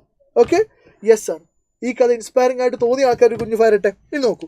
Hawking was able to achieve everything. ഇത് കൃത്യമായി അങ്ങ് പഠിച്ചു വെച്ചോ കേട്ടോ. Hawking was able to achieve everything. He chose to ignore the difficulty and expected others to have the same attitude. ശ്രദ്ധിച്ചോളെ, Hawking was able to achieve everything. ഹോക്കിങ്ങിന് എല്ലാം എന്ത് ചെയ്തിട്ടുണ്ട്, നേടാൻ സാധിച്ചിട്ടുണ്ട്. He chose to ignore the difficulty. അദ്ദേഹത്തിൻ്റെ ഡിഫിക്കൽട്ടീസിനെ, പ്രശ്നങ്ങളെ ഇഗ്നോർ ചെയ്യാൻ വേണ്ടി തീരുമാനിച്ചു. And expected others to have same attitude. ആളുകൾക്കൊക്കെ സെയിം ആറ്റിറ്റ്യൂഡ് ഉണ്ടാവണം എന്ന് അദ്ദേഹം എന്ത് ചെയ്യുന്നുണ്ട്, പ്രതീക്ഷിക്കുന്നുണ്ട്. സോ സ്റ്റാർട്ട് ചെയ്യാം. He overcame his crippling disease to become the shining star of world physics. So ഇത്രയും കാര്യങ്ങളാണ് മക്കളെ നിങ്ങൾ എവിടെ ഓർമ്മിച്ച് വെക്കേണ്ടത്. നിങ്ങൾ the quest for a theory of everything എന്ന് പറഞ്ഞ ചാപ്റ്ററിൽ ഓർമ്മിച്ച് വെക്കേണ്ടത്. അപ്പോൾ കമൻറ്റ് ബോക്സിൽ നിറയെ ഫയർ കത്തി വരുന്നുണ്ട്. അപ്പോൾ നമുക്ക് എന്ത് ചെയ്യാം, നമ്മൾ ഇനി ഡിസ്കസ് ചെയ്യാൻ പോകുന്നത് ഇതിൽ പ്രധാനപ്പെട്ട ഒരു പേഴ്സണാലിറ്റി ഓഫ് ഹോക്കിംഗ് ഉണ്ട്. അത് ഞാനൊരു ഷോർട്ട് പാരഗ്രാഫായിട്ട് ഇവിടെ കൊടുത്തിട്ടുണ്ട്. ഒരു സ്ക്രീൻഷോട്ട് എടുത്ത് വെച്ച് നിങ്ങൾ നിർബന്ധമായിട്ട് എന്ത് ചെയ്യുക, വായിക്കുക, ഉറപ്പായിട്ടും വായിക്കണം. നമ്മൾ ഈ പറഞ്ഞ കാര്യങ്ങൾ ഞാനൊന്ന് സമ്മറൈസ് ചെയ്തു എന്നേ ഉള്ളൂ. സോ നമ്മൾ ആദ്യം ഇനി അടുത്തത് ഡിസ്കസ് ചെയ്യാൻ പോകുന്ന ഏത് ചാപ്റ്ററാണ് sir? And then Gandhi came. എനിക്കറിയാം നിങ്ങൾ എല്ലാവരും ആവേശത്തോടെ കാത്തിരിക്കുന്ന ഒരു ചാപ്റ്ററാണ് ആൻഡ് ദെൻ ഗാന്ധി കെയിം. പല ആളുകൾക്കും ടെക്സ്റ്റ് ബുക്ക് നോക്കി അങ്ങോട്ട് മറക്കാനേ തോന്നാത്തൊരു ചാപ്റ്ററാണ്. അത് വളരെ കൃത്യമായി സിസ്റ്റമാറ്റിക്കായി ഓർഡറിൽ പഠിപ്പിച്ചു തരാൻ വേണ്ടി ഷാജു സാർ ഇവിടെ റെഡിയാണ്. സോ നമുക്ക് ഷാജു സാറെ ക്ഷണിക്കണമെങ്കിൽ രണ്ട് കാര്യം ചെയ്യണം. ലൈക്ക് ചെയ്യാത്ത ആളുകളൊക്കെ കമന്റ് ബോക്സിൽ പോയിട്ട് ഈ ലൈവിന് എന്ത് ചെയ്യണം, ലൈക്ക് ചെയ്യണം. നമുക്ക് എന്ത് ചെയ്യാം, നമുക്ക് ഒരു വെൽക്കം ഷാജു സാർ കൊടുത്താലോ. രാവിലെ നമ്മളിങ്ങനെ കിടുങ്ങിയായിട്ട് നിൽക്കുവാണ്. സോ ഒന്നൊരു വെൽക്കം കൊടുത്തിട്ട് നമുക്ക് എന്ത് ചെയ്യാം, നമുക്ക് സ്റ്റാർട്ട് ചെയ്യാമെന്ന് തോന്നുന്നു. Studio 1. Okay sir. Yes sir, sir തുടങ്ങിക്കോളൂ. Thank you sir. അപ്പൊ മക്കളെ പൊളിച്ചടിച്ച് തുടങ്ങി, നിങ്ങൾ രാവിലെ മുതൽ പഠിക്കാൻ തുടങ്ങി. നമ്മളിന്ന് രാവിലെ ആക്ച്വലി 5K ഹിറ്റ് ചെയ്തു. ഇപ്പോഴും നമുക്ക് 4.4K ഉണ്ട്. ഒരു മാറ്റവും സംഭവിച്ചിട്ടില്ല. സോ നമ്മൾ ഇവരോട് പറഞ്ഞുകൊണ്ടിരിക്കുന്ന ഒരു കാര്യമുണ്ട്. അതായത് ഏതോ ഒരുത്തനെ അത് ചോദിച്ചിട്ടുള്ളൂ, എനിക്കത് ഇഷ്ടപ്പെട്ടില്ല ചോദ്യം. എന്നാലും കുഴപ്പമില്ല. സാർ ഒന്നുകൂടെ അയക്കാവോ? ഓക്കെ, യെസ്, കിട്ടി. ആ ചോദ്യം ഇതാണ് സാർ, ഇങ്ങനെ പോയി കഴിഞ്ഞാൽ നമ്മൾ തീരുമോ, നമ്മളിത് കൃത്യമായി തീർക്കും എന്ന് ഇവർക്ക് എന്ത് കൊടുത്തിട്ടുണ്ട്, വാക്ക് കൊടുത്ത കാര്യമാണ്. കുട്ടികൾ നിങ്ങൾ നമ്മളെ വിശ്വസിച്ചു തീർച്ചയായിട്ടും നിങ്ങളെ വിശ്വാസം ഞങ്ങൾ എന്ത് ചെയ്യും, കാത്തു സൂക്ഷിക്കുക തന്നെ ചെയ്യും. ഓക്കെ, അപ്പൊ അതിലൊരു പേടിയും പേടിക്കണ്ട. ഇന്നത്തോടെ നിങ്ങളുടെ ഈ പ്രോസ് മീൻസ് ചാപ്റ്റേഴ്സ് കംപ്ലീറ്റ് തീർക്കുന്നു. നാളെ രാവിലത്തോടെ നിങ്ങളെ പോംസ് കംപ്ലീറ്റ് ആക്കുന്നു. അല്ല, അതിൽ നമ്മളൊരു ചെറിയ മാറ്റമുണ്ട്. നമ്മൾ രാവിലെ ഒരു ഡിസ്കഷൻ അതാണ്. ഇന്ന് നമ്മൾ വൈകുന്നേരം ഓൾ പോംസ് ഡിസ്കസ് ചെയ്യുന്നു. രാവിലെ നമ്മൾ എന്ത് ചെയ്യുന്നു, ചാപ്റ്റേഴ്സ്. കാരണം ചാപ്റ്റർ വരെ പഠിച്ചിട്ട് ഒന്ന് റിവൈസ് ചെയ്യാൻ സമയം കൊടുത്ത് നമ്മളിന്ന് മുഴുവൻ പോംസ് എന്ത് ചെയ്യണം, പഠിക്കാൻ പോകണം. അവർക്കും അത് തന്നെയാണ് വേണ്ടത് എന്ന് പറയുന്നുണ്ട്. സോ വെൽക്കം ഷാജു സാർ ഒക്കെ വന്നു കഴിഞ്ഞിട്ടുണ്ട്. അപ്പൊ നമുക്ക് എന്ത് ചെയ്യാണ്, ഇനി മുന്നോട്ട് പോവാണ്. അപ്പോൾ ഓർമ്മിച്ച് വെക്കുക, ഇന്ന് വൈകുന്നേരം 7 മണിയുടെ ലൈവിൽ നമ്മൾ സ്റ്റാർട്ടിങ്ങിൽ നമുക്കൊരു 10K ആളുകൾ വേണം. സോ ഇനി മുതൽ അങ്ങോട്ടുള്ള 2 മണിക്കൂർ വളരെ ക്രൂഷ്യലാണ്. നമ്മൾ പഠിക്കാൻ പോകുന്നത് 4 പ്രധാനപ്പെട്ട ചാപ്റ്റേഴ്സ് ആണ്, അല്ലേ sir? And then Gandhi came. അതുപോലെ തന്നെ നമുക്ക് ഏറ്റവും പ്രധാനപ്പെട്ട മറ്റൊരു ചാപ്റ്റർ ആണ് price of flowers, then the sacred temples of കണ്ടവ്, ആൻഡ് ഒരു വലിയ ഒരു ബാലികാറ മലയായിട്ടുള്ള നമ്മുടെ ദ ട്രിപ്പ് ഓഫ് ലീഹോർ എന്ന് പറയുന്ന ആ ചാപ്റ്ററും. ഓക്കെ, വീണ്ടും ഒരൊറ്റ തവണ കൂടെ ഞാൻ ഓർമ്മിപ്പിക്കുകയാണ്, എന്തിനാണ് സർ നമ്മൾ ഇത്രയും ഡീറ്റെയിൽഡ് ആയിട്ട് ഓരോ ചോദ്യങ്ങളും അറ്റംപ്റ്റ് ചെയ്ത് പഠിച്ചു പോകുന്നത്. നമുക്ക് റിസ്ക് എടുക്കാൻ ഇനി സമയമില്ലാത്തത് കൊണ്ടാണ്. ഇന്ന് ഉച്ചവരെ നിങ്ങളുടെ ഇരിക്കുന്നു 7 ചാപ്റ്റർ തറോ ആയിട്ട് നമുക്ക് സെറ്റ് ചെയ്യാം. 7 ചാപ്റ്റേഴ്സ് തറോ ആയിട്ട് നമ്മൾ പഠിക്കുന്നു. പിന്നെ നിങ്ങൾ എന്താ ചെയ്യേണ്ടത്, ഉച്ചയ്ക്ക് ശേഷം ചോറൊക്കെ തിന്നിട്ട് ഈ 7 ചാപ്റ്റേഴ്സ് ടെക്സ്റ്റ് ബുക്ക് ഒന്ന് വായിക്കാൻ പറ്റും, നിർബന്ധമായിട്ടും വായിക്കുക. എന്നിട്ട് എന്ത് ചെയ്യുക, ഒന്ന് കിടന്നൊക്കെ ഉറങ്ങി ഒന്നുകൂടെ ഒന്ന് റിവൈസ് ചെയ്ത് ഒരു 7 മണിക്ക് എഴുന്നേറ്റ് വീണ്ടും വരിക. അടിപൊളിയായിട്ട് 5 പോംസ് പഠിക്കുന്നു, വീണ്ടും അത് റിവൈസ് ചെയ്യുന്നു. സോ ഇത്തവണ ഇംഗ്ലീഷിൽ നമ്മൾ A+ പഠിക്കും, 80 പഠിക്കും. ഒരു കുഞ്ഞു ഫയർ ഇട്ടെന്ന് ഞാൻ ഇവിടെ ഇറങ്ങിപ്പോയിക്കളാം. റെഡിയാണല്ലോ സർ? റെഡിയാണ്, പവറാണ്. So I wish all the best people. എവിടെയും പോരുത്, ഗംഭീരമായിട്ട് പഠിക്കണം. And then Gandhi came important chapter ആണ്. Price of flowers important chapter ആണ്. ഡിസ്കോഴ്സുകളൊക്കെ റെഡിയാണ്. Yes sir. അപ്പൊ നമ്മൾ എന്ത് ചെയ്യണം, തകർത്തടിക്കാൻ പോവാണ്. So wish all the best people. എന്തൊരു എനർജിയാണല്ലേ, എന്തൊരു എനർജിയാണ്. രാവിലെ മുതൽ തുടങ്ങിയതാണ്. ഏതായാലും നമ്മൾ ബാക്കി കണ്ടിന്യൂ ചെയ്യാൻ പോവാണ്. നിങ്ങളൊന്ന് റെസ്റ്റ് എടുക്കുക. ഓക്കെ മക്കളെ, നിങ്ങളൊന്ന് റിലാക്സ്ഡ് ആയിരിക്കുക. ഇപ്പൊ ഏകദേശം നിങ്ങൾക്ക് ചെറിയൊരു കോൺഫിഡൻസ് കിട്ടി തുടങ്ങിയിട്ടെന്ന് വിചാരിക്കുന്നു. യെസ്, ആ കോൺഫിഡൻസ് ആണ് നമ്മൾ ഉദ്ദേശിക്കുന്നതും. ഓക്കെ, യെസ്, നമ്മുടെ സ്ക്രീനിനോട് സൈസ് ആക്കിക്കൊണ്ടിരിക്കുകയാണ്. അപ്പൊ ഞാൻ ഡിസ്കസ് ചെയ്യാൻ പോകുന്നത് ഈ ചാപ്റ്റർ ആണ്. ആദ്യം നിങ്ങൾക്ക് ഒരു ക്വസ്റ്റ്യൻ കാണിച്ചു തന്നുകൊണ്ടാണ് ഞാൻ ഈ പറയുന്ന ചാപ്റ്റർ തുടങ്ങാൻ പോകുന്നത്. ആൻഡ് ദെൻ ഗാന്ധി കെയിം എന്ന് പറഞ്ഞ ചാപ്റ്റർ തുടങ്ങാൻ പോകുന്നത് നിങ്ങളുടെ മോഡൽ എക്സാമിനേഷന് 2024 ഇപ്പോൾ നടന്ന മോഡൽ എക്സാമിനേഷന് ചോദിച്ച ഒരു ചോദ്യം ഞാൻ നിങ്ങൾക്ക് കാണിച്ചു തരാണ്. ചോദ്യം ഇതാണ്: name any 2 ways Nehru addresses the arrival of Gandhi in to Indian politics എന്നാണ്. ഒരു ചെറിയ കുഞ്ഞു ചോദ്യമാണ് അല്ലെ. എന്താണ്? Name any 2 ways Nehru addresses the arrival of Gandhi into Indian politics. ഇത് എന്താ ഇതിന്റെ ആൻസർ? താഴെ കൊടുത്തിട്ട് ആൻസർ എന്താണ്? ഇതാ, the arrival of Gandhi was like a powerful current of fresh air to take a deep breath എന്ന് പറയുന്നതും, and also I like a beam of light that pierced darkness, ഇരുട്ടിനെ ഇല്ലാതാക്കിയ ഒരു വെളിച്ചത്തെ പോലെയാണ് ഗാന്ധിജി വന്നതെന്നും അതുപോലെ തന്നെ നമുക്ക് ഒരു ഉന്മേഷം നൽകുന്ന ഫ്രഷ് എയർ ആയിട്ടാണ് വന്നതെന്നാണ് ഇതിന്റെ ആൻസർ.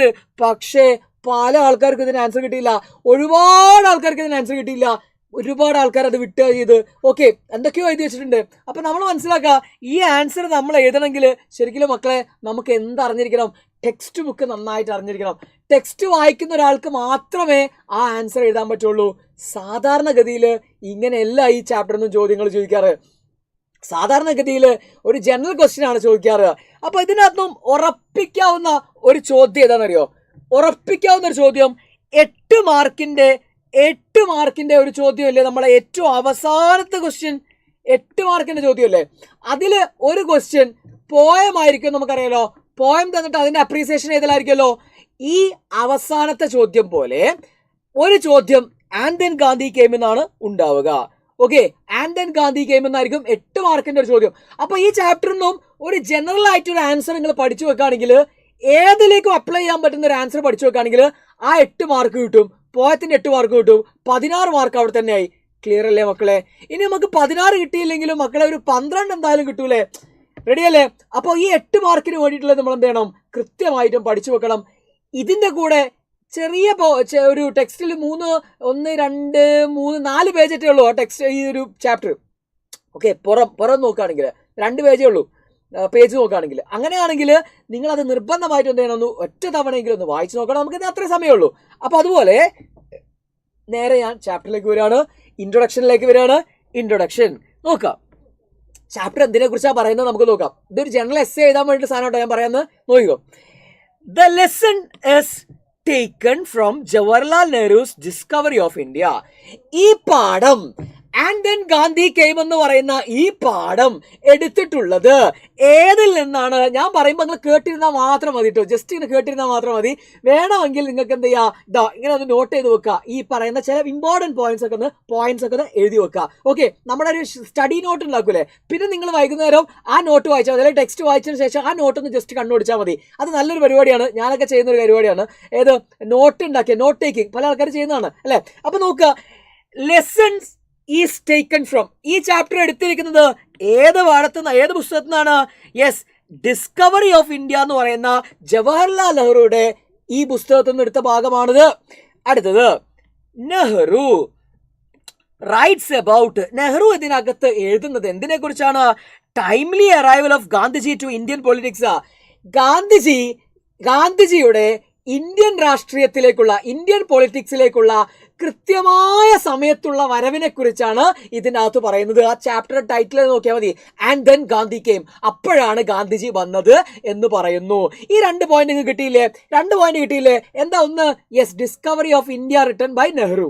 ഓക്കെ, രണ്ടാമത്തത് arrival of Gandhi. He is discussing about the arrival of Gandhi into Indian politics. Indian പൊളിറ്റിക്സിലേക്ക് ഗാന്ധിജിയുടെ വരവിനെ കുറിച്ചാണ് അദ്ദേഹം പറയുന്നത്. Next, the country was in need of such a leader then. അന്ന് രാജ്യത്തിന് അത്യാവശ്യമായിരുന്നു അത്തരത്തിലൊരു ലീഡറിനെ.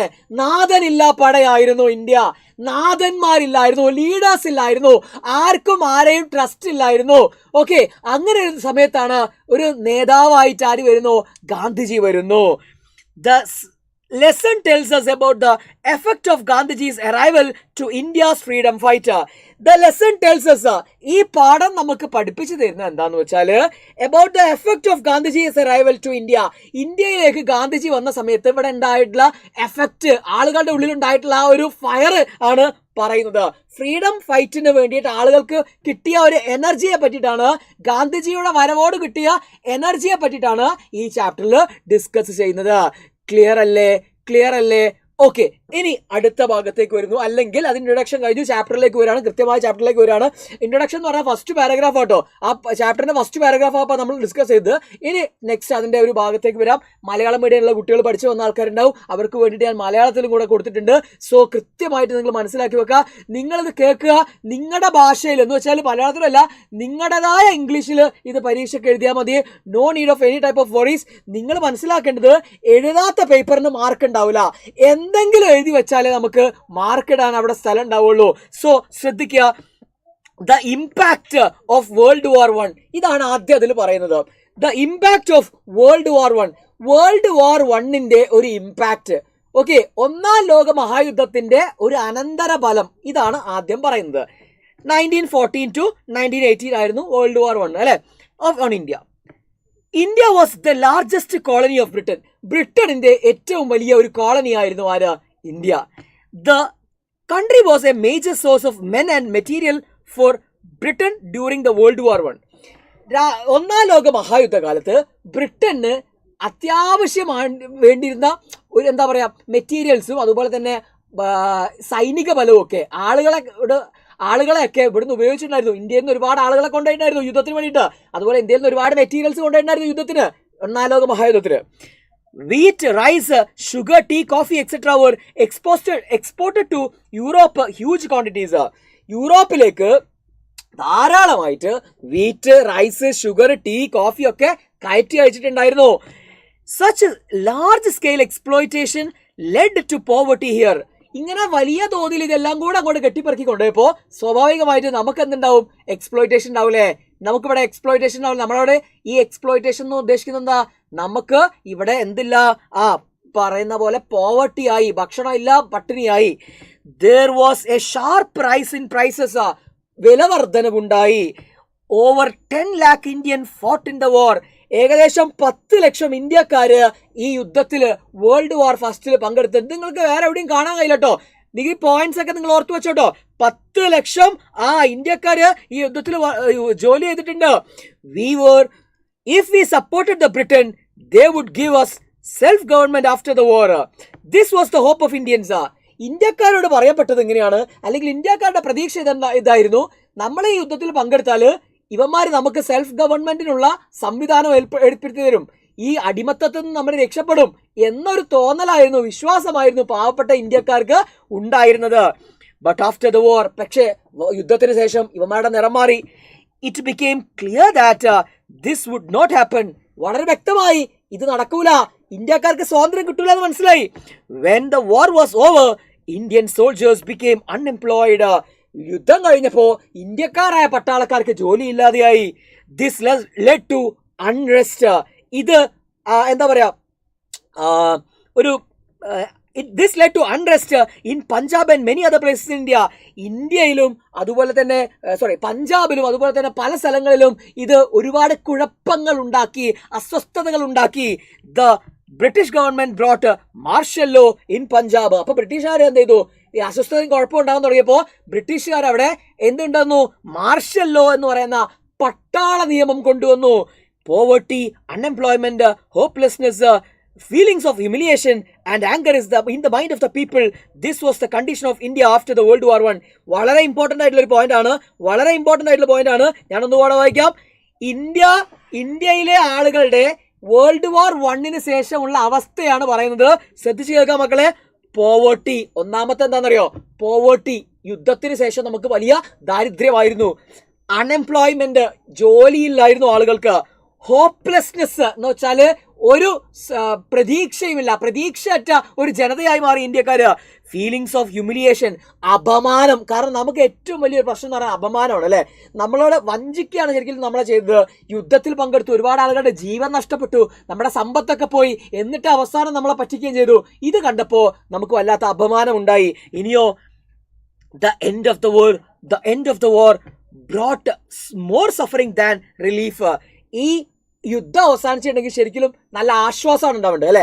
ഈ ആശ്വാസത്തിന് പകരം ആളുകൾക്ക് എന്താ കിട്ടിയത്? വലിയ അപമാനവുമായിരുന്നു, ഹ്യൂമിലിയേഷൻ ആയിരുന്നു. റിലീഫിന് പകരം നമുക്ക് കിട്ടിയത്, ആശ്വാസത്തിന് പകരം കിട്ടിയത്. People did not know where to turn for help. ആളുകൾക്ക് അറിയൂല എവിടേക്കാണ് നമ്മൾ തിരിയേണ്ടത്, എന്തിനാണ് സമാധാനത്തിന് വേണ്ടിയിട്ട് എവിടേക്ക് തിരിയണമെന്ന് ആളുകൾക്കറിയില്ല. They lived in fear of the British army. എല്ലാവരും ഭയത്തിലായിരുന്നു. ബ്രിട്ടീഷ് ആർമീനെ പേടിച്ച്, അതുപോലെ തന്നെ പോലീസിനെ പേടിച്ച്, ലോസിനെ പേടിച്ച്, സീക്രട്ട് സർവീസസിനെ പേടിച്ച്, അൺഎംപ്ലോയ്മെന്റിനെ പേടിച്ച്, സ്റ്റാർവേഷനെ പേടിച്ച്. എന്ന് വെച്ചാൽ ആളുകൾക്ക് മെയിൻ പ്രശ്നം, ഇന്ത്യക്കാരായ ആളുകളുടെ മെയിൻ പ്രശ്നം അന്ന് എന്തായിരുന്നു അറിയോ? ഭയമായിരുന്നു, ഫിയർ ആയിരുന്നു. എന്തിനൊക്കെയാണ് അവർ ഭയന്നത്? നോക്ക്, എന്തിനൊക്കെ ആയിരിക്കും ഭയക്കുക? ഒന്ന്, ബ്രിട്ടീഷ് ആർമീനെ, പട്ടാളക്കാരെ പേടിയായിരുന്നു. ഓക്കെ, രണ്ടാമത്തത് പോലീസുകാരെന്ന് പറയുമ്പോൾ ഈ ബ്രിട്ടീഷുകാരുടെ പോലീസുകാരെ. ഓക്കെ, പിന്നെയോ ലോ, അവരുടെ നിയമങ്ങളെ പേടിയായിരുന്നു. സീക്രട്ട് ഏജൻസീസ് ഉണ്ടാവും, സീക്രട്ട് സർവീസസ് ഉണ്ടാവും, ഷാഡോ പോലീസ് ഉണ്ടാവും. അവരെ പേടിയായിരുന്നു. അൺഎംപ്ലോയ്മെന്റിനെ പേടിയായിരുന്നു. നമ്മൾ എന്തെങ്കിലും പ്രതികരിച്ചാൽ ഉള്ള ജോലിയും കൂടി പോകുന്നുള്ള പേടിയായിരുന്നു. സ്റ്റാർവേഷനെ പേടിയായിരുന്നു. അങ്ങനെ ജോലിയില്ലാതെ കുടുംബം പട്ടിണിയായി പോകുന്നുള്ള പേടിയായിരുന്നു ആളുകൾക്ക്. Okay, and the landlords. പിന്നെയുണ്ടല്ലോ നമ്മുടെ നാട്ടിലുള്ള ആൾക്കാർ, ലാൻഡ് ലോഡ്സ് എന്ന് പറഞ്ഞാൽ ജന്മിമാര്, ഉടമകള്, ഇവന്മാരെയും പേടിയായിരുന്നു. അപ്പൊ നോക്കിയാൽ മൊത്തത്തിൽ പേടിച്ചുകൊണ്ടുള്ള ഒരു ജീവിതമായിരുന്നു ആർക്കാ? ഇന്ത്യക്കാർക്ക് അന്നുണ്ടായിരുന്നത്.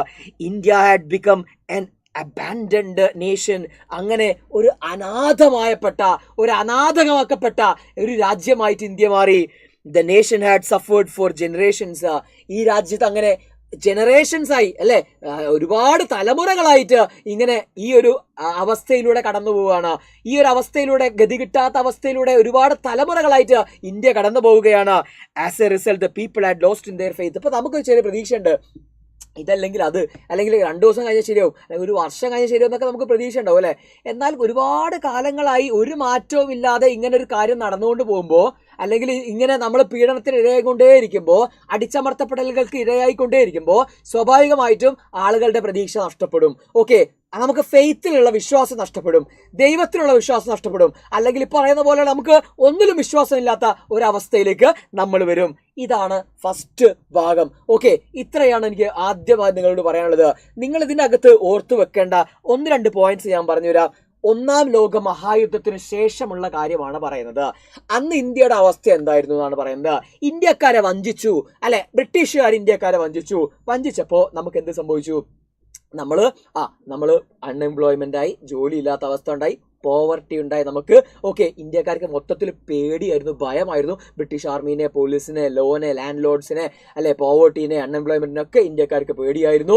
ഓക്കെ, അങ്ങനെ അനാഥമാക്കപ്പെട്ട ഒരു രാജ്യമായിട്ട് ഇന്ത്യ മാറി. ഇത്രയാണ് നിങ്ങൾ ആദ്യം മനസ്സിലാക്കി വെക്കേണ്ട പോയിന്റ്സ്. റെഡിയല്ലേ? 2-fold ആക്ഷൻ ഒക്കെ ഉണ്ട്, ഒക്കെ പറയൂട്ടോ. ഇനി നേരെ വാ. Gandhiji's arrival and teaching. അടുത്ത സംഭവം എന്ന് പറഞ്ഞാൽ, അടുത്ത കാര്യം നമ്മൾ പറയാൻ പോകുന്നത് ഗാന്ധിജിയുടെ വരവും അതുപോലെ തന്നെ ടീച്ചിങ്ങും, അദ്ദേഹത്തിന്റെ ടീച്ചിങ്ങുമാണ് പറയാൻ പോകുന്നത്. റെഡിയല്ലേ മക്കളെ? യെസ്. ഇനി ബാക്കി ഭാഗത്തേക്ക് വരാം. And then Gandhi came. മൂപ്പര് വന്നു. ആര് വന്നു? ഗാന്ധിജി വന്നു. And then Gandhi came. അങ്ങനെ ഇരിക്കുമ്പോ ഗാന്ധിജി വന്നു. He was the right person with the right principles at the right time to save India. മൂപ്പരായിരുന്നു. ആ സെന്റൻസ് ഒന്ന് ഓർത്തു വെച്ചോട്ടോ. എന്താണ്?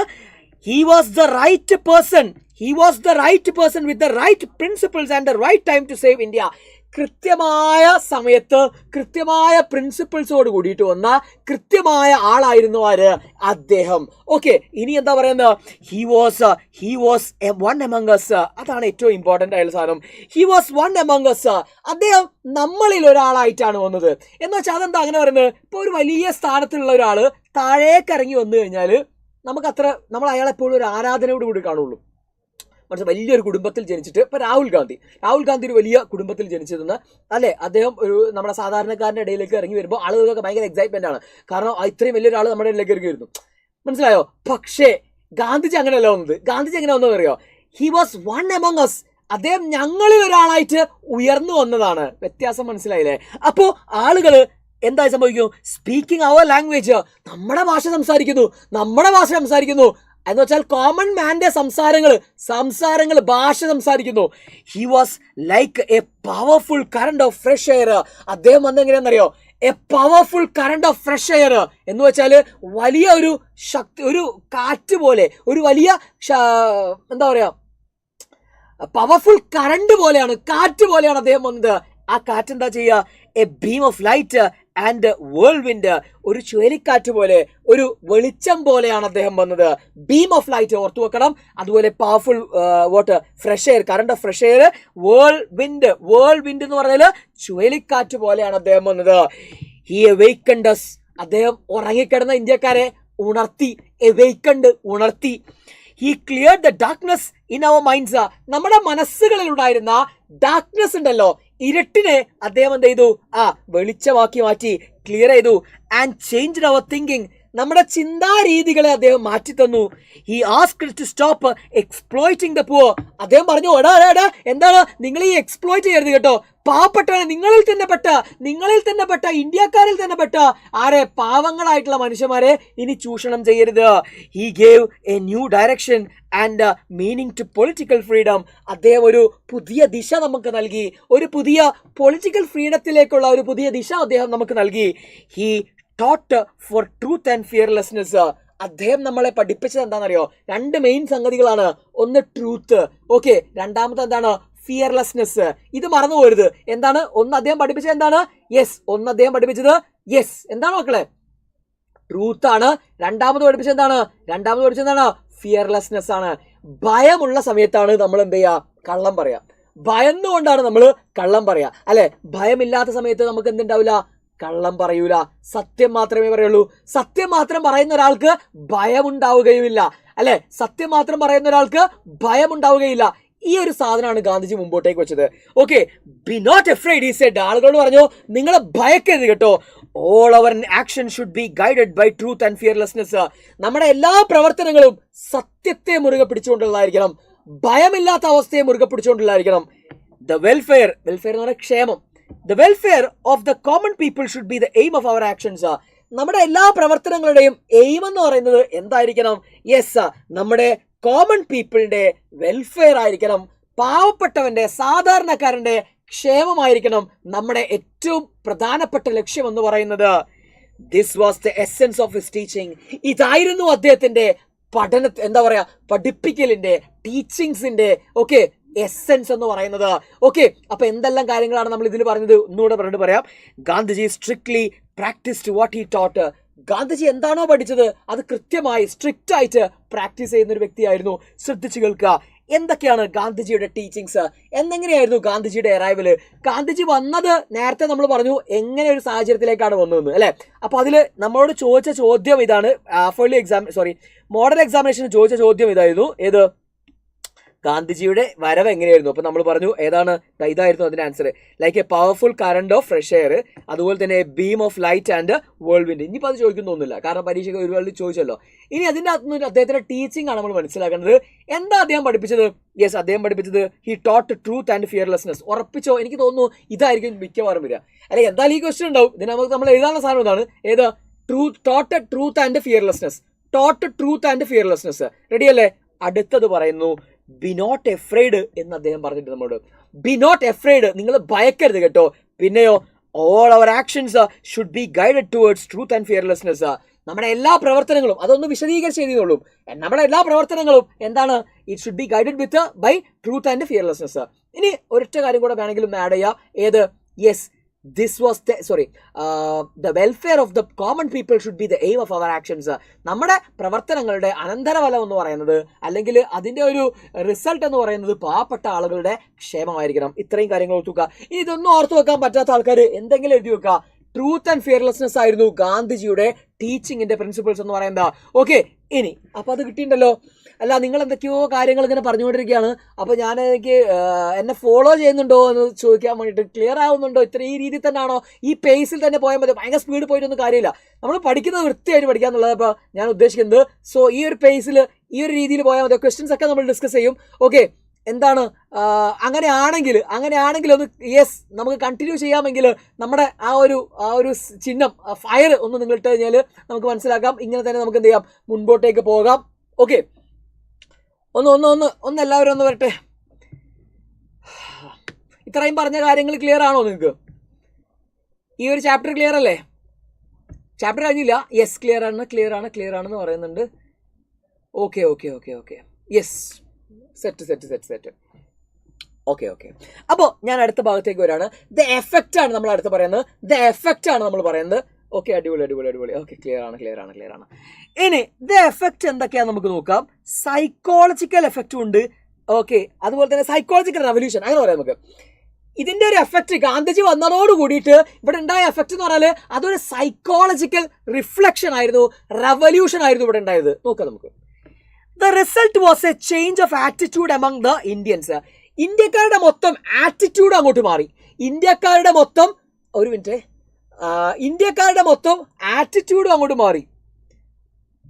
ഓക്കെ.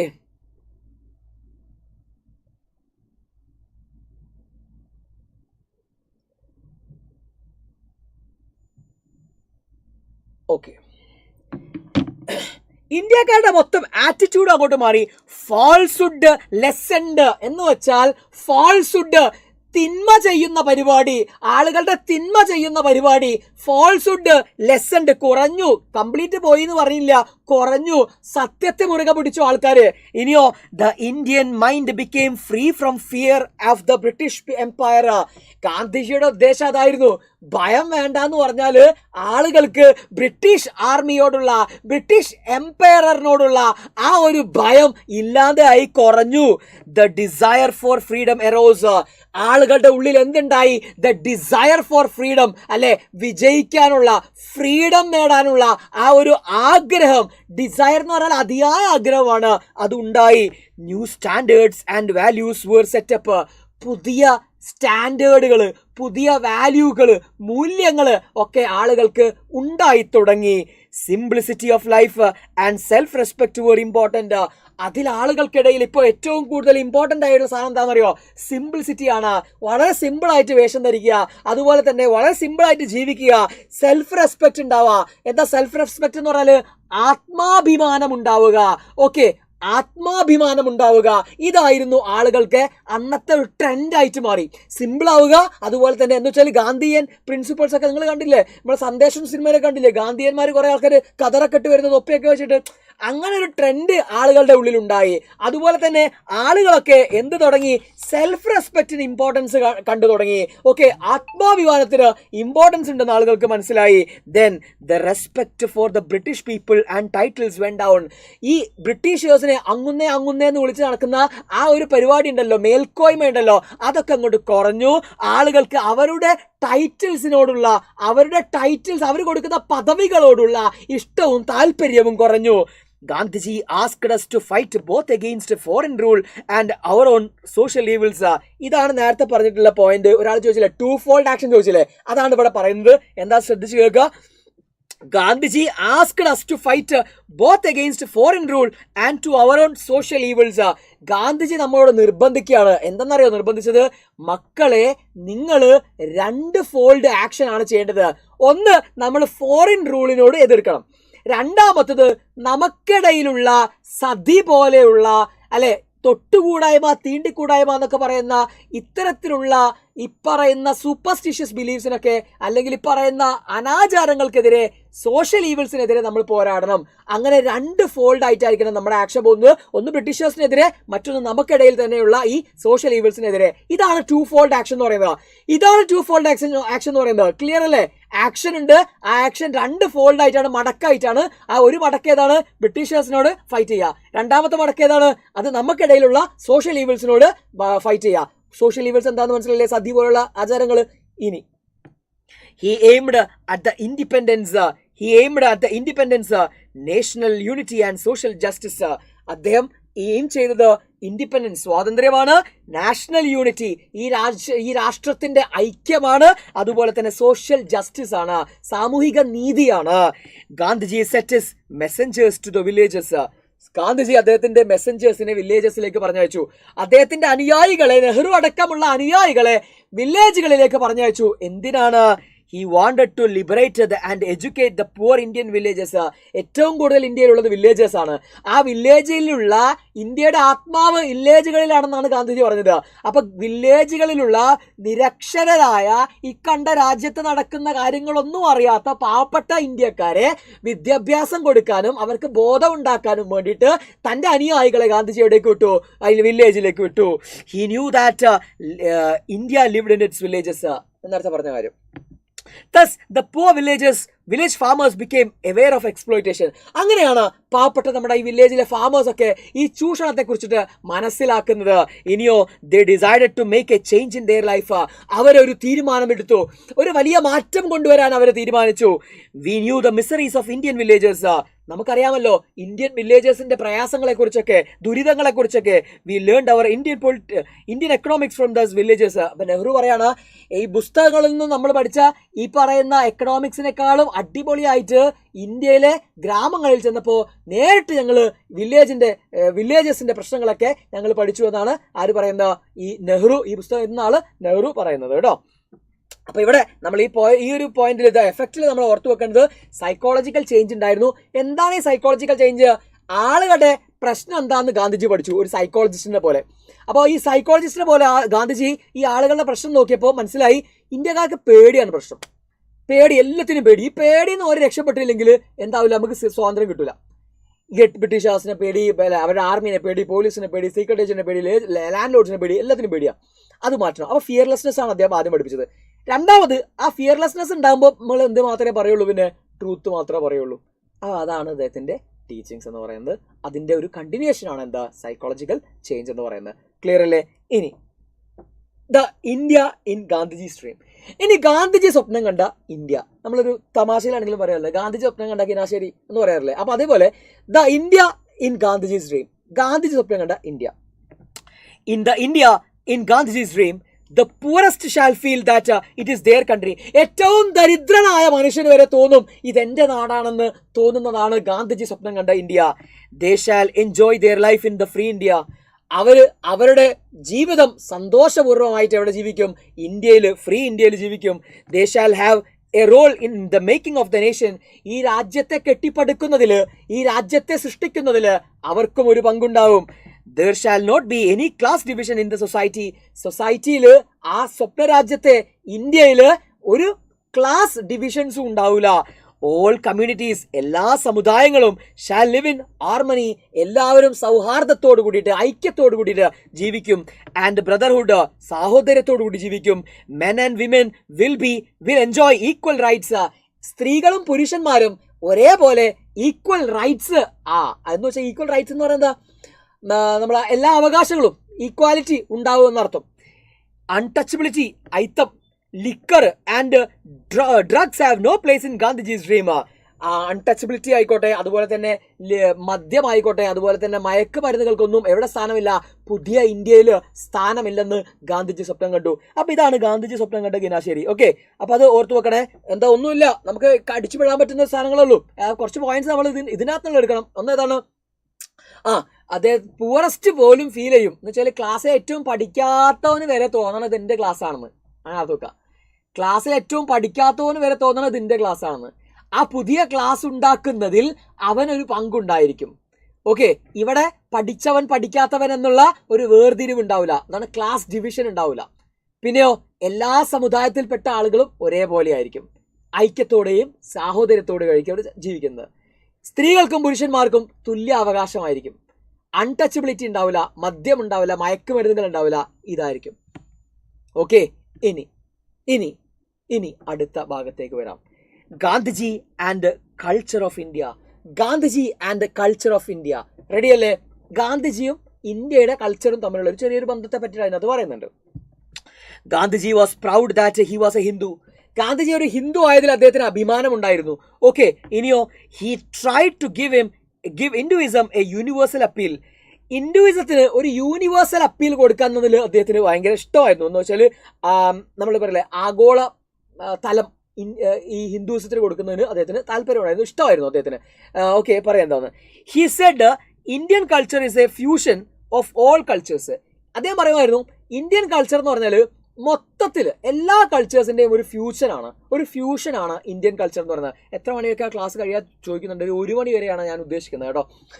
ഇനി for him all religions were included in word truth.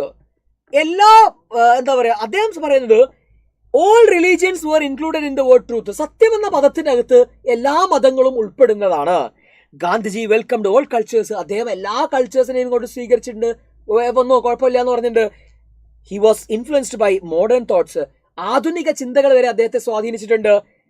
But he never forgot root of his own culture. പക്ഷെ ഒരിക്കലും തൻ്റെ കൾച്ചർ മറന്നിട്ട് ജീവിക്കാൻ അദ്ദേഹം തയ്യാറായിരുന്നില്ല. ഇന്ത്യക്കാർക്ക് ഒരു കൾച്ചർ ഉണ്ട് അല്ലെ, ആ കൾച്ചറിൽ നിന്നുകൊണ്ടാണ് എല്ലാ കൾച്ചേഴ്സിനും അദ്ദേഹം എന്ത് ചെയ്തത്, അഡോപ്റ്റ് ചെയ്തത്, മോഡേൺ തോട്ട്സിനെയൊക്കെ അഡോപ്റ്റ് ചെയ്തത്. ലിയോ ടോൾസ്റ്റോയ് ആയിരുന്നു അദ്ദേഹത്തിന് ഏറ്റവും ഇഷ്ടപ്പെട്ട ഓതർ. ഓക്കെ, ഇത്രയും കാര്യങ്ങളാണ് ആ ഒരു ഭാഗത്ത്. ആ കൾച്ചറിന്റെ കാര്യങ്ങൾ അത്ര വലിയ ടെൻഷൻ ഒന്നും അടിക്കേണ്ട, ഇത്രയും മാത്രം ആലോചിച്ചാൽ മതി. ഹിന്ദു ആയതുകൊണ്ട് ഹിന്ദുയിസത്തിൽ അദ്ദേഹത്തിന് അഭിമാനം ഉണ്ടായിരുന്നു. പക്ഷെ അത് ഒരു യൂണിവേഴ്സൽ അപ്പീൽ ഹിന്ദുയിസത്തിന് കൊടുക്കാനായിരുന്നു അദ്ദേഹത്തിന് താല്പര്യമുണ്ടായിരുന്നത്. ഓക്കെ, ഇനി ഗാന്ധിജീസ് ക്വാളിറ്റീസ്, ഗാന്ധിജിയുടെ ക്വാളിറ്റീസ് ആണ് നമ്മൾ പറയുന്നത്. ഓക്കെ, എന്തൊക്കെയാ? Gandhiji was full of self confidence. ഭയങ്കര ആത്മവിശ്വാസമുള്ള മനുഷ്യനായിരുന്നു ഗാന്ധിജി. ഈ ആടെ unusual kind of power, unusual ആയിട്ടുള്ള ഒരു കൈൻഡ് ഓഫ് പവർ അദ്ദേഹത്തിനുണ്ടായിരുന്നു, ഒരു കരിഷ്മ ഉണ്ടായിരുന്നു അദ്ദേഹത്തിന്. Okay, his personality attracted people like a magnet. People were attracted to him like a magnet. ഒരു മാഗ്നറ്റ് പോലെ ആളുകൾക്ക് അദ്ദേഹത്തോട് ഒരു ആകർഷണം ഉണ്ടായിരുന്നു. ഓക്കെ, പിന്നെയോ ഹി ലിങ്ക്ഡ് അപ്പ്, അദ്ദേഹം ബന്ധിപ്പിച്ചു the past and the future. അത് ശ്രദ്ധിക്കണേ, പാസ്റ്റിനെയും ഫ്യൂച്ചറിനെയും അദ്ദേഹം ബന്ധിപ്പിച്ചു. എങ്ങനെ? Because Gandhiji the Indians saw their sufferings as a stepping stone to the bright future. ശ്രദ്ധിക്കുക, ഞാൻ ഇവിടെ കാണിച്ചു തരാം അതെന്താന്നുള്ളത്. ഇവിടെ നോക്കുക, ഇത് പാസ്റ്റ്, ഇന്ത്യക്കാരുടെ പാസ്റ്റ് ആട്ടോ. ഇവിടെ നമ്മളുടെ എന്താണ് ഫ്യൂച്ചർ, ഇത് ഫ്യൂച്ചറാന്ന് വിചാരിക്കാം. അപ്പൊ ഇവിടെ ഒരു ഗ്യാപ്പ് ഉണ്ട്. ഈ ഗ്യാപ്പിലാണ് ആര് വന്നത്? ബ്രിട്ടീഷേഴ്സ് വന്നത്. ഇവിടെയാണ് നമുക്ക് ബ്രിട്ടീഷേഴ്സ് വന്നപ്പോഴാണ് നമുക്ക് ദുരിതമായത്, ദുരിതക്കയമായത്. ഓക്കെ, അപ്പോൾ ഈ ഒരു നമ്മുടെ പാസ്റ്റിൽ നമ്മൾ അടിപൊളി ജീവിതമായിരുന്നു, ഇന്ത്യ ഒരുപാട് സമ്പന്നരായിരുന്നു. അപ്പൊ ഈ സമ്പന്നതയിൽ ജീവിച്ചിരുന്ന പാസ്റ്റിനെയും പ്രസന്റിനെയും തമ്മിൽ ഫ്യൂച്ചറിനെയും തമ്മിൽ ബന്ധിപ്പിക്കാൻ വേണ്ടിയിട്ട് വന്ന ഒരു സ്റ്റെപ്പിംഗ് സ്റ്റോൺ ആണ്, ഒരു ചവിട്ടുകല്ലാണ് ആര്? ഗാന്ധിജി. ഇപ്പൊ ക്ലിയർ ആയോ എന്താ പറഞ്ഞത്? എടാ, നമ്മുടെ പാസ്റ്റിൽ നമ്മൾ അടിപൊളി ലൈഫ് ആയിരുന്നു, ആ പാസ്റ്റിനെയും നമ്മുടെ ഫ്യൂച്ചറിൽ ഇനി അടിപൊളിയാവും. ഇപ്പൊ നമ്മൾ അടിപൊളിയാ അല്ലെ? അതിനെയും തമ്മിൽ ബന്ധിപ്പിക്കാൻ അതിന്റെ ഇടയ്ക്കൊരു ഗ്യാപ്പ് ഉണ്ട്, പ്രസന്റ്. ആ പ്രസന്റിലാണ് നമ്മൾ ബ്രിട്ടീഷേഴ്സിന്റെ അടിമകളായി ജീവിച്ചത്. ഈ കഥ എഴുതുമ്പോൾ സമയത്ത് അങ്ങനെയാണല്ലോ. അപ്പൊ അതിനെ തമ്മിൽ ബന്ധിപ്പിക്കാൻ വന്ന ഒരു സ്റ്റെപ്പിംഗ് സ്റ്റോൺ ആയിരുന്നു, ചവിട്ടുകല്ലായിരുന്നു ആര്? ഗാന്ധിജി. കത്തിയോ? കഴിഞ്ഞു, സംഭവം കഴിഞ്ഞു. ചാപ്റ്റർ കത്തിയോ? എന്താണ് ഏകദേശം ഒരു എസ് ഏതാണ് സാധനം കിട്ടിയില്ലേ? കുറെ പോയിന്റ്സ് കിട്ടിയില്ലേ? കിട്ടിയോ? ഫസ്റ്റ് ചാപ്റ്റർ ഞാൻ കഴിഞ്ഞു കേട്ടോ. And then Gandhi game.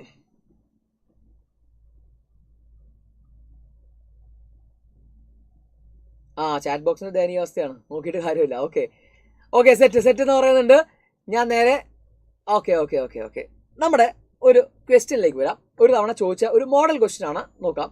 Okay, after reading the chapter and then Gandhi game you are influenced by the Gandhian values. നമ്മളെ ചാപ്റ്റർ വായിച്ചപ്പോൾ ഗാന്ധിയൻ വാല്യൂസിനെ നമുക്ക് ഭയങ്കര ഇൻഫ്ലുവൻസ് ആയി, നമുക്ക് ഭയങ്കരമായിട്ട് ഇഷ്ടപ്പെട്ടു.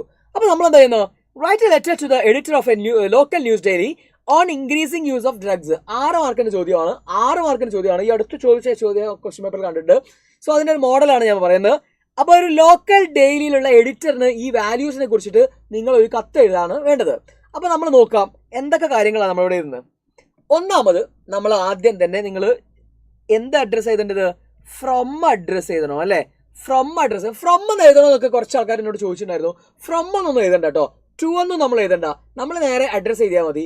ഫ്രം അഡ്രസ്സ് ചെയ്താൽ ശേഷം നമ്മൾ ഒരു ഡേറ്റ് എഴുതാം.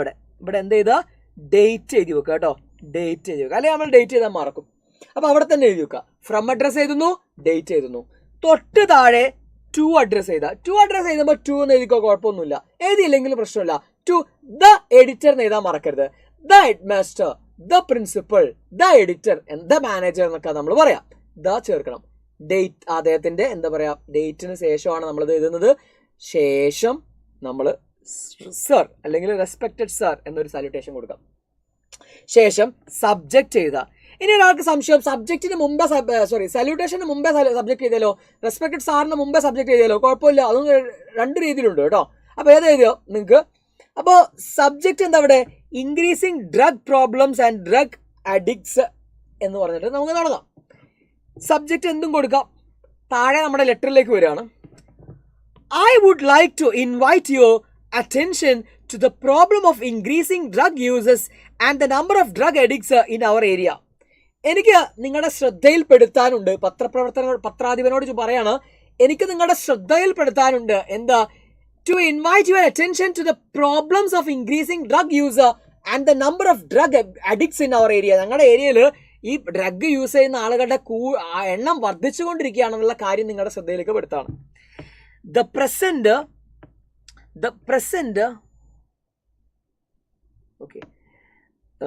The present situation shows the increasing of use of drugs, alcohols and other illegal items among people, especially youth.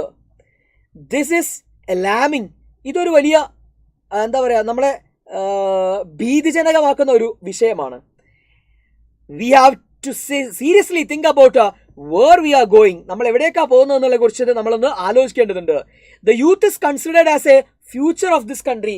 ഈ രാജ്യത്തിന്റെ വാഗ്ദാനം എന്നാണല്ലോ നമ്മൾ യൂത്തിനെ കണക്കാക്കുന്നത്. Alcoholism and drugs use have become prominent among them.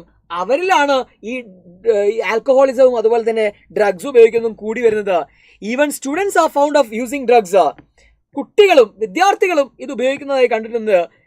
For a long time, we have been going for awareness campaigns for making us in the minds of youth so that they can get rid of these harmful habits.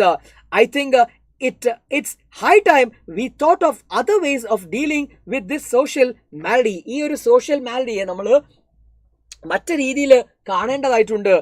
Sir, I request you to publish this issue in your daily and bring the matter to attention to the authorities concerned as early as possible. Okay, അവതയും പറഞ്ഞിട്ട് നമ്മൾ അവസാനിപ്പിക്കുക. അപ്പോൾ ഒരു ആദ്യത്തെ പാരഗ്രാഫിൽ നമ്മൾ എന്തിനെക്കുറിച്ചാണ് നമ്മൾ എഴുതുന്നത്, ഈ കത്ത് എഴുതുന്നതെന്ന് ആദ്യം തന്നെ പറയാം. അതിൻ്റെ ഡീറ്റെയിൽസ് ആണ് നമ്മൾ ഈ ബോഡി ഓഫ് ദ ലെറ്റർ എന്ന് പറയുന്നതിൽ ഉൾപ്പെടുത്തുന്നത്. ശേഷമാണ് നമ്മൾ അതിനൊരു കൺക്ലൂഷൻ കൊടുക്കുക, ഒരു അവസാനിപ്പിക്കൽ കൊടുക്കുക.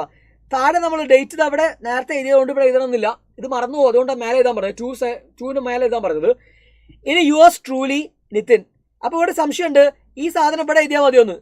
എഴുതാം, കുഴപ്പമൊന്നുമില്ല, എവിടെ എഴുതിയാലും മതി. ഇപ്പോൾ ഏറ്റവും എന്താ പറയുക, ആളുകൾ ഉപയോഗിക്കുന്നത് നമ്മുടെ ഈ മാർജിനോട് ചേർന്നിട്ടുള്ള ഭാഗത്ത് എഴുതലാണ്. മാർജിനോട് ചേർന്നിട്ടുള്ള, അങ്ങനെ പറയാം, ലെഫ്റ്റ് സൈഡ് റൈറ്റ് സൈഡ് എന്നൊക്കെ ഓരോ കൺഫ്യൂഷൻ ആവും. മാർജിനോട് ചേർന്നിട്ട് തന്നെ എല്ലാം എഴുതുന്നതാണ് ഇപ്പോൾ അധികവും ആളുകൾ ഉപയോഗിക്കുന്നത്. ഓക്കെ, അപ്പോൾ അത് കാര്യം ക്ലിയർ ആയെന്ന് വിചാരിക്കുന്നു. ഇനി സർ, ഈ subject compulsory for, yes, subject compulsory ആണ് ലെറ്റർ ടു എഡിറ്ററിൽ കേട്ടോ. കാരണം നമ്മുടെ ഈ ഫോർമൽ ലെറ്ററിൻ്റെ ഒരു ഫോർമാറ്റിൽ പെടുന്നതാണത്. അപ്പോൾ അവർക്ക് കിട്ടുന്ന കീ, ആൻസർ കീ ഇല്ലേ, ആ ആൻസർ കീൻ്റെ അകത്ത് കൃത്യമായിട്ട് പറഞ്ഞിട്ടുണ്ടായിരിക്കും മാർക്ക് കൂടുന്നതും കുറയ്ക്കുന്നതിനെ കുറിച്ചിട്ട്. അപ്പോൾ അതിൽ ഒന്നാമത്തെ പോയിന്റ് എന്ന് പറഞ്ഞാൽ ഏതാ, ഫോർമാറ്റിന് മാർക്കുണ്ട്. ആ ഫോർമാറ്റിൽ പെടുന്ന കുറച്ച് സാധനങ്ങളാണ് ഇതൊക്കെ. From address, date, to address, അതുപോലെ തന്നെ സാല്യൂട്ടേഷൻ, ശേഷം സബ്ജക്റ്റ്, പിന്നെ body of the letter, then ആ ഒരു എന്താ കൺക്ലൂഷൻ, സിഗ്നേച്ചർ എന്ന് പറഞ്ഞ കോംപ്ലിമെൻ്ററി ക്ലോസ് എന്ന് പറഞ്ഞ ആ ഭാഗം. ഓക്കെ, അപ്പോൾ ഇതിനാണ് മാർക്ക്. അപ്പോൾ ഇതിന് കൃത്യമായിട്ട് ഇട്ടിട്ടുണ്ടെങ്കിൽ ഓരോരോ മാർക്ക് ഇട്ടിട്ട് അങ്ങനെ പോകും. 6 മാർക്കാണ് നമുക്കൊന്ന് കിട്ടാനുള്ളത്. റെഡിയല്ലേ മക്കളെ? അപ്പോൾ ഫോർമാറ്റിന് മാർക്ക് ഉണ്ടെന്നുള്ളത് മനസ്സിലാക്കുക, അടിപൊളിയായിട്ട് എടുക്കുക. ഓക്കെ, ആൻസർ പേപ്പർ കഴിയൽ പ്രോബ്ലം ഉണ്ടാവും. അപ്പോൾ ലെറ്റർ നെയിം എങ്ങനെ ആയിക്കോളും സാർ? നമ്മുടെ നെയിം ആൻസർ പേപ്പർ എഴുതിയാൽ പ്രോബ്ലം ഉണ്ടോ? നമ്മുടെ പേപ്പർ എഴുതരുത് കേട്ടോ, നമ്മുടെ പ്രശ്നങ്ങൾ എഴുതരുത്, നമ്മുടെ പ്ലേസ് എഴുതരുത്, നമ്മുടെ പേര് എഴുതരുത് കേട്ടോ. ABC സ്കൂളിൽ നിന്ന് എഴുതാം, അല്ലെങ്കിൽ എന്തെങ്കിലുമൊക്കെ. നമ്മളിപ്പോൾ മാൽഗുഡി ഒരു സ്ഥലമല്ലേ, അതുപോലെയുള്ള സ്ഥലങ്ങളുടെ പേരൊക്കെ എഴുതാം, നമ്മുടെ പേര് എഴുതരുത് കേട്ടോ. ബൈസൽ, സുഖമാണ്? റെഡിയല്ലേ മക്കളെ? അപ്പോൾ അടുത്ത ക്വസ്റ്റ്യനിലേക്ക് വരുന്നു. I shall work for an India in which all communities shall live in the perfect harmony. This is the India of my dreams, says Mahatma Gandhi. How far has his dreams been realized? ഒരു general question ആണ്. ഇദ്ദേഹത്തിൻ്റെ ആഗ്രഹങ്ങളൊക്കെ എത്രത്തോളം ഇന്ത്യയിൽ നിന്ന് നടപ്പിലാവുന്നുണ്ട്? Keeping this in his mind, the relevance of Gandhi's dreams in the present scenario, prepare an essay on the topic, importance of religious tolerance in the national integration. ഒരു നമ്മുടെ രാജ്യത്ത് ഒരു എന്താ പറയുക, രാജ്യത്തിൻ്റെ ഐക്യത്തിന് റിലീജിയസ് ടോളറൻസ്, മതപരമായിട്ടുള്ള സഹിഷ്ണുത എത്രത്തോളം വേണമെന്നുള്ളതിനെ കുറിച്ചിട്ട് ഒരു എസ്സേ എഴുതാനാണ്. അപ്പോൾ ഈ ചാപ്റ്റർ ഒന്നും നിങ്ങൾക്ക് വേണമെന്നില്ല, നിങ്ങൾക്ക് ഇഷ്ടം പോലെ കാര്യങ്ങൾ അറിയാം അല്ലേ, എന്താ പറയുക, അതിനെക്കുറിച്ചൊക്കെ നിങ്ങൾക്ക് കൃത്യമായിട്ട് അറിയാം. പോയിന്റ്സ് ആയിട്ട് എഴുതാം. ജനറൽ ക്വസ്റ്റ്യൻ ആണ്. ഇതേപോലൊരു ചോദ്യമാണ് ഡ്രഗ് അബ്യൂസ്. ഇപ്പോൾ നേരത്തെ നമ്മൾ ഡിസ്കസ് ചെയ്ത ചോദ്യം ഡ്രഗ് അബ്യൂസുമായി ബന്ധപ്പെട്ടിട്ട് ഈ ചാപ്റ്ററിന്. അപ്പോൾ ഈ ചാപ്റ്ററിന് ഡയറക്റ്റ് ക്വസ്റ്റ്യൻസ് ചോദിക്കൽ വളരെ കുറവാണ്. ഡയറക്റ്റ് ചോദ്യങ്ങൾ ചോദിക്കൽ വളരെ കുറവാണ്. വളരെ എന്താ പറയുക, എല്ലാവർക്കും എഴുതാൻ പറ്റുന്ന തരത്തിലുള്ള ഇത്തരത്തിലുള്ള ജനറൽ ക്വസ്റ്റ്യൻസ് ആണ് നമുക്ക് എന്ത് ചെയ്യാറ് വരാറ്. അപ്പോൾ അത് എഴുതാൻ നമ്മൾക്ക് എന്ത് ഉപയോഗിക്കാം, ഈ ചാപ്റ്ററിൽ അദ്ദേഹത്തിന് പറഞ്ഞ കുറേ പ്രിൻസിപ്പിൾസും പോയിന്റ്സും ഒക്കെ പറയുക എന്നത് മാത്രമാണ് നിങ്ങൾ. അപ്പോൾ ഇനി ഈ ഒരു ചാപ്റ്ററിൻ്റെ മേലെ എന്തുണ്ടാവരുത്, ഒരു ടെൻഷൻ ഉണ്ടാവരുത്. ഇത് ഇത്രയേ ഉള്ളൂ, ഇത് സീനില്ല. ഒരു മറ്റൊരു ക്വസ്റ്റ്യൻ നോക്കാം.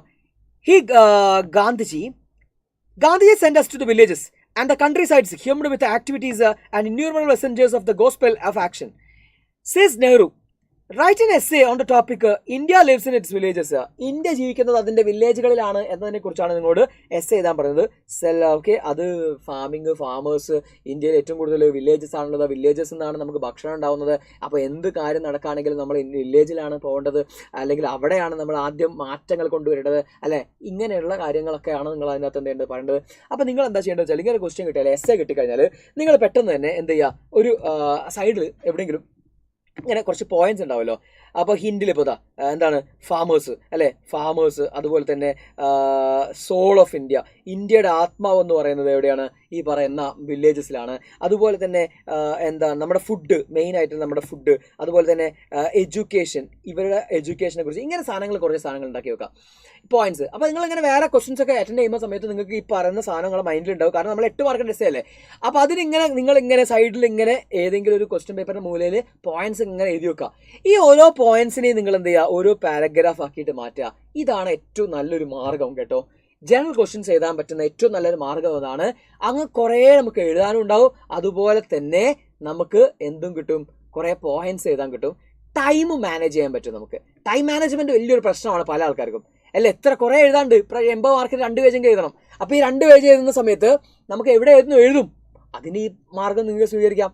നമ്മൾ നേരത്തെ കുറേ ഇരുന്ന് ആലോചിക്കുക കുറേ ആൾക്കാർ, ആ സമയം നമുക്ക് പോവല്ലേ ചെയ്യുന്നത്. അങ്ങനെയല്ല, നമ്മൾ ഓൾറെഡി വേറെ ക്വസ്റ്റ്യൻസ് ഒക്കെ എഴുതുന്ന സമയത്ത്, അല്ലെങ്കിൽ ഇതേ ചാപ്റ്ററിൽ നിന്നും മറ്റു വേറെ ചോദ്യങ്ങൾ വന്നിട്ടുണ്ടാവും, അത് എഴുതുന്ന സമയത്ത് അതിലുള്ള പോയിന്റ്സ്, ഇതിൽ പറ്റുമെന്നുള്ള പോയിന്റ്സ് നമുക്ക് ഇങ്ങനെ ഓരോരോ പോയിന്റ് ആക്കി എഴുതി വെക്കാം. ആ പോയിന്റുകളെ നമ്മൾ എന്താക്കുക, ഓരോ പാരഗ്രാഫ് ആക്കിയിട്ട് മാറ്റുകയും ചെയ്യാം. റെഡി അല്ലേ? അപ്പോൾ ഇനി മറ്റൊരു ചോദ്യം, അതായത് ലെറ്റർ, ഞാൻ നേരത്തെ പറഞ്ഞ എഡിറ്ററിന് എന്ന ലെറ്റർ സെക്കൻഡ് ചാപ്റ്ററിലേക്ക് വരികയാണ്.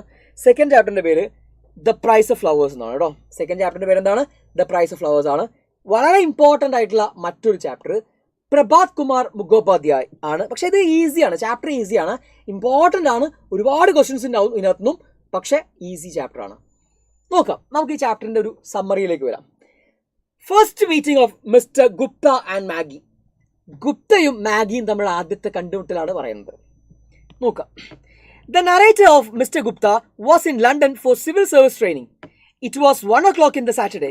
ഒരു ദിവസം നമ്മുടെ മിസ്റ്റർ ഗുപ്ത എന്ന് പറയുന്ന ആളാണ് ഇതിലെ നറേറ്റർ. കഥ വിവരിച്ചു തരുന്ന ആൾ ഗുപ്തയാണ്.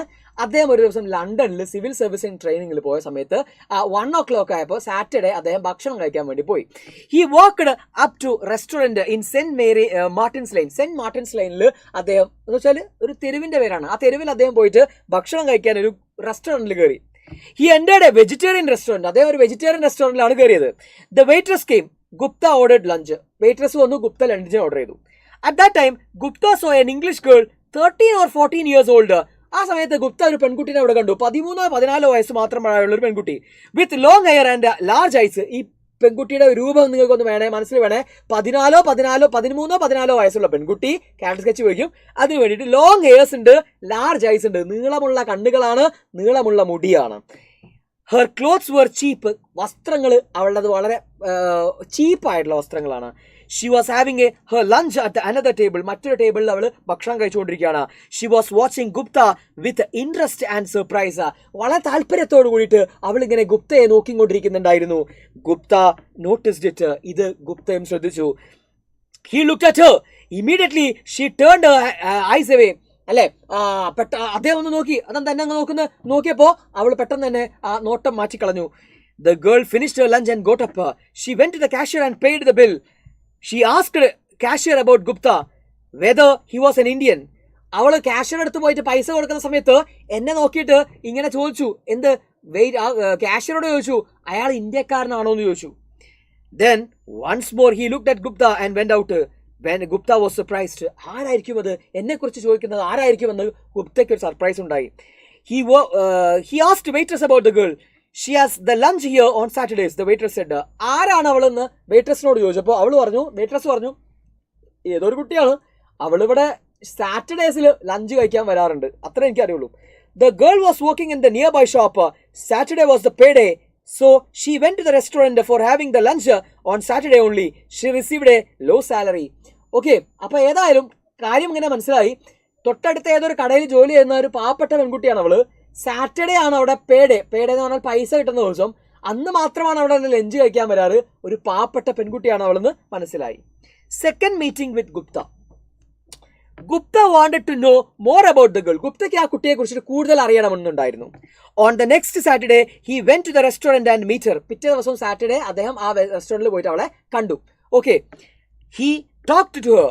Xi was Alice Margaret Clifford. പേര് മറക്കരുത് കേട്ടോ. എന്താണ്? ആലീസ് മാർഗ്രറ്റ് ക്ലിഫോർഡ് എന്നാണ് അവളുടെ പേര്. അവളെ വിളിക്കുന്നത് എന്താണ്? വാസ് കോൾഡ് മാഗി എന്നാണ് അവളെ വിളിക്കുന്നത്. She lived in Lambeth with her old mother Mrs Clifford and widow.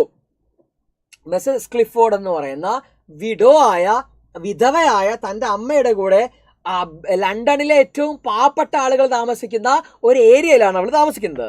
The girl had a elder brother Francis. അവൾക്കൊരു ബ്രദർ ഉണ്ട്, പേര് ഫ്രാൻസിസ് എന്നാണ്. ഓൾസോ കോൾഡ് ഫ്രാങ്ക് എന്നാണ് അവരെ വിളിക്കാറ്. Her only guardian. He was in Punjab, India as a soldier. അയാളാണെങ്കിൽ ഇന്ത്യയിലാണ് ഒരു പട്ടാളക്കാരനായിട്ട് സേവനമനുഷ്ഠിക്കുകയാണ്. They had no news of Frank for a long time. കുറെ കാലമായി ഫ്രാങ്കിന്റെ വർത്തമാനങ്ങളൊന്നും കേൾക്കുന്നില്ല. So they were very much worried. അതുകൊണ്ട് അവർക്ക് വലിയ ബേജാറുണ്ട്. Maggie's mother wanted to meet an Indian to ask about India. മാഗിയുടെ അമ്മയ്ക്ക് അസുഖമാണ്. മാഗിയുടെ അമ്മ ഒരു ഇന്ത്യക്കാരനെ കണ്ടു കിട്ടിയിട്ടുണ്ടെങ്കിൽ ഇന്ത്യയെക്കുറിച്ച് ചോദിക്കാമായിരുന്നു എന്ന് പറഞ്ഞുകൊണ്ടിരിക്കുകയാണ്. Maggie made the request to Gupta to visit a mother. ദയവ് ചെയ്ത് നിങ്ങൾ എൻ്റെ അമ്മയുടെ അടുത്തേക്ക് ഒന്ന് വരണം. ഗുപ്ത അഗ്രീഡ്. ഗുപ്ത സമ്മതിച്ചു. He felt a lot of sympathy for Maggie and a mother. മാഗിയോടും അവളുടെ അമ്മയോടും അയാൾക്ക് വല്ലാത്ത സിമ്പതി തോന്നി. Home visit. ഇനി അയാൾ അവരുടെ വീട്ടിലേക്ക് ചെല്ലുകയാണ്. Gupta went with Maggie to see her mother. Gupta അമ്മയുടെ അടുത്തേക്ക് പോയി, ഈ മാഗിയുടെ കൂടെ അമ്മയുടെ അടുത്തേക്ക് പോയി കാണാൻ. Maggie worked as a typist. Maggie ഒരു ടൈപ്പിസ്റ്റ് ആയിട്ട് ജോലി ചെയ്യാണ് കേട്ടോ. But she did not like the work. പക്ഷെ അവൾക്ക് ആ ജോലി തീരെ ഇഷ്ടമല്ലായിരുന്നു. She wanted to use her brain. അവൾക്ക് ബുദ്ധി ഉപയോഗിച്ചിട്ടുള്ള എന്തെങ്കിലും ഒരു സെക്രട്ടറിയുടെ ജോലിയൊക്കെ ആയിരുന്നു അവൾക്ക് ഇഷ്ടം. She like the work of A secretary. She was very polite.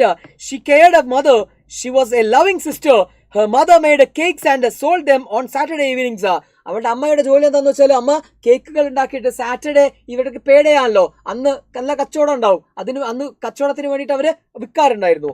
The girl and her mother had many false beliefs about India and Indians. Most of Indians were vegetarians. India was full of tigers, snakes and fevers. There were yogis in India. They did not eat meat. They had occult power. India were able to predict future, etc. ഈ പെൺകുട്ടിക്കും അമ്മയ്ക്കും ഇന്ത്യക്കാരെ കുറിച്ച് ഒരുപാട് തെറ്റിദ്ധാരണകൾ ഉണ്ടായിരുന്നു. എന്തൊക്കെയായിരുന്നു അത്? ഒന്ന്, അവര് ഇന്ത്യക്കാരെല്ലാവരും വെജിറ്റേറിയൻസ് ആണ്. അവര് ഇന്ത്യയിൽ എന്ന് പറഞ്ഞാൽ മുഴുവനും ടൈഗറും സ്നേക്കും ഫീവറൊക്കെ ഉള്ള നാടാണ്. അതുപോലെ തന്നെ ഇന്ത്യയിൽ യോഗികൾ എന്ന് പറയുന്ന ആളുകളുണ്ട്. ഈ യോഗികളും ഇറച്ചി കഴിക്കാറില്ല. അതുപോലെ തന്നെ അവർക്ക് ഒരുപാട് ദിവ്യ ശക്തികളുണ്ട്, ഒക്കോൾട്ട് പവേഴ്സ്. അതുപോലെ തന്നെ ഇവർക്ക് ഫ്യൂച്ചറിനെ പ്രെഡിക്റ്റ് ചെയ്യാൻ സാധിക്കും, അല്ലെ, ഭൂതം ഭാവി വർത്തമാനം പറയാൻ പറ്റുന്ന ആൾക്കാരാണെന്നൊക്കെയാണ് ഇവിടെ അന്ധവിശ്വാസം. Gupta met Mrs Clifford in the kitchen. Gupta കിച്ചണിലേക്ക് പോയി മീറ്റ് ചെയ്തു. ആരെ? നമ്മുടെ മിസസ് ക്ലിഫോർഡിനെ കണ്ടു. She asked Gupta about India and the Punjab. India is a beautiful country and the Punjab is fine place. Gupta said. Mrs. Clifford was glad to hear. India ഒരു അടിപൊളി നാടാണ് കേട്ടോ, പഞ്ചാബ് അതിനേക്കാൾ അടിപൊളിയാണ് എന്ന് പറഞ്ഞപ്പോൾ ഈ നമ്മുടെ മിസസ് ക്ലിഫോർഡിന് അമ്മയ്ക്ക് ഒരു സമാധാനമായി. Gupta went upstairs. It was a poor house. The furniture was cheap. The carpet was torn, but everything was clean. There were a glass book case and a violin. Maggie had learned some music by herself. She was hardworking. ഒന്നുമില്ല, ആ വീടിനെ പറ്റിയൊക്കെ പറഞ്ഞത് Maggi കഠിനാധ്വാനം ചെയ്യുന്ന ഒരു പെൺകുട്ടിയാണ്, അവൾക്ക് മ്യൂസിക് ഇഷ്ടമാണ്, വയലിൻ വായിക്കുന്ന കുട്ടിയാണ്. After tea Maggie showed Gupta a ring. A yogi have gave this to Frank. It was a magical ring, so they believed. Gupta was an Indian. He might be able to know about Frank by looking into the ring. Maggie and her mother thought. അപ്പോൾ Frank പണ്ട് ഇന്ത്യയിൽ നിന്നും കൊണ്ടുവന്ന ഒരു മോതിരം കാണിച്ചു കൊടുത്തു. ഈ മോതിരത്തിന്റെ പ്രത്യേകത എന്ന് പറഞ്ഞാൽ ഈ മോതിരത്തിൽ നോക്കിക്കഴിഞ്ഞാൽ അതിനകത്ത് എന്താ ആരെ കാണാൻ പറ്റും, നമ്മൾ മനസ്സിൽ വിചാരിക്കുന്ന ആളെ കാണാൻ പറ്റുമെന്നാണ്. ഓക്കെ, അപ്പോൾ ഇന്ത്യക്കാരനായതുകൊണ്ട് വെജിറ്റേറിയൻ ആയതുകൊണ്ട് ഇയാൾക്കും അതിന് സാധിക്കുമെന്നാണ് ഈ പാവങ്ങളുടെ വിശ്വാസം. Gupta new superstitions were not only in India. It was the brass ring with an ordinary glass of pizza. Gupta could not see anything in the ring. Gupta കുറെ നോക്കി ഇതൊന്നും കാണുന്നില്ല. പക്ഷേ Maggi and mother were disappointed. ഇത് കണ്ടപ്പോൾ അയാൾക്കൊന്നും കാണാൻ പറ്റുന്നില്ല എന്നുണ്ടപ്പോൾ അവർ വളരെ നിരാശരായി. അവരുടെ മകനെയാണ് അവർ കാണാൻ ഉദ്ദേശിക്കുന്നത് കേട്ടോ. Gupta changed the subject. He asked Maggie to play the violin and she did it. Gupta praised her a lot. The home visit touched Gupta very deeply. More visits. പിന്നെയും ഒരുപാട് തവണ അയാൾ സന്ദർശിച്ചു. 3 months passed. Gupta visited Maggie and her mother several times. He took Maggie to zoo. Later on the query, Gupta knew that Frank was fighting on the border in India. Mrs. Clifford was very much worried when she heard it. കൂടുതൽ ഈ ഫ്രാങ്കിനെ കുറിച്ച് അന്വേഷിച്ചപ്പോൾ Frank ഇന്ത്യയിലെ ഒരു ബോർഡറിൽ അല്ലെ പഞ്ചാബ് ബോർഡറിൽ എന്ത് ചെയ്യാണ് യുദ്ധത്തിലാണെന്ന് മനസ്സിലായി. അതോടുകൂടിയിട്ട് ഇവളുടെ അമ്മയുടെ അസുഖം കൂടി, ടെൻഷനായി. ഇനി ഗുപ്തയുടെ മാഗിയുടെ വീട്ടിലുള്ള അവസാനത്തെ സന്ദർശനം പറയുന്നത്, one day Gupta received a postcard from Maggie. മാഗിയുടെ കയ്യിൽ നിന്നും ഗുപ്തയ്ക്ക് ഒരു പോസ്റ്റ് കാർഡ് കിട്ടി ഒരു ദിവസം. മാഗീസ് മദർ വാസ് സീരിയസ്ലി ഇൽ. അമ്മയ്ക്ക് വല്ലാത്ത അസുഖമാണ്. Maggie was not able to go for work. എനിക്കാണെങ്കിൽ ജോലിക്ക് പോകാനും സാധിക്കുന്നില്ല. വയ്യാത്ത അമ്മയായിട്ട് എങ്ങനെയാ ജോലിക്ക് പോവാ? She wanted to see Gupta. എനിക്ക് നിങ്ങളൊന്ന് കാണണമെന്ന് പറഞ്ഞു. ഗുപ്ത വെന്റ് ടു ലാംപത്ത് എന്ന് പറയുന്ന അവരുടെ വീട്ടിലേക്ക്, ആ സ്ഥലത്തേക്ക് അയാൾ പോയി. Mrs Clifford was asleep. Mrs Clifford എന്ന് പറയുന്ന അമ്മ ഉറങ്ങായിരുന്നു. Maggie said her mother wanted to see Gupta. Mrs. Clifford was much worried about her son. She wanted to know what had happened to him. Mr. Gupta was an Indian, a Hindu. He would be able to look into the ring and say something about Frank. നിങ്ങൾക്ക് ഈ മോതിരത്തിലേക്ക് നോക്കിയിട്ട് എന്തെങ്കിലുമൊക്കെ പറയാൻ പറ്റുമെന്ന് വിശ്വസിക്കുന്നു. അതുകൊണ്ട് എൻ്റെ അമ്മയെ ഒന്ന് രക്ഷിക്കണമെന്ന് അവൾ ആവശ്യപ്പെടുകയാണ്. ഫ്രാങ്കിനെ കുറിച്ച് വല്ല വിവരവും നിങ്ങൾക്ക് പറ്റുകയാണെങ്കിൽ ഒന്ന് പറയണമെന്ന് പറയാണ്. Maggie was weeping. ഇതും പറഞ്ഞ് മാഗി വീപ്പയാണ്. വീപ്പയ്യാന്ന് പറഞ്ഞാൽ തേങ്ങിക്കരയാണ് കേട്ടോ. Now she had a request to Gupta. It was to look in to the ring and tell her mother that Frank was alive. നിങ്ങളൊരു റിക്വസ്റ്റ് ഉണ്ട്. എന്താ ചെയ്യേണ്ടത്? ഈ റിംഗിലേക്കൊന്ന് നോക്കുക, എന്നിട്ട് ഇങ്ങനെ പറയണം. എന്ത് പറയണം? ഈ ഫ്രാങ്കിന് ഒരു കുഴപ്പമില്ല, നിങ്ങളുടെ മകൻ ജീവനോടെ ഉണ്ട് എന്നൊന്ന് പറഞ്ഞാൽ മതി. അമ്മ അസുയുടെ രോഗം മാറും. Mrs Clifford was seriously ill. It was because of a worry about a son. മകനെക്കുറിച്ചുള്ള വ്യാധിയിലാണ് അവരുടെ ഈ രോഗമുള്ളത്. Gupta's words would save her. Gupta agreed and did so. Mrs. Clifford became happy. She recovered from her illness. A lie saved a life. Okay, എന്ന് വെച്ചാൽ അയാൾ കളവ് പറഞ്ഞു, അമ്മയുടെ അസുഖം മാറി, അവൾ റിക്കവറായി. ഒരു കളവ് കൊണ്ട് അവളുടെ അസുഖം മാറിക്കിട്ടി. Last meeting of mister Gupta and Maggie. The time of Gupta's return to India came. അങ്ങനെ ഗുപ്ത ഇന്ത്യയിലേക്ക് തിരിച്ചു പോകുന്ന സമയമെത്തി. He wrote a letter to Maggie. അയാളൊരു കത്ത് എഴുതി. ആർക്ക്? മാഗിക്ക്. സേയിങ് ദം ഗുഡ് ബൈ പറഞ്ഞുകൊണ്ട്. എന്തുകൊണ്ടായിരിക്കും കത്ത് എഴുതിയത്? വീട്ടിൽ പോയി പറയാതിരുന്നത്? കാരണമുണ്ട്. He did not want to meet Mrs Clifford. Mrs ക്ലിഫോർഡിനെ ഫേസ് ചെയ്യാനുള്ള മടി കൊണ്ടാണ്. He was ashamed. അദ്ദേഹത്തിന് ലജ്ജയായിരുന്നു. എന്താ കാരണം? He told her that Frank was alive. അയാൾ പറഞ്ഞിട്ടുണ്ടായിരുന്നു ഫ്രാങ്കിന് ജീവനോടെ ഉണ്ട്. അന്ന് മോതിരം നോക്കി പറഞ്ഞില്ലായിരുന്നോ? It was a lie. അതൊരു കള്ളമായിരുന്നു. Frank had died in the war. ആ സമയത്ത് ശരിക്കും ഫ്രാങ്ക് ആ വാറിൽ മരിച്ചിട്ടുണ്ടായിരുന്നു കേട്ടോ. It was the morning of this last day in London. അദ്ദേഹം ലണ്ടനിലുള്ള അവസാനത്തെ ദിവസമായിരുന്നു. രാവിലെ ആയിരുന്നു അന്ന്. Maggie came to see him. അന്ന് രാവിലെ മാഗി അയാളെ കാണാനെത്തി. She gave him a shilling. ഒരു ഷില്ലിംഗ് എന്ന് പറയുന്നൊരു നാണയമാണ്. ആ നാണയം അവൾ കഷ്ടപ്പെട്ട് സമ്പാദിച്ച ആ പൈസ അയാൾക്ക് കൊടുത്തു. എന്തിനാണെന്നറിയോ? It was to buy flowers for her brother's grave. തൻ്റെ ബ്രദറിൻ്റെ കുഴിമാടത്തിൽ നിക്ഷേപിക്കാൻ കുറച്ച് പൂക്കൾ, സമർപ്പിക്കാൻ കുറച്ച് പൂക്കൾ നിങ്ങൾ വാങ്ങണം, ഈ പൈസ കൊണ്ട് വാങ്ങണം എന്ന് പറഞ്ഞു. Her eyes were filled with tears. ഇതും പറഞ്ഞപ്പോൾ അവളുടെ കണ്ണുകൾ നിറഞ്ഞിട്ടുണ്ടായിരുന്നു. Gupta first thought of returning the shilling. മോളെ, ഇന്ത്യയിൽ പൂക്കൾ ഫ്രീ ആണ്, അവിടെ പൈസ കൊടുത്ത് വാങ്ങേണ്ട ആവശ്യമില്ല, ഇത് നീ വെച്ചോ, നീ കഷ്ടപ്പെട്ട് സമ്പാദിച്ച പൈസ അല്ലേ എന്ന് പറഞ്ഞിട്ട് നിൽക്കുന്ന സമയത്ത് അയാൾക്ക് തോന്നി വേണ്ട, ആ പൈസ വാങ്ങിക്കാം. എന്തിനാ? She had earned it with so much of hard work. One second thought he accepted it. It was Maggie's love and sacrifice for her brother. തൻ്റെ സഹോദരന് വേണ്ടി എന്തെങ്കിലുമൊക്കെ ചെയ്യണം, ഒരു ത്യാഗം ചെയ്യാനുള്ള അവളുടെ ആ ഒരു അവസരം ഞാനായിട്ട് എന്ത് ചെയ്യുന്നില്ല, കളയുന്നില്ല എന്ന് കരുതിയിട്ട് അദ്ദേഹം അവളുടെ കയ്യിൽ നിന്ന് ആ പൈസ വാങ്ങുകയാണ് ചെയ്യുന്നത്. ഓക്കെ, ഇനി കഴിഞ്ഞു. ഇത്രയാണ് ആ ചാപ്റ്റർ. ഓക്കെ, ചാപ്റ്റർ സെറ്റല്ലേ മക്കളെ? ചാപ്റ്റർ ക്ലിയർ അല്ലേ? ചാപ്റ്റർ നിങ്ങൾക്കൊക്കെ ഓൾറെഡി അറിയാം. ചില കാര്യങ്ങൾ, ചില ഭാഗങ്ങൾ നമ്മൾ എന്ത് ചെയ്തിട്ടുണ്ടാവും, വിട്ടുപോയിട്ടുണ്ടാവും. ആ വിട്ടുപോയതൊന്ന് ചേർത്ത് വെക്കാനാണ് ഞാൻ ഇത്രയും കാര്യം നേരം എന്ത് ചെയ്തത്, ഇത് പറഞ്ഞു വെച്ചത്. ഇനി നമ്മൾ പറയാൻ പോകുന്നത് ഇതിലെ പ്രധാനപ്പെട്ട ക്യാരക്ടർ സ്കെച്ചസ് ആണ്. ഓക്കെ, ക്യാരക്ടർ സ്കെച്ച് എഴുതുമ്പോൾ ശ്രദ്ധിക്കേണ്ട കുറച്ച് കാര്യങ്ങൾ ഞാൻ ആദ്യം പറയാം. ക്യാരക്ടർ സ്കെച്ച് എഴുതുമ്പോൾ നമ്മൾ ആദ്യം തന്നെ ഒരു ഹെഡിങ് കൊടുക്കുക. ക്യാരക്ടറിന്റെ പേര് തന്നെയായിരിക്കും ഹെഡിങ് കൊടുക്കുന്നത്. ഓക്കെ, ഇനി ആ ക്യാരക്ടറിന്റെ പേര് നമ്മൾ ഹെഡിങ് ആയിട്ട് കൊടുക്കുന്നു. ശേഷം begin your study means character sketch telling who and what the character is. ഈ ക്യാരക്ടർ സാർ പേര് പറയുമോ? ദൈവമേ, പേരറിയില്ല. എടാ എൻ്റെ പേരെന്താന്ന് പറഞ്ഞു കൊടുക്കടാ. എന്താ എൻ്റെ പേര് സാർ? ക്യാരക്ടർ സ്കെച്ച് വരുമോ? ക്യാരക്ടർ സ്കെച്ച് വരാം. സാധാരണ വന്നുകൊണ്ടിരിക്കുന്നതാണോ ക്യാരക്ടർ സ്കെച്ച്? അതുകൊണ്ടാണ് ക്ലാസ് ഇപ്പോൾ കഴിയുന്നു ചോദിക്കുന്നത്, തീരുമ്പോൾ കഴിയും. ക്ലിയർ. സോ യുവർ നെയിം, എൻ്റെ പേര് ഞാൻ പറയാം. എൻ്റെ പേര് MOHAMMED, മുഹമ്മദ് ഷാജു എന്നാണ് കേട്ടോ. മുഹമ്മദ് ഷാജു എന്നാണ് എൻ്റെ പേര്. SJ എന്നാണ് എൻ്റെ code. And this is my ID, show NV. Okay, ഇതാണ് ഷാജു സാർ. ഓക്കെ, ഷാജു. കുറേ ആൾക്കാർക്കൊക്കെ പരിചയമുണ്ട്, കുറേ ആൾക്കാർക്ക് പരിചയമില്ലാത്തവർക്ക് വേണ്ടിയിട്ടാണ് പറഞ്ഞത്. അപ്പോൾ ഏതായാലും പരീക്ഷ നമ്മൾ സെറ്റാക്കാൻ പോവുകയാണ്. അപ്പോൾ അതിന് വേണ്ടിയിട്ടുള്ള ഒരു ഉച്ചയ്ക്ക് നമ്മളിതാ ഇങ്ങനെ വണ്ടി ഇങ്ങനെ മുമ്പോട്ടേക്ക് പോയിക്കൊണ്ടിരിക്കുകയാണ്. essay വരും, ആർട്ടിക്കിൾ വരും എന്നൊക്കെ ചോദിക്കുന്നുണ്ട്. ഈ ചാപ്റ്ററിൽ നിന്ന് ഏറ്റവും കൂടുതൽ നമ്മുടെ ഗാന്ധി ഗെയിമെന്ന് ഏറ്റവും കൂടുതൽ സാധ്യത ചോദിക്കാനുള്ളത് അതിനകത്തൊരു ടെക്സ്റ്റ് ബുക്ക് പറയുന്ന ചാപ്റ്റർ ക്വസ്റ്റ്യൻ ഏതാണെന്ന് വെച്ചാൽ ലെറ്റർ ടു എഡിറ്റർ ആണ്. 6 മാർക്കിന്റെ ചോദ്യം വരുന്നതാണ് അവർ പറയുന്നത്. അതേപോലെ തന്നെ ഉറപ്പിക്കാവുന്ന ഒരു ചോദ്യമാണ് നമുക്ക് essay ആയിട്ട് ചോദിക്കുന്ന നമ്മുടെ ഏറ്റവും അവസാനത്തെ 8 മാർക്കിന്റെ ചോദ്യവും നമുക്ക് ഗാന്ധി ഗെയിമിൽ നിന്നും ഒരു കോമൺ ക്വസ്റ്റ്യൻ എന്ന് വെച്ചാൽ ആ ചാപ്റ്റർ ഒന്നും പഠിക്കേണ്ട ആവശ്യമില്ല. നമുക്ക് ഗാന്ധിജിയെ കുറിച്ച് അറിയാവുന്ന കുറച്ച് കോമൺ ആയിട്ടുള്ള കാര്യങ്ങൾ മനസ്സിലാക്കി വെച്ചിട്ടുണ്ടെങ്കിൽ 8 മാർക്കിന്റെ എഴുതാൻ പറ്റുന്ന ഒരു ചോദ്യവും നമുക്ക് അവിടെ നിന്ന് സാധാരണ വരാറുണ്ട്. ഇതുപോലെ തന്നെ നമുക്ക് വരാനുള്ള ഈ ചാപ്റ്ററിൽ നിന്ന് വരാനുള്ള മാഗിയുടെ ചാപ്റ്ററിൽ നിന്ന് വരാനുള്ള ഒരു പ്രധാനപ്പെട്ട ചോദ്യമാണ്, ടെക്സ്റ്റ് പറയുന്ന ചോദ്യമാണ് മാഗിയുടെ ക്യാരക്ടർ സ്കെച്ച്. ഓക്കെ, മാഗിയുടെ ക്യാരക്ടർ സ്കെച്ച് അതുപോലെ ഗുപ്തയുടെ ക്യാരക്ടർ സ്കെച്ച് ഒക്കെ ഉണ്ട്. സോ ഇമ്പോർട്ടന്റ് ആണ്. ക്യാരക്ടർ സ്കെച്ച് എഴുതുമ്പോൾ ആദ്യം മനസ്സിലാക്കേണ്ടത് ഈ ക്യാരക്ടറിന്റെ പേര് എഴുതുന്നു. ഈ ക്യാരക്ടർ ഏത് ചാപ്റ്ററിൽ, ആരെഴുതിയ ചാപ്റ്ററിൽ, ഇത് ആദ്യം പറയണം. Maggie is a character in the story. ഏതാണ് in the story? The Price of Flowers written by അതാണ് പ്രഭാത് കുമാർ മുഖോപാധ്യായ് എന്ന് പറയുന്നത് നമ്മൾ തുടങ്ങണം. ഇനിയോ continue to write the assessment of the ക്യാരക്ടറിനെ പറ്റിയിട്ട് നമ്മൾ വിശദീകരിച്ച് എഴുതുക. ക്യാരക്ടറിന്റെ എന്താ പറയുക, ഫിസിക്കൽ അപ്പിയറൻസ് ഒക്കെ പറയുന്നുണ്ടെങ്കിൽ അല്ലെ, അവളുടെ വയസ്സ് പറയുന്നുണ്ട്, അവളുടെ മുടിയുടെ നീളം പറയുന്നുണ്ട്, കണ്ണുകളെ പറ്റിയിട്ട് പറയുന്നുണ്ട്, ഡ്രസ്സുകളെ പറ്റിയിട്ട് പറയുന്നുണ്ട്. സോ അതൊക്കെ നമ്മൾ പറയണം. അവളുടെ ജോലി എന്താണ്, അവളുടെ അംബീഷൻ എന്താണ്, അവളെ എങ്ങനെയുള്ള മോളാണ്, ലവബിൾ ആണ്, അതുപോലെ തന്നെ അവളുടെ കാര്യങ്ങളെക്കാളും അവൾ അവളുടെ അമ്മയെ സ്നേഹിക്കുന്നു, ബ്രദറിനെ സ്നേഹിക്കുന്നു. ഇതൊക്കെയാണ് നമുക്ക് കാണാൻ പറ്റുന്നത്. അവളെ ഷെല്ലിങ് കൊടുത്ത കാര്യം വരെ പറയാം നമുക്ക്.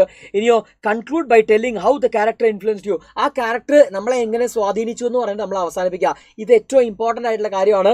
ഈ 3 കാര്യങ്ങൾ നിങ്ങൾ എന്ത് ചെയ്യുക, ശ്രദ്ധിച്ചു കഴിഞ്ഞാൽ അടിപൊളിയായിട്ട് നിങ്ങൾക്ക് മാർക്ക് കൊണ്ട് വീഴും. നോക്കുക, നമുക്ക് മാഗിയുടെ ഒരു ക്യാരക്ടർ സ്കെച്ചിലേക്ക് പെട്ടെന്ന് വരാം. Maggie or Alice Margaret Clifford is the central character of the story price of flowers. അത്ര എഴുതിയാൽ മതി. ഇനി അതിന് കൂടെ ഓതറുടെ പേര് കിട്ടുകയാണെങ്കിൽ അതും കൂടെ എഴുതിയാൽ അടിപൊളി. ഓക്കെ, എന്താണ് Maggie or Alice Margaret Clifford, പേര് പറക്കോ, Alice Margaret Clifford. Okay, is the central character of the story. ഏതാണ്? The price of flowers. Okay, ഇനിയോ ഷീ ഈസ് 13 years old. 13 വയസ്സുള്ള കുട്ടി, 13-14 ആണ്. ഓക്കെ, 13 എഴുതിക്കോ, കുഴപ്പമില്ല. Her eyes and clothing showed her poverty. അവളുടെ കണ്ണുകൾ കണ്ടാൽ അറിയാം, അവളുടെ വേഷം കണ്ടാൽ അറിയാം ദാരിദ്ര്യമാണ്. Then her ദാരിദ്ര്യം നമ്മൾ അറിയില്ല. Her family includes her widowed mother and a brother. അവളുടെ ഫാമിലി ആരൊക്കെ ഉണ്ട്? ഒരു വിഡോഡ് മദർ ഉണ്ട് അല്ലെ, വിധവയായ അമ്മയുണ്ട്. അതുപോലെ തന്നെ ആരുണ്ട്? ഒരു ബ്രദർ ഉണ്ട്, ഫ്രാങ്ക് എന്ന് പറയുന്ന ബ്രദർ ഉണ്ട്. He was working as a soldier in Punjab. പഞ്ചാബില് ഒരു ആരായിട്ടുള്ളതാണ് അവന്? ആരാണ് ബ്രദർ? ആരാണ്? ഒരു സോൾജർ ആണ് കേട്ടോ. Maggi met mister Gupta at A restaurant. ഒരു റെസ്റ്റോറൻറ്റിൽ ഒരു ദിവസം മാഗി മിസ്റ്റർ ഗുപ്തയെ, നമ്മുടെ കഥാനായകനെ കണ്ടുമുട്ടുകയാണ്. ഇയാളാരാ കഥാനായകൻ? മിസ്റ്റർ ഗുപ്ത ആരാ? മിസ്റ്റർ ഗുപ്ത എന്ന് പറഞ്ഞാൽ ഒരു സിവിൽ സർവീസ് എഴുതിയിട്ട് പാസ്സായിട്ട് ലണ്ടനിൽ പോയ ഇന്ത്യക്കാരനാണ് കേട്ടോ. ഇന്ത്യയിൽ അന്നത്തെ സിവിൽ സർവീസ് എഴുതി കിട്ടിയിട്ട് അദ്ദേഹം വെക്കേഷൻ ഇതിന് വേണ്ടിയിട്ട് എവിടെ പോയതാണ്? ലണ്ടനിൽ പോയതാണ്. ലണ്ടനിൽ നിന്നും കുറച്ച് ദിവസം അവിടെ നിന്നപ്പോഴാണ് ഈ സംഭവങ്ങളൊക്കെ ഉണ്ടാകുന്നത്. ഇനി നോക്കാം. She was interested in him for the unknown reason. എന്തോ ഒരു കൗതുകം അവൾക്ക് തോന്നി. She shared a sorrow with Mr Gupta. അയാളോട് അവളുടെ ദുഃഖങ്ങളൊക്കെ അയാൾ പറഞ്ഞു. For Maggie India was a land of tigers, snakes and fevers. She believed that most of Indians were vegetarians. Maggie worked as a typist. Maggie ഒരു typist ആയിട്ട് work ചെയ്യായിരുന്നു. She was not satisfied with her job. അവൾക്കാണെങ്കിൽ അവളുടെ ജോലിയിൽ ഒരു താല്പര്യമില്ല. Because it was mechanical. കാരണം ഇതിങ്ങനെ മെക്കാനിക്കലാണ്. അപ്പോൾ നമ്മളൊക്കെ മനസ്സിലാക്കേണ്ട ഒരു കാര്യം അതാണ്. നമ്മൾ ഈ ജോലി എന്ന് പറഞ്ഞാൽ ഇപ്പോൾ പഠിക്കുന്ന കാലം എന്നൊക്കെ പറഞ്ഞിട്ടുണ്ടെങ്കിൽ ഇപ്പോൾ +2 കഴിയുന്നവരേ ഉള്ളൂ ഇപ്പോൾ സയൻസ് പഠിക്കുന്നത്, അല്ലെങ്കിൽ കൊമേഴ്സ് പഠിക്കുന്നുണ്ട്, അല്ലെങ്കിൽ ഹ്യൂമാനിറ്റീസ് പഠിക്കുന്നുണ്ട്. അത് കഴിഞ്ഞാൽ അവിടെ കഴിഞ്ഞു. പിന്നെ നമുക്ക് ഇഷ്ടമുള്ള സബ്ജക്റ്റിൽ പഠിക്കാം. ആ ഒരു ചോയ്സ് ഉണ്ട്. ഇപ്പോൾ ഈ ടീഷർട്ട് എനിക്ക് ഇഷ്ടപ്പെട്ടില്ല, അപ്പോൾ ഞാൻ കുഴപ്പമില്ല, വേറെ ടീഷർട്ട് ഇത് ഒഴിവാക്കണം, അത്രയല്ലേ ഉള്ളൂ. പക്ഷേ ജോലി അങ്ങനെയല്ല മക്കളെ. ജോലി എന്ന് പറഞ്ഞാൽ നമ്മൾ ജീവിതകാലം മുഴുവനും കൊണ്ടുപോകേണ്ട ഒരു സാധനമാണ്, അല്ലെങ്കിൽ ഒരുപാട് വർഷങ്ങൾ നമ്മളിത് ഇങ്ങനെ പോകേണ്ട സാധനമാണ്. അപ്പോൾ അത് നമുക്ക് ഇഷ്ടമില്ലാത്തൊരു ജോലിയാണ് നമ്മൾ തിരഞ്ഞെടുക്കുന്നതെങ്കിൽ ഈ കഷ്ടകാലമാണ്. അപ്പോൾ നമ്മൾ എൻജോയ് ചെയ്തുകൊണ്ട് എന്ത് ചെയ്യണം, ജീവിക്കണമെങ്കിൽ എൻജോയ് ചെയ്യുന്ന ജോലിയായിരിക്കണം നമ്മൾ ചെയ്യുന്നത്. ആ ജോലിക്ക് വേണ്ടിയിട്ടായിരിക്കണം നമ്മൾ പഠിക്കുന്നത്. ഓക്കെ, അപ്പോൾ കഷ്ടപ്പെട്ട് പഠിച്ചിട്ട് എന്ത് ചെയ്യുക, ഇഷ്ടപ്പെട്ട ജോലിയിലേക്ക് എത്തുക, അല്ലെങ്കിൽ കഷ്ടപ്പെട്ട് ജോലി ചെയ്ത് ജീവിക്കേണ്ടി വരും. ഓക്കെ, ഏതായാലും she played violin very well. നന്നായിട്ട് വയലിൻ വായിക്കുന്ന ഒരു പെൺകുട്ടിയായിരുന്നു അവള്, മറക്കരുത് കേട്ടോ. She was extremely concerned about the mother who worked hard by selling cakes and supporter. അവളെ സപ്പോർട്ട് ചെയ്യാൻ, കുടുംബത്തെ സപ്പോർട്ട് ചെയ്യാൻ വേണ്ടിയിട്ട് കഷ്ടപ്പെട്ട് ജീവിക്കുന്ന, കേക്കുകൾ ഉണ്ടാക്കുന്ന അമ്മയെ അവൾക്ക് വലിയ ഇഷ്ടമായിരുന്നു. ഓക്കെ, ഇനിയോ her mother, like her mother, she was also haunted by the thoughts of her brother Frank. അവളുടെ അമ്മയുടെ പോലെ തന്നെ അവൾക്കും ടെൻഷൻ ആയിരുന്നു ഈ പറയുന്ന ബ്രദറിനെ കുറിച്ച് ആലോചിച്ചിട്ട്, പട്ടാളത്തിലുള്ള ബ്രദറിനെ കുറിച്ച് ആലോചിച്ചിട്ട്. There had been no news from Frank for a long time. For a long time there was no news from the brother Frank. Okay, she gave away shilling to Mr. Gupta for buying flowers to keep on the grave of her brother. തൻ്റെ ബ്രദറിന്റെ ശവക്കല്ലറയിൽ വെക്കാൻ വേണ്ടിയിട്ട് പൂക്കൾ വാങ്ങാൻ shelling അവള് കഷ്ടപ്പെട്ട് പണിയെടുത്ത ആ പൈസ കൊടുക്കുകയാണ്. She is a symbol of love, innocence and dedication. അത് ഇമ്പോർട്ടൻറ്റ് പോയിന്റ് ആണ് കേട്ടോ. എന്താണ് അവളുടെ ക്വാളിറ്റീസ് ആണ് പറയുന്നത്, ക്യാരക്ടറാണ് പറയുന്നത്. ലവിൻ്റെയും ഇന്നസെൻസിൻ്റെയും dedication, appreciation of the poem വരുന്ന ടെക്സ്റ്റിലുള്ളത് നിന്നായിരിക്കുമോ? ടെക്സ്റ്റിലുള്ളത് നിന്നാവില്ല വരിക, അൺനോൺ പോയത്ത് നിന്നാണ് വരിക. 8 മാർക്കിൻ്റെ ചോദ്യമാണെങ്കിൽ, ചെറിയ മാർക്കിൻ്റെ ആണെങ്കിൽ നമുക്ക് നേരത്തെ തരും, നമുക്ക് പഠിക്കാനുള്ളതായിരിക്കും. അൺനോൺ പോയാണ് തരിക, ആ അടിപൊളി, അത് നമുക്ക് ഒരു ഗുണമാണ്. പ്ലസ് ആ പോയം വായിച്ചാൽ നിങ്ങൾക്ക് മനസ്സിലാവും നമ്മൾ പഠിച്ച ഏതൊരു പോയം അതിനൊരു ബന്ധമുണ്ട്. ചിലപ്പോൾ പച്ചക്ക് പറയും ഇന്ന പോയമായിട്ട് നിങ്ങൾ കമ്പയർ ചെയ്യാൻ, അല്ലെങ്കിൽ പറയൂല. അപ്പോഴും നമ്മൾ എന്ത് ചെയ്യണം, ഇത് മനസ്സിലാക്കണം, ആ ഇഫുമായിട്ട് ഇതിന് ബന്ധമുണ്ട്. അപ്പോൾ ഇഫിലെ കാര്യങ്ങൾ നമ്മൾ ഇതും കാര്യങ്ങളും, എന്നാലേ നമുക്ക് 2 പേജ് തയ്ക്കാൻ പറ്റുള്ളൂ. മനസ്സിലായോ? രാഹുലിന് മനസ്സിലായെന്നായിരിക്കുന്നു.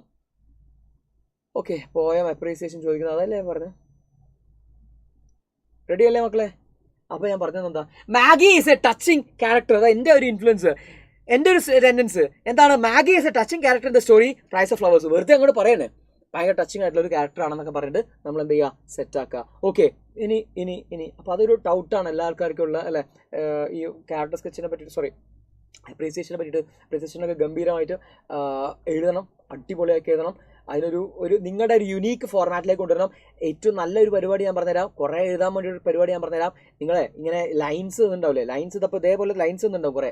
ആ ലൈൻസ് ഒന്നും വന്നിട്ടല്ലോ നമ്മൾ അപ്രീസിയേഷൻ എന്താ പറയുക, ആ ലൈൻസ് ഒന്നും എഴുതാൻ പറ്റില്ലെങ്കിൽ ആ ലൈൻ ഇങ്ങോട്ട് കോട്ട് ചെയ്യാം, ആ ലൈൻ ഇങ്ങോട്ട് എഴുതിയിരിക്കുക, 2 ലൈൻ എഴുതിയിരിക്കുക, എന്നിട്ട് 2 ലൈനിനെ വിശദീകരിച്ച് അങ്ങോട്ട് എഴുതാം. പിന്നെ അടുത്ത 2 ലൈൻ എഴുതാം, അതിനെ വിശദീകരിച്ച് എഴുതാം. പോയറ്റിക് ഡിവൈസസ് എന്തായാലും പറയണം. നമുക്ക് സിമിലി മെറ്റഫർ ലൈമിംഗ് ബോർഡ്സ് ഒക്കെ കിട്ടൂലേ, അതൊക്കെ നേരെ അങ്ങോട്ട് എഴുതാം. ഇതുമായി ബന്ധപ്പെട്ടൊരു പോയം നമ്മളെ പഠിച്ചിട്ടുണ്ടാവും, അതും കൊണ്ട് എഴുതാം. നമ്മൾ പഠിച്ച സാധനമൊക്കെ പേപ്പറിലേക്ക് കൊണ്ടുവരാൻ വേണ്ടി മാക്സിമം ശ്രമിക്കുക. എവിടെ ഒരു അവസരം കിട്ടിയാൽ അപ്പോൾ അതിൽ കൊണ്ടുവരാൻ വേണ്ടി ശ്രമിക്കുക. ഓക്കെ, കുത്തി നിറയ്ക്കുക പേപ്പർ. ഓക്കെ, എന്ന് വെച്ചാൽ ഇങ്ങനെ ബളബള ഇതല്ല, ഇത് ലെറ്റേഴ്സ് ഇമെയിൽ ഒക്കെ പേജിലാണോ എഴുതേണ്ടത്, പിന്നെ എവിടെ എഴുതാ, അത് ശരി ഒറ്റ പേജിലാണോ എഴുതിയിരിക്കുന്നത്. മിസ്റ്റർ ഗുപ്തയുടെ കാർഡ് സ്കെച്ച് ഉണ്ടോ, ഗുപ്തയുടെ കാർഡ് സ്കെച്ച് ഉണ്ട്. ഇത് നിങ്ങൾ ജസ്റ്റ് ഒന്ന് സ്ക്രീൻഷോട്ട് എടുത്ത് നോക്കുക. മിസ്റ്റർ ഗുപ്തയുടെ കാർഡ് സ്കെച്ച് ഉണ്ട്, ചോദിച്ചിട്ടുണ്ട്. അപ്പോൾ അതുകൊണ്ട് ഏറ്റവും ഇമ്പോർട്ടൻ്റ് ഞാൻ പറഞ്ഞു കഴിഞ്ഞു, വിശദമായിട്ട് പറഞ്ഞു കഴിഞ്ഞു. മിസ്റ്റർ ഗുപ്തയുടെ കാർഡ് സ്കെച്ച് എന്ന് പറഞ്ഞാൽ വലിയ ടെൻഷനൊന്നും ഇല്ല, വേഗം മനസ്സിലാവും. ഈ മാഗിയുടെ കാർഡ് സ്കെച്ച് പറഞ്ഞ സാധനങ്ങളൊക്കെ തന്നെ ഇയാളെ പറയാനുള്ളൂ.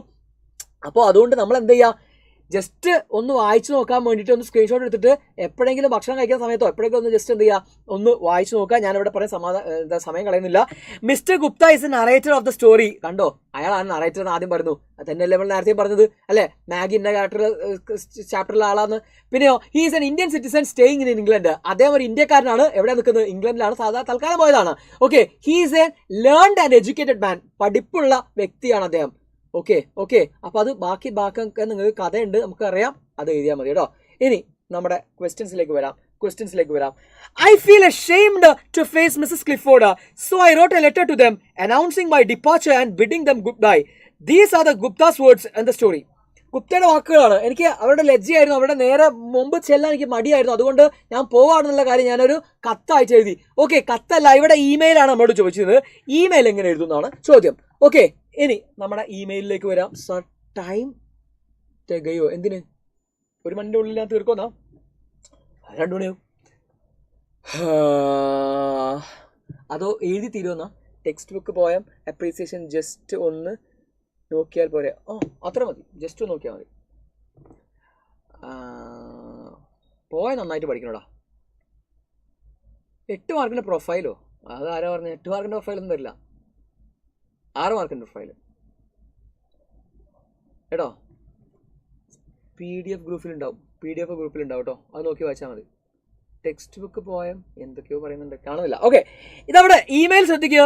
ഇമെയിൽ നേരത്തെ നാച്ചു സാറ് പറഞ്ഞിട്ടുണ്ടായിരുന്നു പോലെ ഇങ്ങനെ ഒരു പെട്ടി വരയ്ക്കണം. പെട്ടിക്കകത്ത് 2 എന്ന് പറയുന്ന ഒരു കോളം ഉണ്ടാവണം, CC ഉണ്ടാവണം, BCC ഉണ്ടാവണം, ശേഷം സബ്ജക്റ്റ് ഉണ്ടാവണം.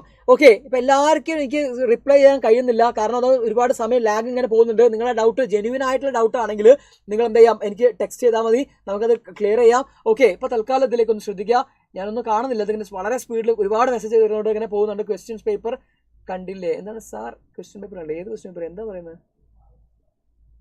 8 മാർക്കിൻ്റെ പ്രൊഫൈല് അത് യെസ്, 8 മാർക്കിൻ്റെ പ്രൊഫൈൽ. അത് ഞാൻ പറഞ്ഞില്ലേ, ചോദിക്കൂല, ഡോണ്ട് വറി. ആ ഒരു കാര്യങ്ങൾ, ആ പാറ്റേൺ നിങ്ങൾ ആലോചിക്കണ്ട. 8 മാർക്കിൻ്റെ പ്രൊഫൈൽ വരില്ല, നിങ്ങൾ 6 മാർക്കിന് വരുള്ളൂ. ഓക്കെ, ഇത്രയും കാലം വന്നത് നമുക്ക് എന്തിനാണ് 6 മാർക്കിന് പ്രൊഫൈലാവുന്നത്. അപ്പോൾ അതും ഇപ്പോൾ 8 മാർക്കിന് വന്നതിൻ്റെ ശേഷം ഉണ്ടായ പുകിലും കാര്യങ്ങളൊക്കെ നിങ്ങൾക്ക് അറിയാമെന്ന് വിചാരിക്കുന്നു. അപ്പോൾ അതുകൊണ്ടാണ് ഞാൻ പറഞ്ഞത് നമുക്ക് എന്തായിരിക്കും വരിക, 6 മാർക്കിൻ്റെ പ്രൊഫൈലാണ് വരിക, 8 മാർക്കിൻ്റെ എന്ത് വരില്ല എന്ന് വിചാരിക്കാം.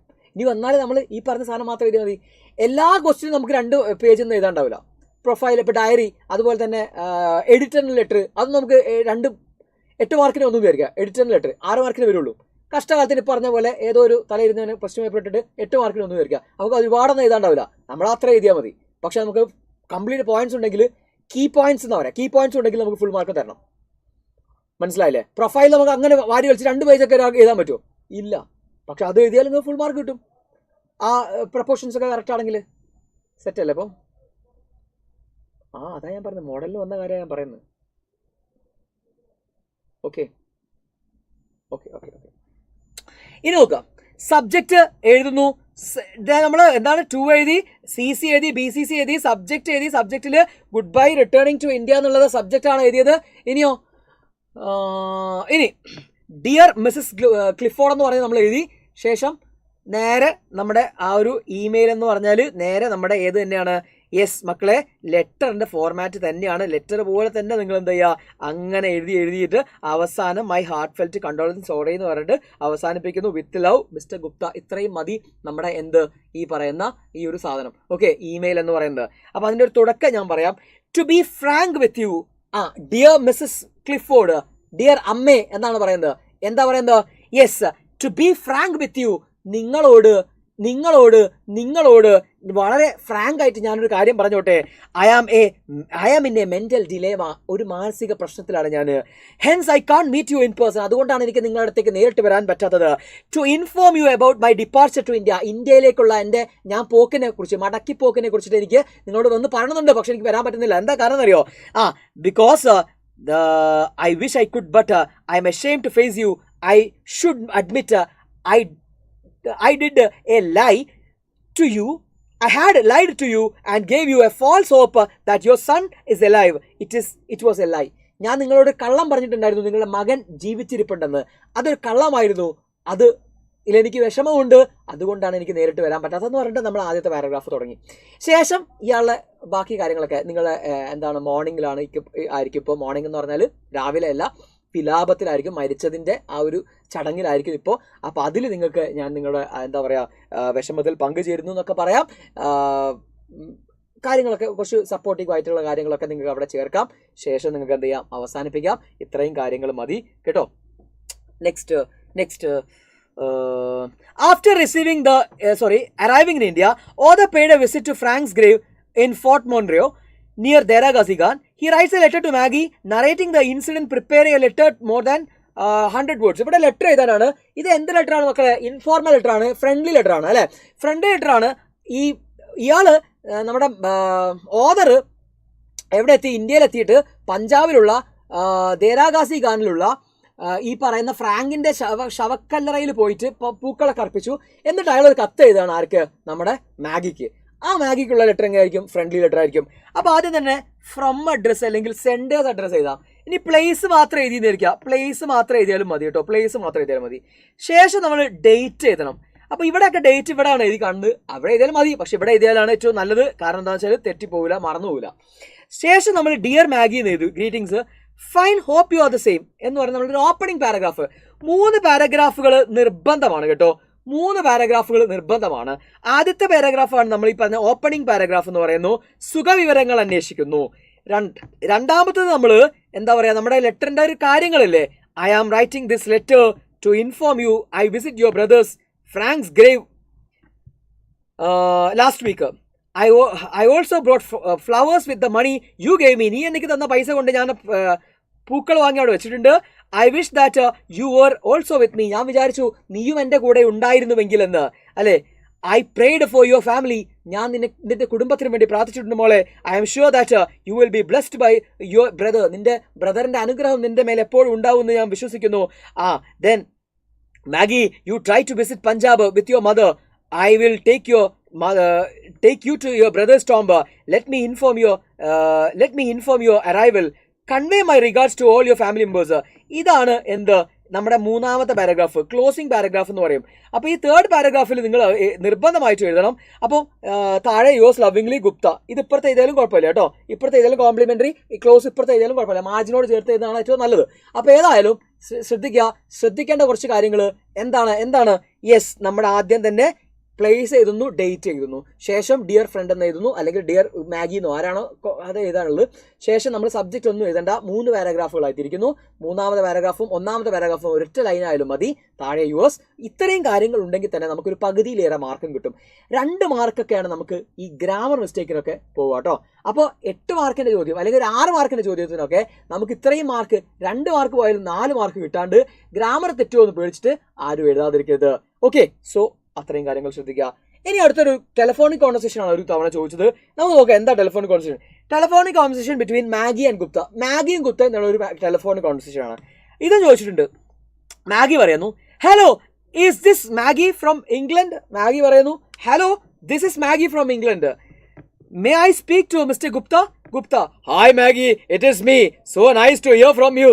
ഓക്കെ, ജസ്റ്റ് വായിച്ചാൽ മതി, നമുക്ക് കിട്ടും. Maggie, I received your letter yesterday. Thank you so much for the taking trouble for me. My mother has also asked to express her gratitude. Gupta, oh, it is nothing, Maggie. Why do you become so formal? I know how dearly you loved your brother, and this was the only thing I could do for you. എന്നൊക്കെ പറഞ്ഞിട്ട് നമുക്കിങ്ങനെ എന്ത് ചെയ്യാം, develop ചെയ്യാം. അപ്പോൾ ഇതൊരു ചോദ്യം ഉത്തരം. ഒരാൾ തന്നെ കുറേ ഇങ്ങനെ ഒരു എസ്സേ പറയാം. അതല്ല, ഒരാൾ പറയുന്നു, അതിന് ആൻസർ മറ്റാൾ പറയുന്നു. ഈ രീതിയിൽ പോകുന്നത് കുറച്ചുകൂടെ നല്ലതാണ് കേട്ടോ. ഇനി ഇതിനൊരു തുടക്കം ഉണ്ടായിരിക്കണം. ആ തുടക്കമാണ് ഇപ്പോൾ നമ്മൾ പറഞ്ഞത്. ഏത്? Hello, this is Maggie from England എന്ന് പറഞ്ഞ് തുടങ്ങിയില്ലേ? അത് വളരെ ഇമ്പോർട്ടൻറ്റ്. ഇതുപോലെ തന്നെ ഒരു അവസാനിപ്പിക്കലുണ്ടാവണം. ഒന്നും പറയാതെ ആ ശരി വെച്ചാളെന്ന് പറഞ്ഞിട്ട് ഞാൻ പോകില്ല ഉണ്ട്. അതിനൊരു അവസാനിപ്പിക്കലുണ്ടാവും. എങ്ങനെ? ഇവിടെ അവസാനിപ്പിക്കാൻ നോക്കുക. Okay mister Gupta, let me hang up now. കണ്ടോ, വിളിച്ച ആളാണ് ആദ്യം വെക്കാൻ പറഞ്ഞത്. നമ്മളൊക്കെ അങ്ങനെയല്ല അല്ലേ? നമ്മൾ വിളിച്ചുകൊണ്ടിരിക്കുമ്പോൾ എന്നാൽ വേറെ ഒന്നുമില്ലല്ലോ വെച്ചാൽ ഇതാണ് പറയാ. പക്ഷെ അങ്ങനെയല്ല പറയേണ്ടത്. വിളിച്ച ആളാണ് പറയേണ്ടത് വെക്കാണെന്ന്. എങ്ങനെയാ പറയാ? Mr Gupta, let me hang up you now. ഞാനിപ്പം വെക്കാണ് കേട്ടോ. I have no words to express my gratitude. I can only say that you are my Frank reborn. എനിക്ക് ഒരു കാര്യമേ പറയാനുള്ളൂ. You are my Frank reborn. നിങ്ങൾ എൻ്റെ ബ്രദർ തന്നെയാണ്. ഫ്രാങ്ക് എന്ന് തന്നെയാണ്. ഫ്രാങ്ക് പുനർജനിച്ചതാണ് നിങ്ങളിലൂടെ എന്ന് പറയാം. എന്നിട്ടോ Gupta, love you sister, love you dear brother. Ding വെച്ചു. ഓക്കെ, അപ്പൊ അത്രയും കാര്യങ്ങൾ നമ്മൾ എന്താ പറയുക, വളരെ പ്ലാൻഡ് ആയിട്ട് കൊണ്ടുപോകണം. എന്ന് വെച്ചാൽ തുടക്കം ഉണ്ടായിരിക്കണം, ഒരു ഡെവലപ്മെന്റ് ഉണ്ടായിരിക്കണം, പറയുന്നത് എന്താണെന്നൊരു ബോധ്യം നമുക്കുണ്ടായിരിക്കണം. ഓക്കെ, ശേഷം എന്ന് വെച്ചാൽ ഈ ഒരു ക്വസ്റ്റ്യനുമായി ബന്ധപ്പെട്ട കാര്യമായിരിക്കണം പറയുന്നത്. അവസാനം നമ്മൾ എന്ത് ചെയ്യുക, ഈ പറയുന്ന പോലെ ഒന്ന് ഇമോഷണൽ ആയിട്ട് ഒന്ന് കണക്ട് ചെയ്യുക. ഇപ്പോൾ ഇമോഷണൽ ആയിട്ട് കണക്ട് ചെയ്തിട്ടില്ലേ, ആ വായിക്കുന്ന ടീച്ചറുടെ കണ്ണ് കുട്ടി ഇങ്ങനെയൊക്കെ പറഞ്ഞിട്ടുണ്ടല്ലേ എന്നൊരു തോന്നൽ അവർക്ക് ഉള്ളിലേക്ക് കൊണ്ടുവരാൻ വേണ്ടിയിട്ട് ഇത്തരം സാധനങ്ങളൊക്കെ കൊടുത്തിട്ട് എന്ത് ചെയ്യുക, അവർ അവസാനിപ്പിക്കൽ കൊടുത്താൽ പൊളിയാണ്. ഓക്കെ, ഇനി ഇനി ഇനി ഇനി നറേഷനും ചോദിച്ചിട്ടുണ്ട് കേട്ടോ. ഇതിനകത്തും നറേഷൻ എന്ന് പറഞ്ഞാൽ എന്താ മക്കളെ, ഒരാൾ കഥ പറയുന്നതിനാണ് നറേഷൻ എന്ന് പറയാം. നറേറ്റ് ചെയ്യാന്ന് പറഞ്ഞാൽ ഒരു കഥ പറയുന്നതിനാണ് നമ്മൾ നറേഷൻ എന്ന് പറയാം. ക്ലിയർ അല്ലേ? ഇപ്പം ഞാൻ എൻ്റെ കഥ പറയുകയാണെങ്കിൽ അത് ഫസ്റ്റ് പേഴ്സണിലായിരിക്കും പറയാം. റെഡി അല്ലേ? ഐ ഐ ഐ എന്ന് വെച്ചാൽ നമ്മൾ സ്റ്റാർട്ട് ചെയ്യുക. ഇതാണ് ഫസ്റ്റ് പേഴ്സൺ നറേഷൻ എന്ന് പറയാം. ഇപ്പം ഞാൻ നിങ്ങളെ കഥ പറയുകയാണെന്ന് വരിക. അപ്പോൾ ഒരു ദിവസം എന്നോടൊരു കുട്ടി ഇങ്ങനെ ചോദിച്ചു, ഹി ആസ്ക്ഡ് മീ, മനസ്സിലായില്ലേ? ഹി എന്നോ ഷീ എന്നോ വെച്ചിട്ടായിരിക്കും ഞാൻ സ്റ്റാർട്ട് ചെയ്യുന്നുണ്ടാവുക. ഇത് മാത്രം നിങ്ങൾ ശ്രദ്ധിച്ചാൽ മതി. നറേഷൻ എഴുതുമ്പോൾ ഫസ്റ്റ് പേഴ്സണിൽ പറയുകയാണെങ്കിൽ ഫസ്റ്റ് പേഴ്സണിൽ എന്നെ കംപ്ലീറ്റ് പറഞ്ഞു പോവുക. ഒരു എക്സാമ്പിൾ നോക്കാം. Gupta on returning to India narrates his experience of meeting Maggie and his family to his friends. Gupta അയാളുടെ സുഹൃത്തുക്കളോട് കഥ പറഞ്ഞു കൊടുക്കുക. സിമ്പിൾ അല്ലേ? ഗുപ്ത പറയാൻ ഞാൻ അവിടെ പോയി, ഞാനിങ്ങനെ കണ്ടു, ഞാനത് കണ്ടു. Last week I was in London where I had a touching experience. കഴിഞ്ഞ ആഴ്ച ഞാൻ ലണ്ടനിലായിരുന്നു, അവിടെ എനിക്ക് ടച്ചിങ് എക്സ്പീരിയൻസ് ഉണ്ടായിരുന്നു. One day I met a young teenage English girl in a vegetarian restaurant. ഒരു വെജിറ്റേറിയൻ റെസ്റ്റോറൻറ്റിൽ ഞാൻ ഒരു യങ് ടീനേജ് പെൺകുട്ടിയെ കണ്ടു. നിങ്ങൾക്ക് കഥ പറഞ്ഞൂടെ? ഗുപ്ത പറയുന്നത് പോലെ പറഞ്ഞൂടെ? ചോദ്യം മനസ്സിലാക്കണം ആദ്യം. ഗുപ്തയാണോ പറയുന്നത്, ഞാൻ ഗുപ്തയായിട്ടാണോ കഥ പറയേണ്ടത്, നറേറ്റ് ചെയ്യേണ്ടത് എന്നത് നിങ്ങൾ മനസ്സിലാക്കണം. എല്ലാ ചോദ്യങ്ങൾക്കും, സ്പീച്ചിനായിക്കോട്ടെ, നറേഷൻ ആയിക്കോട്ടെ, റൈറ്റപ്പ് ആയിക്കോട്ടെ, എല്ലാത്തിനും, നമ്മുടെ കാർഡ് സ്കെച്ച് ആയിക്കോട്ടെ, എല്ലാത്തിനും നമ്മൾ എന്ത് ചെയ്യണം? ടൈറ്റിൽ കൊടുക്കണം. നിർബന്ധമൊന്നുമില്ല, കൊടുക്കുന്നത് നല്ലതാണ്. ടൈറ്റിൽ ഒരു ഹെഡിങ് കൊടുക്കുക, ഒരു അട്രാക്റ്റീവ് ആയിട്ട് എടുക്കുക. സ്പീച്ചിനൊക്കെ ഭയങ്കര രസകരമായിട്ടുള്ള ഹെഡിങ്ങുകൾ കൊടുക്കുക. നമുക്ക് കോട്ടിങ്ങുകളിലൂടെ തുടങ്ങാം. കോട്ടിങ് എന്ന് പറഞ്ഞാൽ എന്താ? ആരെങ്കിലൊക്കെ പറഞ്ഞിട്ടുള്ള പ്രധാനപ്പെട്ട ചില കാര്യങ്ങളുണ്ടാവില്ലേ, ആ കാര്യങ്ങളിലൊക്കെ നമുക്ക് എന്ത് ചെയ്യാം? പ്രോവർബുകളൊക്കെ അല്ലേ, അങ്ങനെ സാധനങ്ങളിലൂടെയൊക്കെ നമുക്ക് എന്ത് ചെയ്യാം? കൊണ്ടുവരാം. അവർ 2-3 പഠിച്ചു വെച്ചാൽ മതി. നമുക്ക് എന്തായാലും അത് ഇതിനകത്ത് എന്ത് ചെയ്യണം? ഉപയോഗിക്കണം. ഏതെങ്കിലും എസ്സേയിൽ ഞങ്ങൾ ഉപയോഗിക്കും എന്നൊരു നിർബന്ധ ബുദ്ധിയോട് കൂടിയിട്ട് മറ്റവൻ്റെ പേപ്പറിൽ ഇല്ലാത്ത സാധനങ്ങൾ എൻ്റെ പേപ്പറിൽ ഉണ്ടാക്കാൻ വേണ്ടി ശ്രമിക്കണം. അതിനാണ് മാർക്ക്. മനസ്സിലായോ? എടാ, ഒരു 50 മാർക്ക് വരെ കിട്ടാന്ന് പറഞ്ഞാൽ ഈസിയാണ്, ഒരു പ്രയാസമില്ല. അതിന് മുകളിലേക്ക് കിട്ടാന്ന് പറഞ്ഞാലാണ് ടഫ്. ഓക്കെ, ആ ടഫാണ് ഞാൻ ക്രാക്ക് ചെയ്യാനുള്ള കാര്യങ്ങളാണ് ഞാൻ പറഞ്ഞു തരുന്നത്. അപ്പോൾ അത് ശ്രദ്ധിക്കുക. നമ്മുടെ പേപ്പർ യുണീക്ക് ആക്കാൻ വേണ്ടിയിട്ട് ശ്രീക സാർ അവസാനത്തെ യൂണിറ്റ് പഠിക്കണം. അവസാനത്തെ യൂണിറ്റ് പഠിക്കണം കേട്ടോ. അതെന്താണെന്നറിയോ? നമുക്കിപ്പോൾ ലാസ്റ്റ് ക്വസ്റ്റ്യൻ എന്ന് പറയുന്നത് എന്താ പറയുക, നമ്മുടെ 8 മാർക്കിൻ്റെ ചോദ്യം അല്ലെങ്കിൽ 24 മാർക്ക് 30 മാർക്കിൻ്റെ ചോദ്യം വരുന്ന തൊട്ട് മുമ്പുള്ള മേഖലയുണ്ടല്ലോ, ഇതിനൊക്കെ നമുക്ക് ഓപ്ഷൻസ് ഉണ്ടാവും. ഈ ഓപ്ഷൻസിൽ നമുക്ക് സ്കിപ്പ് ചെയ്യാം ഈ പറഞ്ഞ ലാസ്റ്റ് യൂണിറ്റ്. പക്ഷേ ആ ലാസ്റ്റ് യൂണിറ്റിൽ നിന്നും ഒരു ഈസി ചോദ്യം വന്നിരിക്കുന്നത് സൈബർ സ്പേസ് ആണ്. സൈബർ സ്പേസ് എന്ന് പറഞ്ഞാൽ ഇൻ്റർനെറ്റിനെ പറ്റിയിട്ട് നിങ്ങൾക്ക് വായ തോന്നിയൊക്കെ എഴുതാം. അതെന്തിനാ ഒഴിവാക്കണത് അല്ലേ? തൊട്ട് മുമ്പുള്ള ഒരു ചോദ്യം എന്ന് പറഞ്ഞാൽ ആൻഡ് ഗാന്ധി ഗെയിമിൽ ഒരു എസ് എഴുതാനും. ആൻഡ് ഗാന്ധി ഗെയിം ഇപ്പോൾ നമുക്ക് പച്ചവെള്ളം പോലെ മനസ്സിലായി, എന്നാലും കുറച്ചുകൂടെ ഈസി ഏതാ? സൈബർ സ്പേസ് അല്ലേ? ഇൻ്റർനെറ്റ് അല്ലേ? അതാ നല്ലത് കേട്ടോ. പോയിന്റ് ഇതൊക്കെ ചെയ്താൽ മാർക്ക് കിട്ടില്ലേ? പോയിന്റ് ആക്കി എഴുതരുത്. ദൈവമേ, പോയിന്റ് ആക്കിയിട്ട് ഞങ്ങളെ പഠിപ്പിച്ചെന്നാണ്. ക്യാരക്ടർ വെച്ച് പോയിന്റ് ആക്കി എഴുതരുത്, ഒരു കുന്തം പോയിന്റ് ആക്കി എഴുതരുത്. ഓക്കെ, പ്രൊഫൈൽ പോയിന്റ് ആക്കി എഴുതരുത്. ആണോ എങ്ങനെയെങ്കിലുമൊക്കെ സെന്റൻസ് ആക്കിയിട്ട് വലിച്ചു നീട്ടിയിട്ട് എഴുതാം. പോയിന്റ് തന്നെ ആയിരിക്കും നമ്മൾ എഴുതുന്നത്, പക്ഷെ എന്താ ചെയ്യുക? ഇന്ന് വലിച്ചു നീട്ടി പാരഗ്രാഫുകളാക്കിയിട്ട് തന്നെ എഴുതാം കേട്ടോ. ഓക്കെ, മോഡൽ എക്സാമിൻ്റെ ആക്ടിവിറ്റി പാറ്റേൺ പോലെയല്ലേ മിക്കവാറും. ഇനി നമ്മുടെ ഈ ഒരു സ്ക്രീൻഷോട്ട് ഒന്ന് എടുത്തു വെച്ചോ. ഞാൻ നേരത്തെ പറഞ്ഞ പോലെ ആ സ്നാക്ക് കഴിക്കുന്ന സമയത്ത്, വൈകുന്നേരം സ്നാക്ക് കഴിക്കുന്ന സമയത്ത് ഒന്ന് ജസ്റ്റ് വായിച്ചു നോക്കാൻ വേണ്ടിയിട്ട്. ഒന്നുമില്ല, നമ്മൾ പറഞ്ഞ കാര്യങ്ങളൊക്കെ തന്നെയാണ്. ജസ്റ്റ് കഥയെക്കുറിച്ചൊന്ന് ഐഡിയ ഉണ്ടാക്കാൻ വേണ്ടിയിട്ട് ഒരു റിവ്യൂ, സ്റ്റോറി റിവ്യൂ ഒന്ന് ഇവിടെ ഞാൻ കൊടുത്തിട്ടുണ്ട്. ഒരു അഡീഷണൽ റീഡിങ് മാത്രമാണ്. ഓക്കെ, അഡീഷണൽ റീഡിങ് മാത്രമാണ്. റീഡിങ് കൊണ്ട് നിങ്ങൾക്ക് ഉപയോഗം ഉണ്ടാവും. ഓക്കെ, നെക്സ്റ്റ് ചാപ്റ്ററിലേക്ക് നമ്മൾ കിടക്കാണ്. ദ ട്രിപ്പ് ഓഫ് ലീഹോർല എന്ന് പറഞ്ഞ ഈ ചാപ്റ്റർ വളരെ വളരെ ഇമ്പോർട്ടൻ്റ് ആണ്. ഞാൻ പറയാതെ തന്നെ നിങ്ങൾക്ക് അറിയാം. ഗീഡി മോപ്പസെൻ്റ് ആണ് നമ്മുടെ author, Guy de Maupassant. Okay, Guy de Maupassant. Preparation of take off വലിയ ചാപ്റ്ററാണ്. നമുക്ക് സമ്മറി പറയാം, വേഗം നോക്കാം. സമ്മറി എന്ന് പറഞ്ഞാൽ ക്വസ്റ്റ്യൻ എങ്ങനെ വന്നു, അതിനെങ്ങനെ ആൻസർ എഴുതുന്നു, ഇതാണ് നമ്മൾ ഡിസ്കസ് ചെയ്യാൻ പോകുന്നത് കേട്ടോ. വേഗം നോക്കല്ലേ? സെറ്റല്ലേ? വിശക്കുണ്ടെങ്കിലല്ലേ PDF തരില്ലേ? PDF തരടോ മെഹറൂഫ്. PDF ഒക്കെ ഉണ്ട്. സ്നാക്ക് ഒന്നുമില്ല ഇവിടെ, ഈവനിങ് സ്നാക്ക് ഒന്നുമില്ല. ഓഹോ, അവിടുത്തെ ഹോസ്റ്റലാണോ? അപ്പോഴേ വിശക്കുണ്ടെങ്കിൽ വല്ല ബിസ്ക്കറ്റോ കാര്യങ്ങളൊക്കെ ഉണ്ടെങ്കിൽ അങ്ങനെ കഴിച്ച് നിൽക്കുക, ഫ്രീ ആയിരിക്കുക. വയറിനെ നമ്മൾ വിഷമിപ്പിക്കാൻ പാടില്ല. വയറ് വിഷമിച്ചാൽ നമുക്ക് ഇത് വർക്ക് ചെയ്യില്ല, അപ്പോൾ അത് പ്രശ്നമാണ്. ഓക്കെ, അപ്പോൾ അതുകൊണ്ട് നമുക്കതിപ്പോൾ അത്യാവശ്യം ആണ്. ഏത് പരീക്ഷയാണല്ലോ മറ്റന്നാൾ, അപ്പോൾ അതുകൊണ്ട് ഇത് എങ്ങനെയെങ്കിലും ടാക്കിൾ ചെയ്യണം. പ്രിപ്പറേഷൻസ്, ഞാൻ കുറച്ച് വെള്ളം കൊടുക്കട്ടെ. Preparation of the take off. Le Horla എന്ന് പറഞ്ഞാൽ ഒരു ഹോട്ട് എയർ ബലൂൺ ആണ്. ലീഹോർല എന്ന് പറഞ്ഞാൽ എന്താണ്? ഒരു ഹോട്ട് എയർ ബലൂൺ ആണ് കേട്ടോ.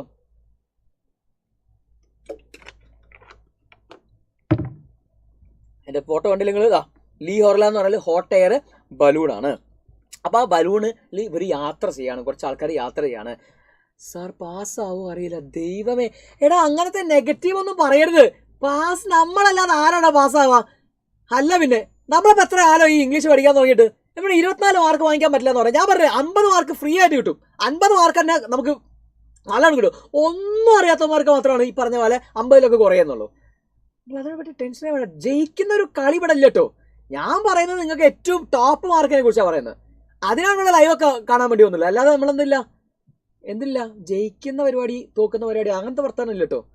ജയിക്കാൻ എല്ലാവരും ജയിക്കൂലേ? അത് ശരി. പ്രിപ്പറേഷൻ ആൻഡ് ടേക്ക് വേണം. ക്വസ്റ്റ്യൻ പേപ്പറിൽ തന്നെയാണോ ജയിക്കാനുള്ള മാർക്കൊക്കെ? അത് നമ്മൾ അതേപോലെ എഴുതിയാൽ മതി. ഈ 8 മാർക്കിന്റെ ചോദ്യം ഞാൻ പറഞ്ഞു നോക്ക്.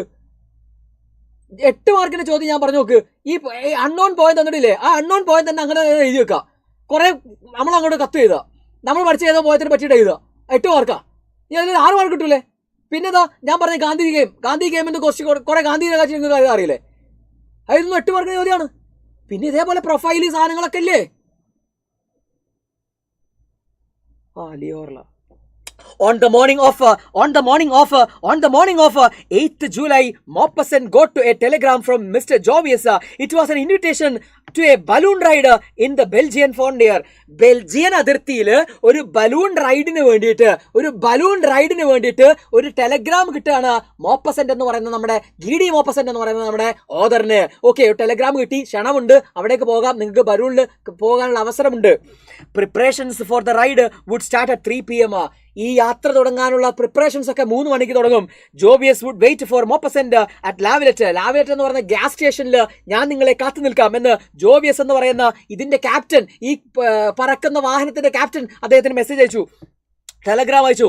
Preparing the balloon for the trip was done in the courtyard of the gas factory La Villette എന്ന് പറയുന്ന ആ ഗ്യാസ് ഫാക്ടറിയുടെ കോർട്ട്യാർഡിൽ, ആ മുറ്റത്താണ് ഈ പറയുന്ന ഈ ബലൂണിന്റെ പ്രിപ്പറേഷൻസ് ഒക്കെ, അതിലേക്ക് ഗ്യാസ് ഫില്ല് ചെയ്യുന്നൊക്കെ നടക്കുന്നത്.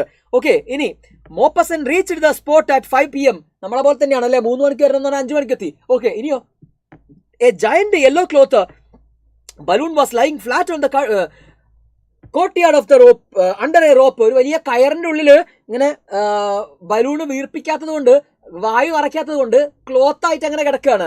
ഓക്കെ, ഇനിയോ it looked like a yellow cake.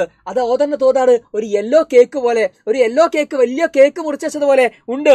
It was tied to the ground with ropes. ഒരുപാട് കയറുകൾ കൊണ്ട് നിലത്ത് ബന്ധിപ്പിച്ചിട്ടുണ്ടത്. A crowd of 200 or 300 people gathered there. ആ പേര്, എത്ര ആൾക്കാരുണ്ടെന്ന് ഓർത്തു വെക്കണേ. കാരണം ഇത് നമുക്ക് ചോദിക്കാനുള്ള ഒരു ചോദ്യം എന്ന് പറഞ്ഞാൽ ലൈവ് TV റിപ്പോർട്ടാണ്.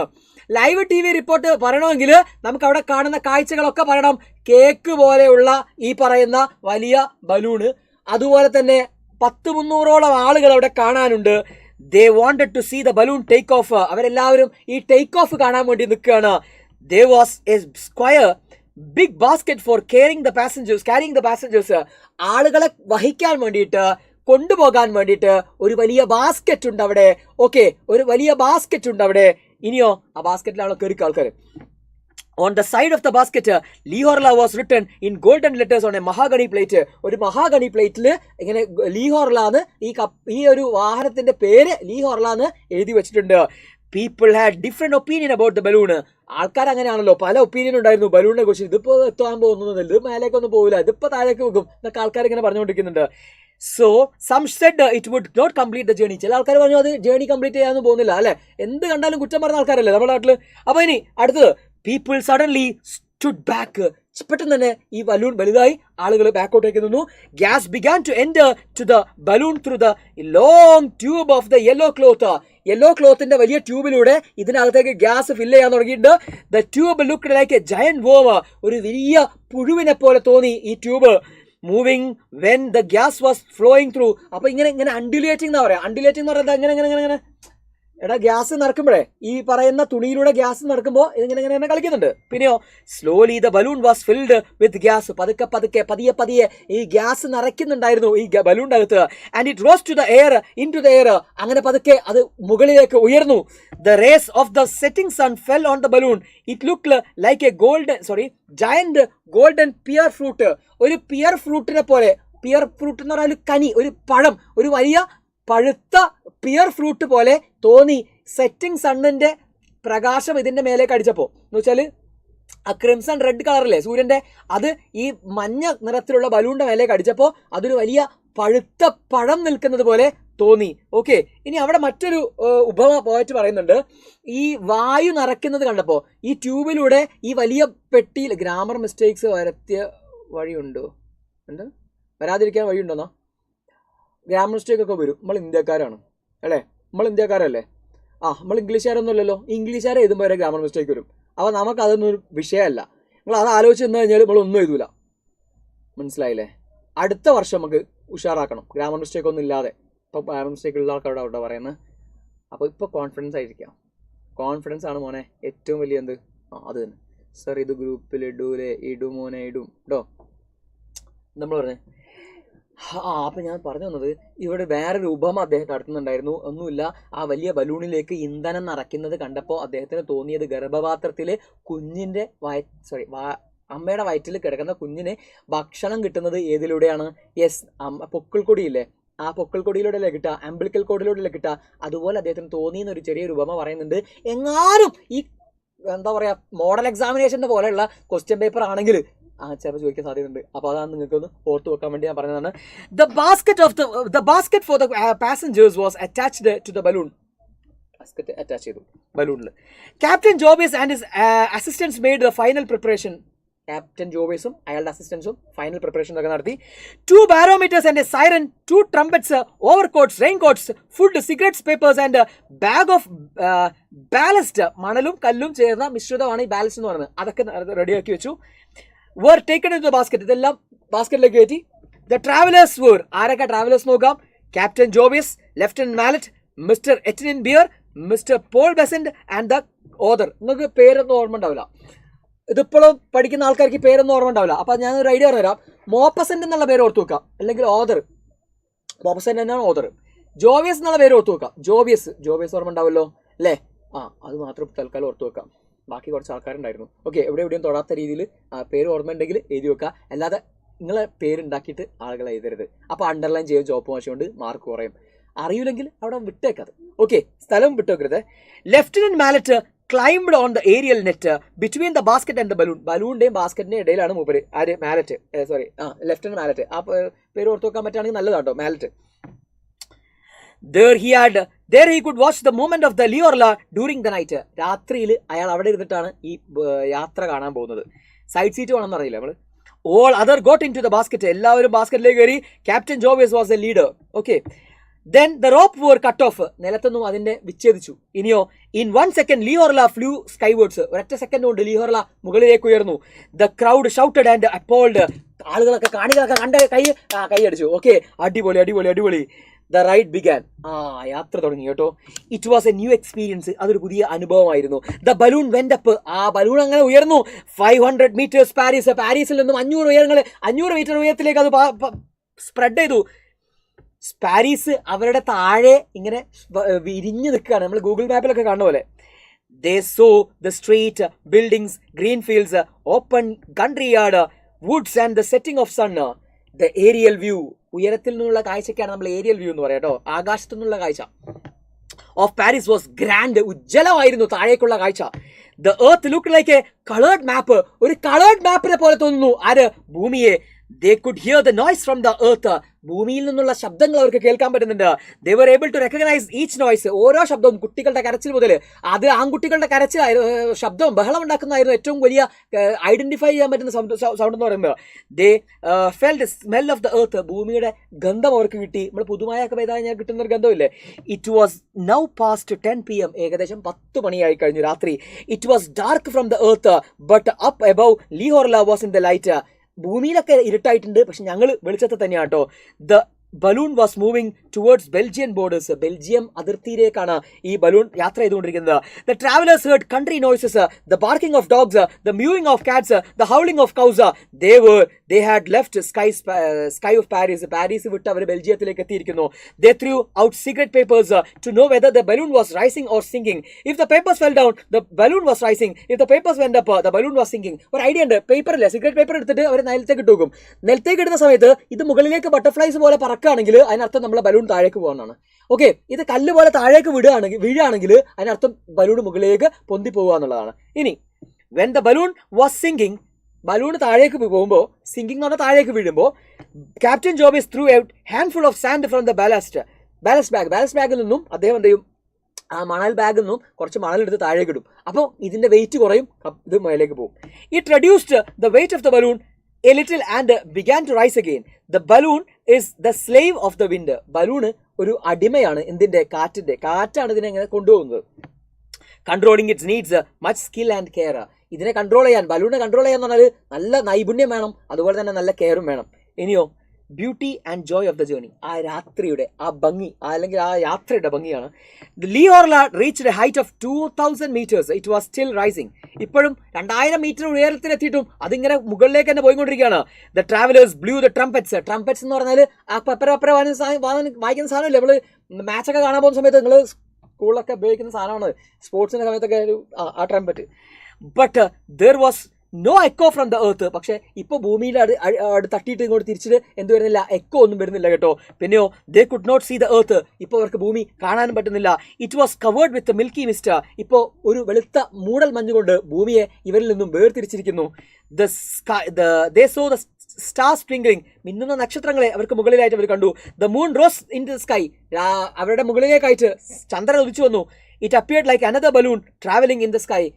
തങ്ങളുടെ പോലെ തന്നെ മറ്റൊരു ബലൂൺ പോലെ, ട്രാവൽ ചെയ്യുന്ന ബലൂൺ പോലെ അവർക്ക് ഈ പറയുന്ന ചന്ദ്രനെ തോന്നുകയാണ്. Now Le Horla was like a wandering little world of 5 men. ഇപ്പോൾ അവർക്ക് തോന്നാണ് ലീഹോർല എന്ന് പറഞ്ഞ ഈ ഒരു വാഹനം ഉണ്ടല്ലോ, ഈ ഒരു ബലൂൺ ഉണ്ടല്ലോ, 5 ആളുകളുള്ള മറ്റൊരു ലോകം അങ്ങനെ സഞ്ചരിക്കുന്ന പോലെ അവർക്ക് തോന്നി. The travellers were enjoying the journey. All sorrows, troubles and memories left them. യാത്ര ചെയ്യുമ്പോൾ അങ്ങനെയാണല്ലേ, നമ്മുടെ ദുഃഖങ്ങൾ, നമ്മുടെ പ്രയാസങ്ങൾ എല്ലാം നമ്മൾ മറക്കും. ഇനിയോ they were floating in the space like a planet. It was a kind of delicious inertia. എന്താണ്, ഒരു അലസമായ നിശ്ചലത, ഇതുപോലെയാണ് അവർക്ക് തോന്നിയത്. ഇനിയോ no need of any body movement, no activity, just stay in the basket and float. It was a joyous and easy experience. They were like birds flying without flapping their wings. നിങ്ങൾ കണ്ടതായിരിക്കും പരുന്തൊക്കെ ഇങ്ങനെ ചിറകടിക്കാതെ ഇങ്ങനെ പറക്കുന്ന കണ്ടില്ലേ, അതേപോലെ ചിറകുകളടിക്കാതെ wings flap ചെയ്യാതെ പറക്കുന്ന ഒരു അനുഭവമായിരുന്നു അവർക്ക് ലീഹോർലയിൽ ഉണ്ടായിരുന്നത്. റിട്ടേൺ ടു എർത്ത്, ഈ തിരിച്ചു വരവാണ്, കഴിഞ്ഞു. ഇത്രയേ ഉള്ളൂ കേട്ടോ, ഇത്രയും ഭാഗമുള്ളൂ നമുക്ക് പഠിക്കാൻ. ഇനി it was past mid night, ഏകദേശം അർദ്ധരാത്രി കഴിഞ്ഞു. ലീഹോർല റോസ് അപ്പ് ടു 2350. ആ പേര്, ആ നമ്പർ ഒന്ന് ഓർത്ത് വെക്കാൻ പറ്റുകയാണെങ്കിൽ ഏറ്റവും നല്ലതാണ്. നോക്ക്, അത് ഓർത്ത് വെക്കാൻ ഐഡിയ പറഞ്ഞുതരാം. 2000 2 കൂട്ടി എത്ര, 5 പിന്നെ 0, അപ്പോൾ എത്രയായി, 2350. ഓക്കെ, 2350 മീറ്റേഴ്സ് മുകളിൽ ഓക്കെ അവരെത്തിയപ്പോൾ and started to go down. അവിടുന്ന് പിന്നെ താഴേക്കാണ് വന്നത്. ജോബിയസ് threw out half of the ബാലസ്റ്റിലുള്ള ബാക്കിയെല്ലാം ജോബിയസ് താഴേക്ക് നോക്കി. But the balloon continue to sink. ബലൂൺ താഴേക്ക് തന്നെ പോകുന്നത്. Soon they were quite near the earth observing the pole star. They knew they were moving towards the Belgium borders. They saw a dog like figure jumping on the ground front of them. Captain Jobis said it was a shadow of the balloon. എന്തോ ഒരു സാധനം നായ പോലെ ഇവരുടെ പിന്നാലെ ഇങ്ങനെ ഓടി വരുന്നത് കണ്ടു. ഈ ഡിച്ചസും അതുപോലെ തന്നെ ഡിച്ചസ് എന്ന് പറഞ്ഞാൽ വലിയ കിടങ്ങുകളും റോഡൊക്കെ ഇങ്ങനെ ചാടി കടക്കുന്നതായിട്ട് കണ്ടു, വളരെ സ്പീഡിൽ. വിചാരിച്ചത് എന്താ സാധനം എന്ന് മനസ്സിലാവില്ല. അപ്പം ജോബിസ് പറഞ്ഞിട്ട് അത് വേറെ ഒന്നുമല്ല, നമ്മുടെ ബലൂണിന്റെ നേലാണ്, നമ്മുടെ നേരെ പുറകിൽ വരികയാണെന്ന് പറഞ്ഞു. Leghor was floating over the agriculture fields. The travelers saw a large cities and the right of them. അതൊന്നും വേണ്ട. Yes. Captain Jovis asked to get ready for the landing. ലാൻഡിങ്ങിന് തയ്യാറാവാൻ എല്ലാവരോടും ക്യാപ്റ്റൻ ജോവിസ് ആവശ്യപ്പെട്ടു. They were near the sea. കടലിന്റെ തൊട്ടടുത്താണ്, അതുകൊണ്ട് പെട്ടെന്ന് തന്നെ നമ്മൾ എന്ത് ചെയ്യണം, ലാൻഡ് ചെയ്യണം. Lieutenant Mallet came down to the basket from the net. നെറ്റൊന്നും ലെഫ്റ്റനന്റ് മാലറ്റ് മുപ്പര് സൈഡ് സീറ്റിൽ ഇരിക്കുകയല്ലായിരുന്നോ, അയാൾ താഴേക്ക് വന്നു. Captain Jovis looked around for a good spot to land. They passed over the canal. They were moving over the farm. The frightened animals and birds ran from the farmhouse. Jovis threw out the rest of the ballast. The balloon rose up little past the farmhouse, close to the roof. എന്ന് വെച്ചാൽ നമ്മൾ ഈ സിനിമയിലെ കാണാറില്ലേ, വിമാനം ഇങ്ങനെ ഇതിന്റെ മുകളിലൂടെ ഇങ്ങനെ തൊട്ടില്ലാന്ന രീതിയിൽ ഇങ്ങനെ ഒറ്റ പറക്കൽ പറക്കും. അതേപോലെ ഇയാളുടെ കയ്യിലുള്ള സകല ബാലസ്റ്റും സാൻഡും പുറത്തേക്ക് ഇട്ടപ്പോൾ ജസ്റ്റ് തട്ടിയില്ല എന്നുള്ള രീതിയിൽ ഫാം ഹൗസിന്റെ മുകളിലൂടെ അതങ്ങനെ കുറച്ച് ഉയരത്തിൽ പറന്നു. ഓക്കെ, എന്നിട്ടോ അല്ലെ ഫാം ഹൗസിൽ ഇടിച്ചിട്ടാകെ പ്രശ്നമായിരുന്നു. The escape valve of the balloon was released. Gas escaped through the balloon went down. Gas ഒക്കെ ഒഴിവാക്കി. എന്നിട്ടോ the anchor was dropped. Anchor താഴേക്കിട്ടു. ആങ്കർ എന്ന് പറഞ്ഞാൽ നങ്കൂരമല്ലേ, ആ താഴേക്കിട്ടു. ഇറ്റ് took hold and അത് എവിടെയോ കൊളുത്തി നിന്നു. The balloon stopped with a strong shake. The basket touched the ground. It bounced up and down. അങ്ങോട്ടും ഇങ്ങോട്ടായി കളിക്കുന്നുണ്ട്. Finally it settled on the ground. The travelers got down. എല്ലാ ആളുകളും പുറത്തിറങ്ങി. The peasants gathered around them in surprise. ആളുകൾ, ബെൽജിയക്കാരായിട്ടുള്ള പെസൻസ്, കർഷകരൊക്കെ അവർക്ക് ചുറ്റിലും കൂടി. It was 3:15 AM. അതിരാവിലെയാണ്.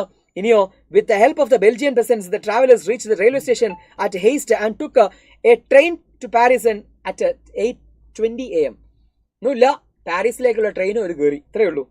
Thus the remarkable journey started the previous evening, ended in the next morning. തലേ ദിവസം രാത്രിയിൽ തുടങ്ങിയ വൈകുന്നേരം തുടങ്ങിയ യാത്ര പിറ്റേ ദിവസം രാവിലെ അവസാനിക്കുകയാണ് ചെയ്യുന്നത്. ഇനി നമുക്കിവിടെ ചോദിക്കാനുള്ളത്, ഏറ്റവും ഇമ്പോർട്ടൻ്റ് ആയി ചോദിക്കുന്ന ഒരു ചോദ്യം എന്ന് പറഞ്ഞാൽ ലൈവ് TV റിപ്പോർട്ടാണ്. അതിൽ ശ്രദ്ധിക്കേണ്ട കുറച്ച് കാര്യങ്ങളുണ്ട്. നമുക്ക് വേഗം നോക്കാം. യെസ്, ഒരു മോഡൽ ഞാൻ പറയാം ആ ലൈവ് TV റിപ്പോർട്ടിന്റെ. അത് നിങ്ങളെ മൈൻഡിലേക്ക് പെട്ടെന്ന് കയറ്റി വെക്കാം. Okay, drafted live TV report of the Le Horla's take off. ലിയോർലിന്റെ ടേക്ക് ഓഫിന്റെ ഒരു ലൈവ് TV റിപ്പോർട്ട് നിങ്ങളോട് ചെയ്യാനാണ് പറയുന്നത്. ലേഡീസ് ആൻഡ് ജെന്റിൽമാൻ തുടങ്ങാം. Ladies and gentleman, welcome to the gas work of La Villette. എടാ, TV റിപ്പോർട്ടർ നിങ്ങൾ കണ്ടില്ലേ? ഇത് നികേഷ് കുമാറാണ് എന്നൊക്കെ പറഞ്ഞിട്ട് നമ്മൾ കണ്ടില്ലേ? ഈ സംഭവമാണ് പറയുന്നത്. ലേഡീസ് ആൻഡ് ജെന്റിൽമാനിൽ തുടങ്ങുക. Welcome to the gas work of Lavalette.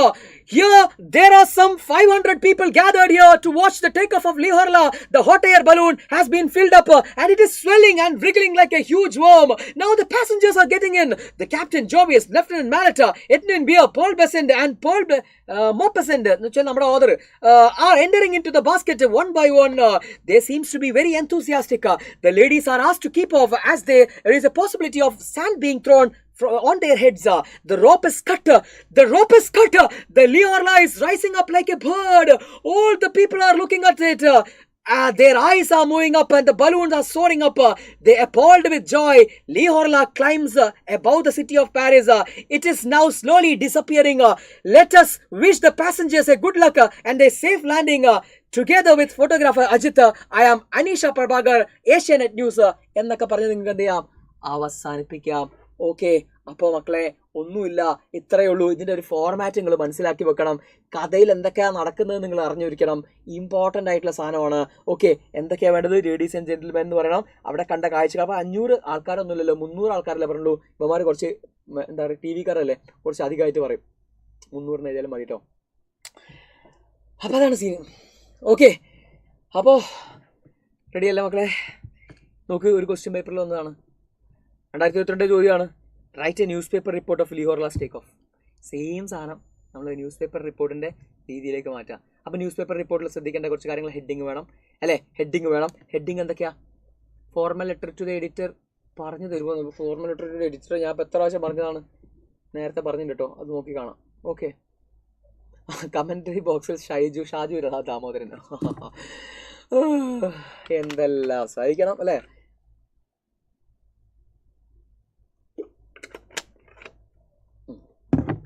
Atul, nice comment. ഇനി ഹെഡിങ് വേണം, പ്ലേസ് വേണം, ഡേറ്റ് വേണം, അതുപോലെ തന്നെ ഓപ്പണിംഗ് പാരഗ്രാഫ് ഉണ്ടാവണം അല്ലെ? ഇതിനൊരു ഇൻവേർട്ടഡ് പിരമിഡിൻ്റെ രീതിയിലാണ് നമ്മൾ ന്യൂസ് പേപ്പർ റിപ്പോർട്ട് തയ്യാറാക്കുക. എന്ന് വെച്ചാൽ പ്രധാനപ്പെട്ട കാര്യങ്ങൾ ആദ്യം പറയാം. ഇൻവേർട്ടഡ് പിരമിഡാണ്, ഇങ്ങനെ ഇൻവേർട്ടഡ് പിരമിഡാണ് എന്ന് വെച്ചാൽ ഏറ്റവും പ്രധാനപ്പെട്ട കാര്യങ്ങൾ ആദ്യം പറയാം, ലെസ് ഇമ്പോർട്ടൻ്റ് ആയ കാര്യങ്ങൾ ലാസ്റ്റിലേക്ക് പറയാം. ഹെഡിങ് എപ്പോഴും ക്യാച്ച് ആയിരിക്കാൻ ശ്രമിക്കുക. ഒരു ഇത്രയും കാര്യങ്ങളാണ് നിങ്ങൾ ന്യൂസ് പേപ്പർ റിപ്പോർട്ടിൽ ശ്രദ്ധിക്കേണ്ടത്. ഇനി ഒരു ക്വസ്റ്റ്യൻ നോക്കാം. ലൈവ് കമൻട്രി തന്നെയാണ് ചോദ്യം. ഓക്കെ, മാർച്ച് 2019 ചോദിച്ചിട്ടുണ്ട്. അതുപോലെ തന്നെ മറ്റൊരു ചോദ്യം എന്ന് പറഞ്ഞാൽ ന്യൂസ് പേപ്പർ റിപ്പോർട്ട് കണ്ടോ, 2019 പിന്നെയും ചോദിച്ചിട്ടുണ്ട്. ഏത്, എനിക്ക് തോന്നുന്നു ഇത് മാർച്ചിലാണ്, മറ്റേത് മാർച്ചിൽ തന്നെയാണ്. ന്യൂസ് പേപ്പർ റിപ്പോർട്ട് ചോദിച്ചിട്ടുണ്ട്. സോ അത്രയും കാര്യങ്ങളാണ് ഈ ചാപ്റ്ററിൽ നമ്മൾ മനസ്സിലാക്കാനുള്ളത്. നമ്മുടെ ഏറ്റവും അവസാനത്തെ ചാപ്റ്ററിലേക്ക് ഞാൻ വരികയാണ്. ഏറ്റവും അവസാനത്തെ ചാപ്റ്ററിൻ്റെ പേരാണ് ദ സെക്രട്ടറീസ് ഓഫ് കണ്ടാവ് എന്നാണ് പേര്. ഇതുകൂടെ കഴിഞ്ഞ പരിപാടി കഴിഞ്ഞു. Important themes of the lesson. ഈ ലെസൻ്റെ ഏറ്റവും ഇമ്പോർട്ടൻ്റ് ആയിട്ടുള്ള തീംസ് എന്തൊക്കെയാണെന്ന് നോക്കാം. 6 മാർക്ക് കിട്ടാൻ എത്ര എഴുതണം ഞാൻ പറയല്ലേ, ഓരോ ചോദ്യവും പോലെ ഇരിക്കും. പ്രൊഫൈലിൽ നമ്മൾ ഒരുപാട് എഴുതേണ്ട ആവശ്യമൊന്നുമില്ല. പക്ഷേ ഇപ്പോൾ ഒരു റൈറ്റപ്പ് ഒക്കെ ആണെങ്കിൽ ഒരു പേജെങ്കിലും എഴുതി വെക്കാം. ഓക്കെ, 1-1.5 പേജോ അല്ലെങ്കിൽ ഒരു പേജ് എഴുതിയാൽ മതി. കാരണം 6 മാർക്കിൻ്റെ ചോദ്യം കഴിഞ്ഞാൽ പിന്നെ 8 മാർക്കിൻ്റെ ചോദ്യം. 8 മാർക്കിൻ്റെ ചോദ്യം ഞാൻ പറയാം 2 പേജ് എഴുതണം. 2-2.5 പേജ് എഴുതണം. പേജ് എന്ന് പറഞ്ഞാൽ ഇതിപ്പോൾ ഇങ്ങനെ പറയില്ല നമ്മൾ, ഈ ഒരു ഭാഗം 1 പേജ് 2 പേജ് ഇങ്ങനെ, മനസ്സിലായില്ലേ? അപ്പം നിങ്ങൾ അത് ആലോചിക്കേണ്ട, നമ്മൾ കറക്റ്റ് പോയിന്റ്സും കാര്യങ്ങളൊക്കെ ഉണ്ടെന്ന് നോക്കുക. പാരഗ്രാഫുകളാക്കി എഴുതുക. അപ്പോഴൊക്കെ നമുക്ക് എന്ത് ചെയ്യാം, കുറേ എഴുതിയതുപോലെ ഉണ്ടാവും, കുറേ പേജുകൾ കാണും. ഓക്കെ, ഇമെയിലൊക്കെ 1 പേജിൽ ആണോ എഴുതേണ്ടത്? ഇമെയിലൊക്കെ 1 പേജിലാണോ എഴുതേണ്ടത്? യെസ്, 1 പേജിൽ തന്നെ എഴുതാൻ ശ്രമിക്കണം കേട്ടോ. എന്ന് വെച്ചാൽ ഇപ്പോൾ മറ്റേ നമ്മുടെ ഒരു സിനിമയല്ലേ, ഈ തിലകനൊക്കെ ഭ്രാന്തായിട്ടുള്ള സിനിമ, മുകേഷിനൊക്കെ, അതിൽ പോലീസ് സ്റ്റേഷനിൽ എഴുതുന്നുണ്ട്. ഒരു പോലീസ് സ്റ്റേഷനിൽ പോലീസ് സ്റ്റേ എന്ന് എഴുതിയിട്ട് ഇപ്പുറത്ത് താഴെ സ്റ്റേഷൻ, അങ്ങനെ എഴുതി വെക്കുന്ന ഒരു മണ്ടത്തരമുണ്ട്. ചില ആൾക്കാരൊക്കെ എന്ത് ചെയ്യും, ഇമെയിലിൻ്റെ ഒരു പകുതി ലാസ്റ്റ് പേജിൽ, ബാക്കി ഇപ്പുറത്തെ പേജിൽ അങ്ങനെ എഴുതി വെക്കരുത്. ഒരു വൃത്തി ഉണ്ടാവണം, കാണുന്നത് വൃത്തിയിൽ ഇങ്ങനെ എഴുതണം. ഒറ്റ പേജിൽ തന്നെ വരുന്ന രീതിയിൽ എഴുതാൻ ശ്രമിക്കുക കേട്ടോ. അതാണ് എന്നോട് കുറേ നേരം ആൾ ചോദിക്കുന്നു വിചാരിക്കുന്നു. അതെ, 24 മാർക്കാണ് ജസ്റ്റ് പാസ്സാവാൻ. അതൊക്കെ നമുക്ക് എല്ലാവർക്കും കിട്ടുന്നുള്ള കാര്യത്തിൽ ഒരു സംശയം വേണ്ട. അങ്ങനെ കിട്ടാതെ ഒരാളും തോക്കൂല. തോക്കുന്ന പരിപാടി അല്ലെങ്കിൽ +1 ഇല്ല. +1 +2 കൂടെ ചേർത്തിട്ടാണ് നമ്മൾ പാസ്സാവുക. 48 മാർക്ക് കിട്ടിയിട്ട് പാസ്സാവുക കേട്ടോ. അപ്പൊ അങ്ങനെ ഒരു സമയം ഇല്ല. 5 മാർക്കിന് എത്ര പേജ് എഴുതണം? ഓക്കെ,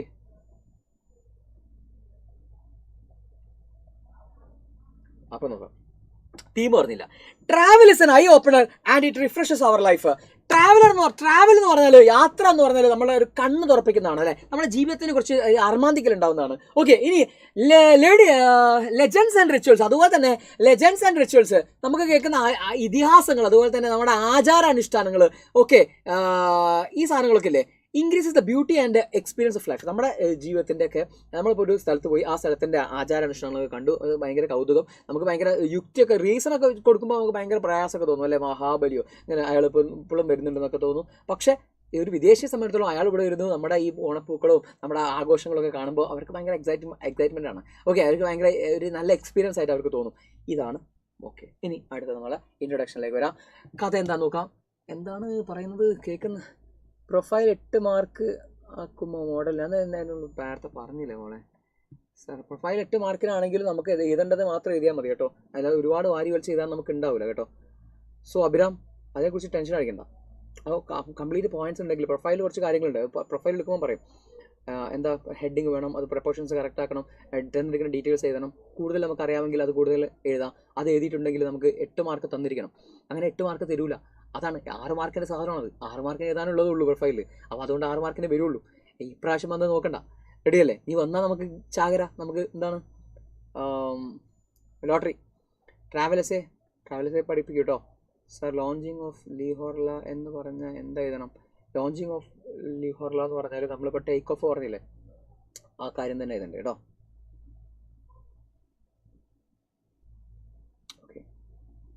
CV ചോദിക്കാറുണ്ട്, ജോബ് ആപ്ലിക്കേഷൻ ചോദിക്കാറുണ്ട്. അതൊക്കെ ഓരോരുത്തർ പറയും.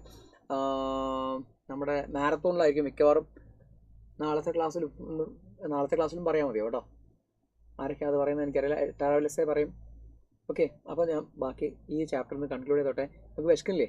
അപ്പം ബാക്കിയിലേക്ക് വരാം. കടവ് എന്നാണ് നിങ്ങൾ എഴുതേണ്ടത്. Kadavu is one of the islands of Fiji group of ഐലൻഡ്സിലുള്ള ഒരു ഐലൻഡ് ആണത് കണ്ടാവ്.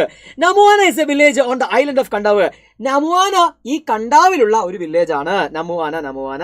The lesson is about a ritual. ഈ കഥ ഒരു ആചാരത്തെ കുറിച്ചാണ് പറയുന്നത്. In the village of Namuana and the legend behind it. ആ ആചാരത്തിന് പിന്നിലുള്ള ഒരു ലെജൻഡ്, ഐതിഹ്യത്തെ പറ്റിയിട്ടാണ് ഇതിനകത്ത് പറയുന്നത്.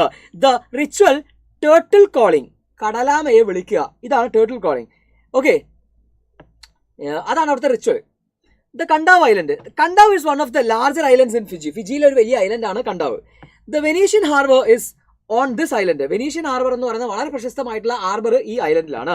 The government station is near the harbour. The island forms an isthmus. അതൊന്നും വേണ്ട നമുക്ക്. In the ancient days the warriors. Okay, അതൊന്നും വേണ്ട.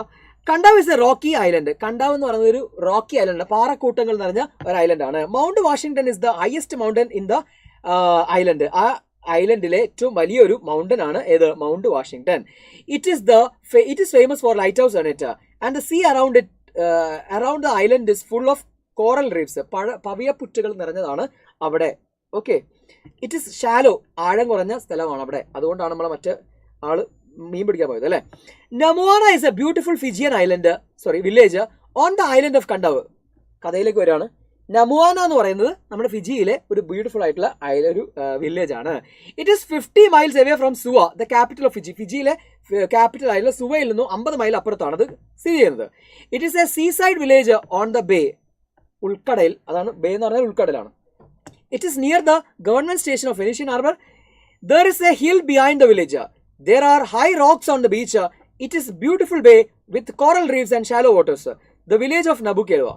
നബുകേലുവ is a nearby village of Namuana. നമുവാനയുടെ തൊട്ടടുത്തുള്ള മറ്റൊരു വില്ലേജ് ആണിത് Nabukelevu. It is situated in the shadow of Mount Washington. Mount Washington എന്ന് പറയുന്ന വലിയ പർവ്വതത്തിന്റെ അപ്പുറത്താണ് ആരുള്ളത്? നബുകേലുവ. അപ്പൊ നമ്മൾ ഓർത്തു വെക്കേണ്ടത് നമുവാന.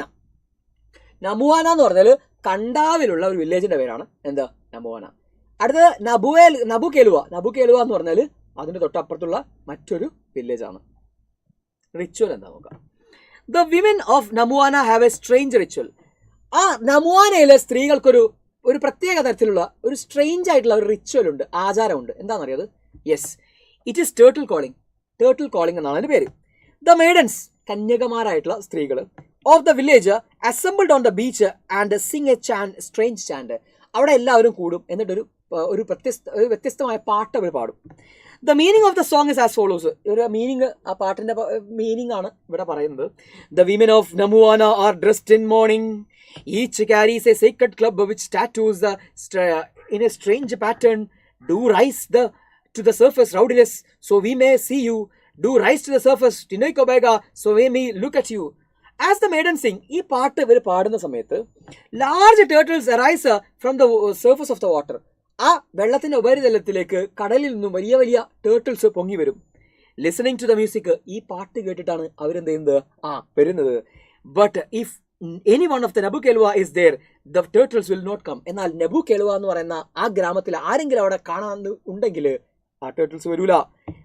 These turtles are considered sacred. ഈ ടേർട്ടിൽസിനെ പാവനമായ സീക്രട്ട് ആയിട്ട് കണക്കാക്കുന്നതാണ്. Okay, so turtle fishing is forbidden here. അതുകൊണ്ട് തന്നെ ടേർട്ടിൽസിനെ പിടിക്കുക എന്ന് പറയുന്നത് അവിടെ നിരോധിച്ചതാണ്. ഇനിയോ ലെജൻഡ് ബിഹൈൻഡ് ദ റിച്വൽ. ഈ റിച്വലിന് പുറകിലുള്ള ഒരു ഇതിഹാസ, ഒരു എന്താ പറയുക, ഐതിഹ്യത്തെ കുറിച്ചിട്ടാണ് പറയുന്നത്. Many years ago Namuana was ruled by a village chief. ഒരു വില്ലേജിന്റെ ഒരു ചീഫ്, ഒരു തലവൻ ഉണ്ടായിരുന്നു. The name of his wife was Tinaicobega. ചീഫിന്റെ വൈഫിന്റെ പേര് ടിനൈകൊബേഗ. നല്ല പേരാണ്, ഭാവിയിൽ മക്കൾക്കൊക്കെ ഇടാൻ പറ്റുന്ന പേര് അല്ലേ. റൗഡിലെസ് വാസ് എ ഡോട്ടർ. അവളുടെ മോളുടെ പേരാണത്. അതിനെക്കാട് രസം റൗഡിലെസ്. അപ്പൊ റൗഡിലെസ് എന്ന് പറഞ്ഞാൽ അമ്മയാണോ മോളാണോ? റൗഡി ബേബിയാണ്, റൗഡി ബേബി. ഓക്കെ, അങ്ങനെ ആലോചിച്ചാൽ മതി. റൗഡിലെസ് എന്ന് പറഞ്ഞാൽ ആരാണ്? മകളാണ്. അമ്മ ആരാണ്? ടിനൈകൊബേഗ. ടിനൈകൊബേഗയാണ് മകള്, അല്ല അമ്മ.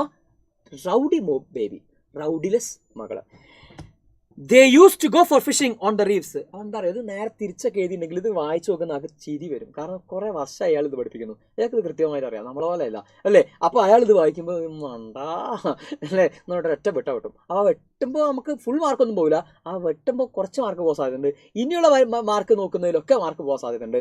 സോ മണ്ടത്തരങ്ങൾ എഴുതി വെക്കരുത്. Point number 1. ഓക്കെ, ഇനി എന്താ? Once while they were fishing a war canoe. ഒരു വാർ വഞ്ചി അവിടേക്ക് വന്നു. Approach them. ഒരു ദിവസം ടിനൈകൊബേഗ എന്ന് പറയുന്ന അമ്മയും മകളും റൗഡിലെസും ഫിഷിംഗ് നടത്തിക്കൊണ്ടിരിക്കുകയായിരുന്നു. അപ്പോൾ അവരടുത്തേക്ക് ആര് വന്നു മക്കളെ? യെസ്, ഒരു വഞ്ചിയിൽ നിറയെ ആളുകൾ വന്നു. It was the fishermen from Nabukelevu. നബുകേലുവയിലെ ഫിഷർമെൻ എന്ന് പറയുന്ന ദുഷ്ടന്മാരായിരുന്നു. ദുഷ്ടന്മാരെന്നല്ല, ആ വണ്ടിയുള്ള ഫിഷർമാൻ ദുഷ്ടന്മാരായിരുന്നു.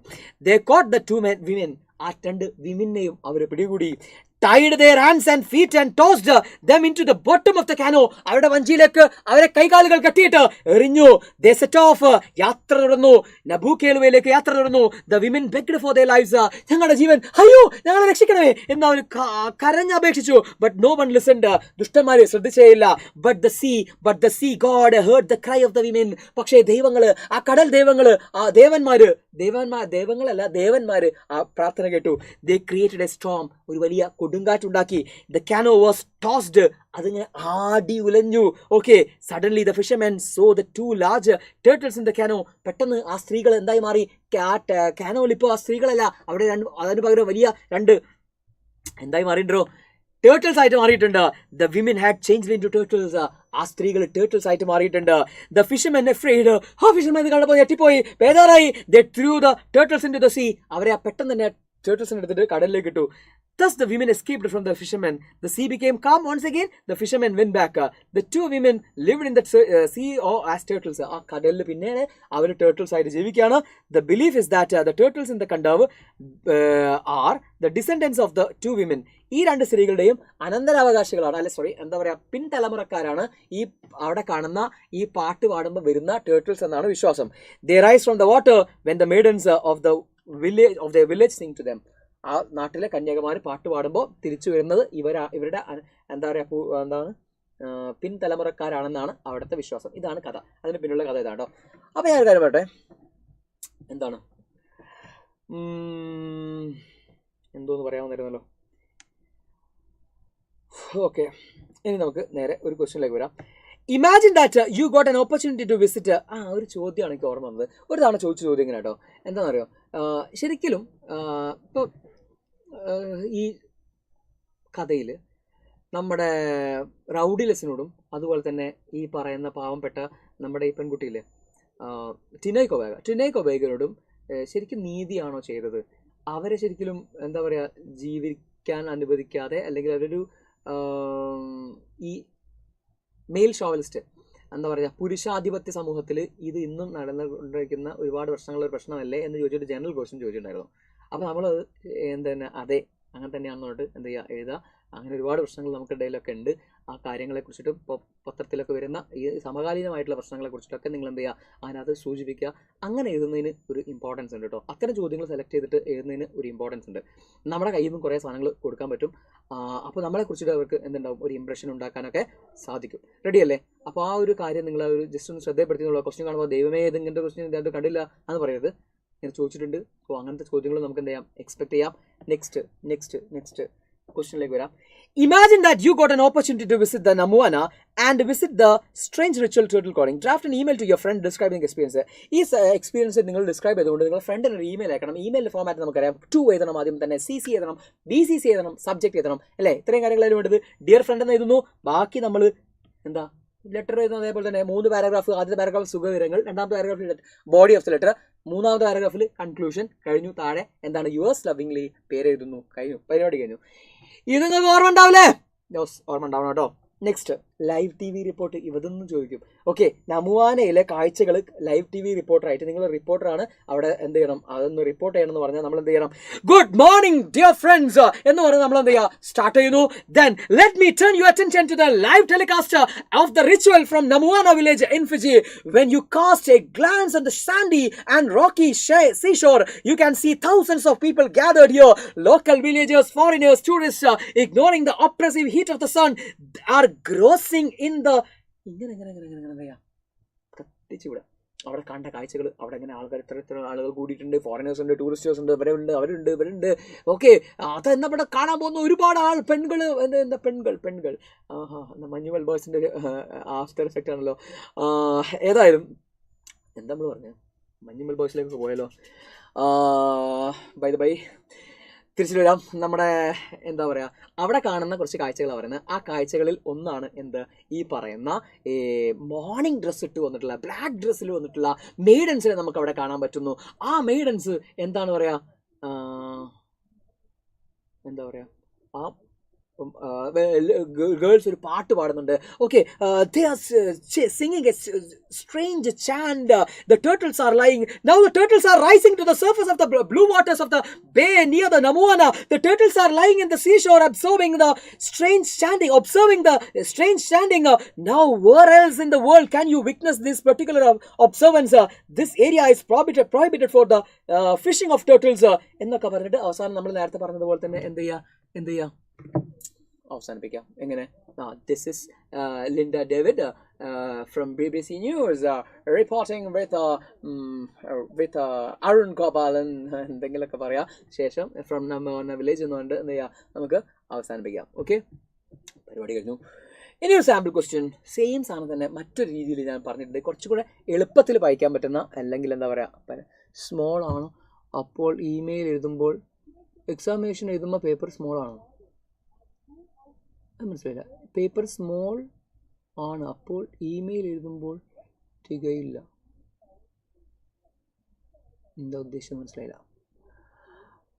നമുക്ക് കിട്ടുന്ന പേപ്പർ ഇപ്പോൾ പറഞ്ഞ സമ്മറി പഠിച്ചാൽ മതി. അതല്ല, സമ്മറി പഠിക്കല്ല. നമ്മൾ എന്താ ചെയ്യുന്നത് അറിയോ, നമ്മൾ അതിൻ്റെ ഒരു മോഡൽ മനസ്സിലാക്കി. ആ ഇമെയിൽ ഞാൻ പറയട്ടോ, ആ ഒരു മോഡൽ മനസ്സിലാക്കി വെക്കാം. ചോദ്യം തന്നെ ആവണമെന്നില്ലല്ലോ റിപ്പീറ്റ് ചെയ്ത് വരാം. വേറെ ഏതെങ്കിലും ചോദ്യമാണെങ്കിലോ നമ്മൾ അതിൻ്റെ ഒരു കാര്യങ്ങളൊക്കെ സ്ട്രക്ചറൊക്കെ പഠിച്ചു വെച്ചാൽ മതി. ബാക്കി ഉള്ളിലേക്കുള്ള സാധനം നമ്മൾ ക്വസ്റ്റ്യൻ അനുസരിച്ചിട്ട് ആഡ് ചെയ്ത് കൊടുക്കാം. നിങ്ങളെ ഇമാജിനേഷൻ വർക്ക് ചെയ്യണം. ഇപ്പോൾ ഷൈജു ദാമോദരൻ എന്ന് പറഞ്ഞില്ലേ, അതേപോലെ അയാൾ എന്തൊക്കെ പറയുന്നുണ്ട്, ആ കാണികളെ പറ്റി പറയുന്നു, അല്ലേ അവിടെ ഇരിക്കുന്നോ എന്തൊക്കെ അയാൾ പറയുന്നു, അതേപോലെ നമ്മൾ എന്ത് ചെയ്യുക, ആഡ് ചെയ്യുക, കുറച്ചൊരു സാധനം വർദ്ധിപ്പിക്കുക. പിന്നെ നമ്മുടെ പേപ്പർ എത്ര ചെറിയ പേപ്പറാണ് ഇപ്പോൾ കിട്ടിയത്, എനിക്ക് ഇത്ര ചെറിയ പേപ്പറാണ് കിട്ടിയതെങ്കിലും ഞാൻ അതിലിങ്ങനെ കള്ളിയൊക്കെ വരയ്ക്കുന്നു.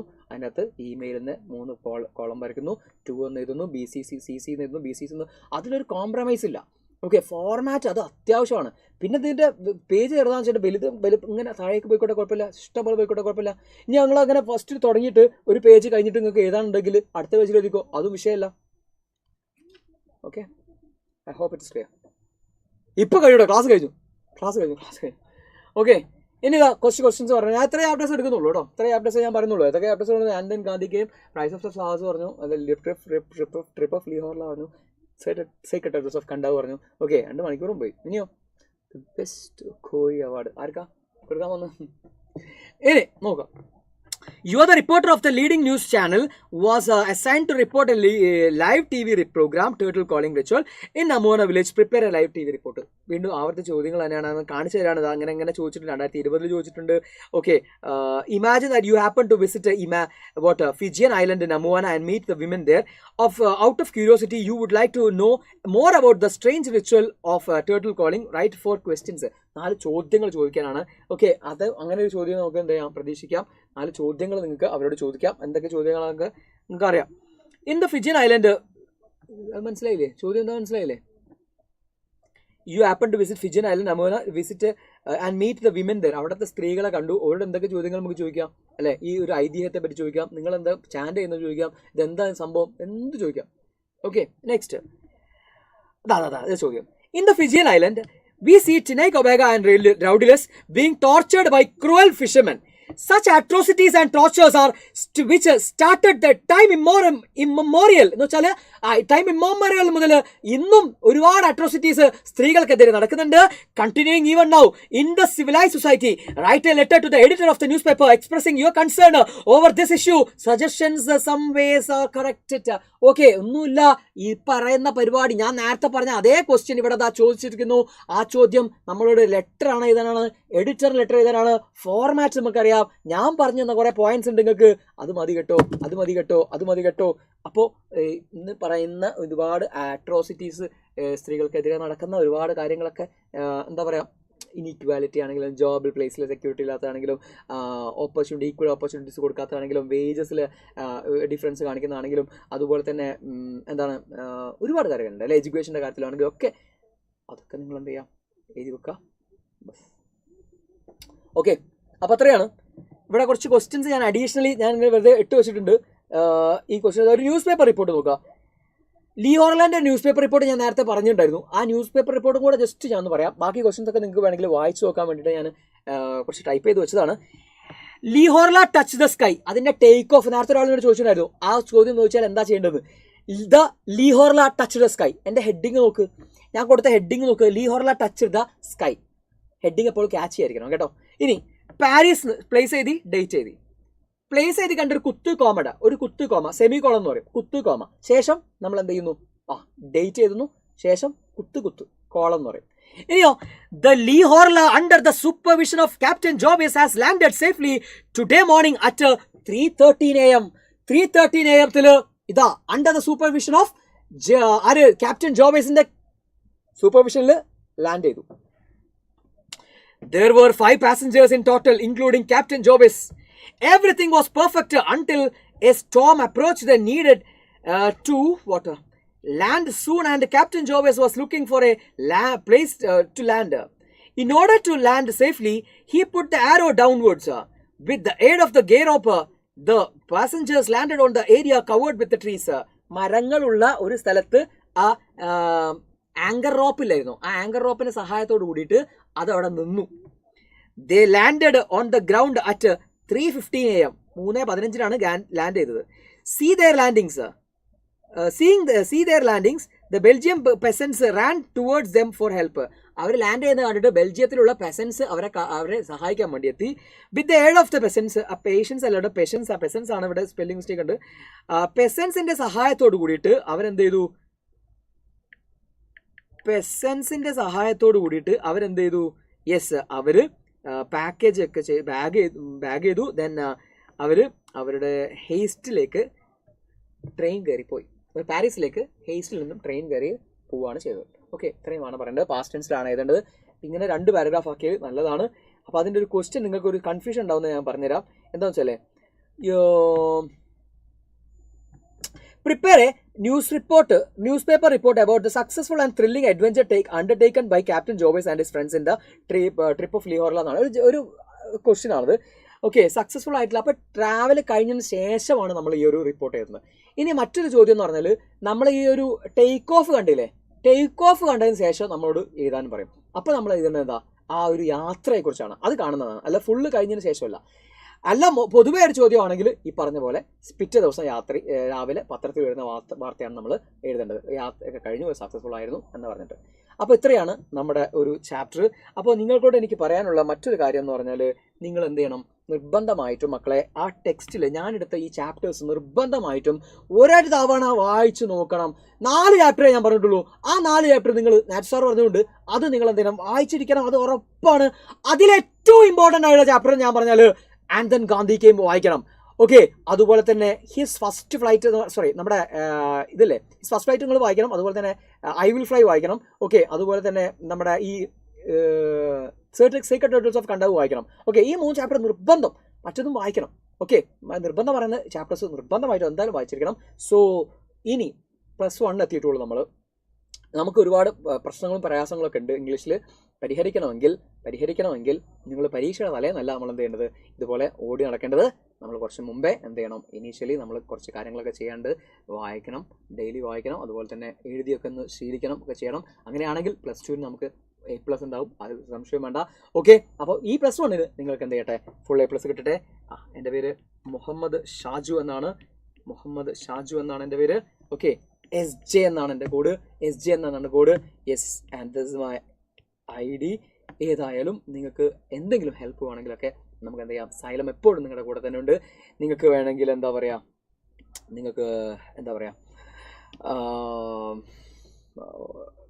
ഒന്നിപ്പോൾ റെസ്റ്റ് എടുക്കാം, ശേഷം ഈവനിങ്ങിലെ ക്ലാസ്സിലേക്ക് തിരിച്ചു വരാം, ഭക്ഷണമൊക്കെ കഴിക്കാം, അടിപൊളിയായിരിക്കാം. ഓക്കെ, കൂടുതൽ സമയം എന്ത് ചെയ്യരുത്, പറയുന്ന പോലെ സോഷ്യൽ മീഡിയയിലൊന്നും ഇപ്പോൾ തൽക്കാലം എന്ത് ചെയ്യരുത്, എൻഗേജ്ഡ് ആവരുത്. നമ്മൾ നേരെ എന്തിലേക്ക് വരാം, പഠനത്തിലേക്ക് തന്നെ വരാം. രാത്രിയിലുള്ള ക്ലാസ് അറ്റൻഡ് ചെയ്യുന്നു, മോർണിംഗിലുള്ള ക്ലാസ് അറ്റൻഡ് ചെയ്തു അല്ലേ, മോർണിംഗിലുള്ള ക്ലാസ് അറ്റൻഡ് ചെയ്യുന്നു. പിന്നെ നമ്മുടെ മാരത്തോൺ അറ്റൻഡ് ചെയ്യുക. ശേഷം പരീക്ഷ സൂപ്പറായിട്ട് എഴുതണം. ഓക്കെ, ഫോർമാറ്റുകൾ കാര്യങ്ങളൊക്കെ കിട്ടിയിട്ടുണ്ട്, കയ്യിലുണ്ട് എന്ന് ഉറപ്പ് വരുത്തണം. ഒരു ചെക്ക് ലിസ്റ്റ് ഉണ്ടായിക്കോ എന്ന് വെച്ചാൽ ഫോർമാറ്റുകളുടെ ചെക്ക് ലിസ്റ്റ് എന്ന് വെച്ചാൽ നമ്മൾ പഠിക്കേണ്ട കുറേ കാര്യങ്ങളുണ്ട്. ഇപ്പോൾ ലെറ്റർ ആണെങ്കിലും, ഇപ്പോൾ എഡിറ്ററിനുള്ള ലെറ്റർ, അതുപോലെ തന്നെ ഫോർമൽ ലെറ്റർ, ഇൻഫോർമൽ ലെറ്റർ, അങ്ങനെ എഴുതി വെക്കുക. എന്നിട്ട് ഇതിനൊക്കെ എനിക്ക് ഫോർമാറ്റ്, ഇമെയിൽ അല്ലേ, അതുപോലെ തന്നെ ഇൻ്റർവ്യൂ ക്വസ്റ്റ്യൻസ്, അതുപോലെ തന്നെ റൈറ്റപ്പ്, ബ്ലേബ്, അതുപോലെ തന്നെ ബ്ലോഗ്, ഇതൊക്കെ എനിക്ക് അറിയാമെങ്കിൽ കിട്ടിയിട്ടുണ്ടെങ്കിൽ നിങ്ങൾ ടിക്ക് ചെയ്ത് പോവുക. ഓക്കെ, അങ്ങനെ പരീക്ഷ പോകുന്നതിന് മുമ്പ് ഇതെല്ലാം ഒന്ന് നിങ്ങൾ ജസ്റ്റ് ഒന്ന് ഓടിച്ച് നോക്കണം. ഇതൊക്കെ എനിക്ക് കിട്ടിയിട്ടെന്ന് ഉറപ്പ് വരുത്തണം. അപ്പോൾ ഒക്കെ നോക്കുമ്പോൾ തന്നെ നമുക്ക് മനസ്സിലാവും ബ്ലോഗ് ഇങ്ങനെ എഴുതുന്നുണ്ട് അല്ലേ. ബ്ലേബ് എന്ന് പറഞ്ഞാൽ ഈ ബുക്കിൻ്റെ ബാക്കിലുള്ള സാധനമാണ്. അതെനിക്കറിയാം.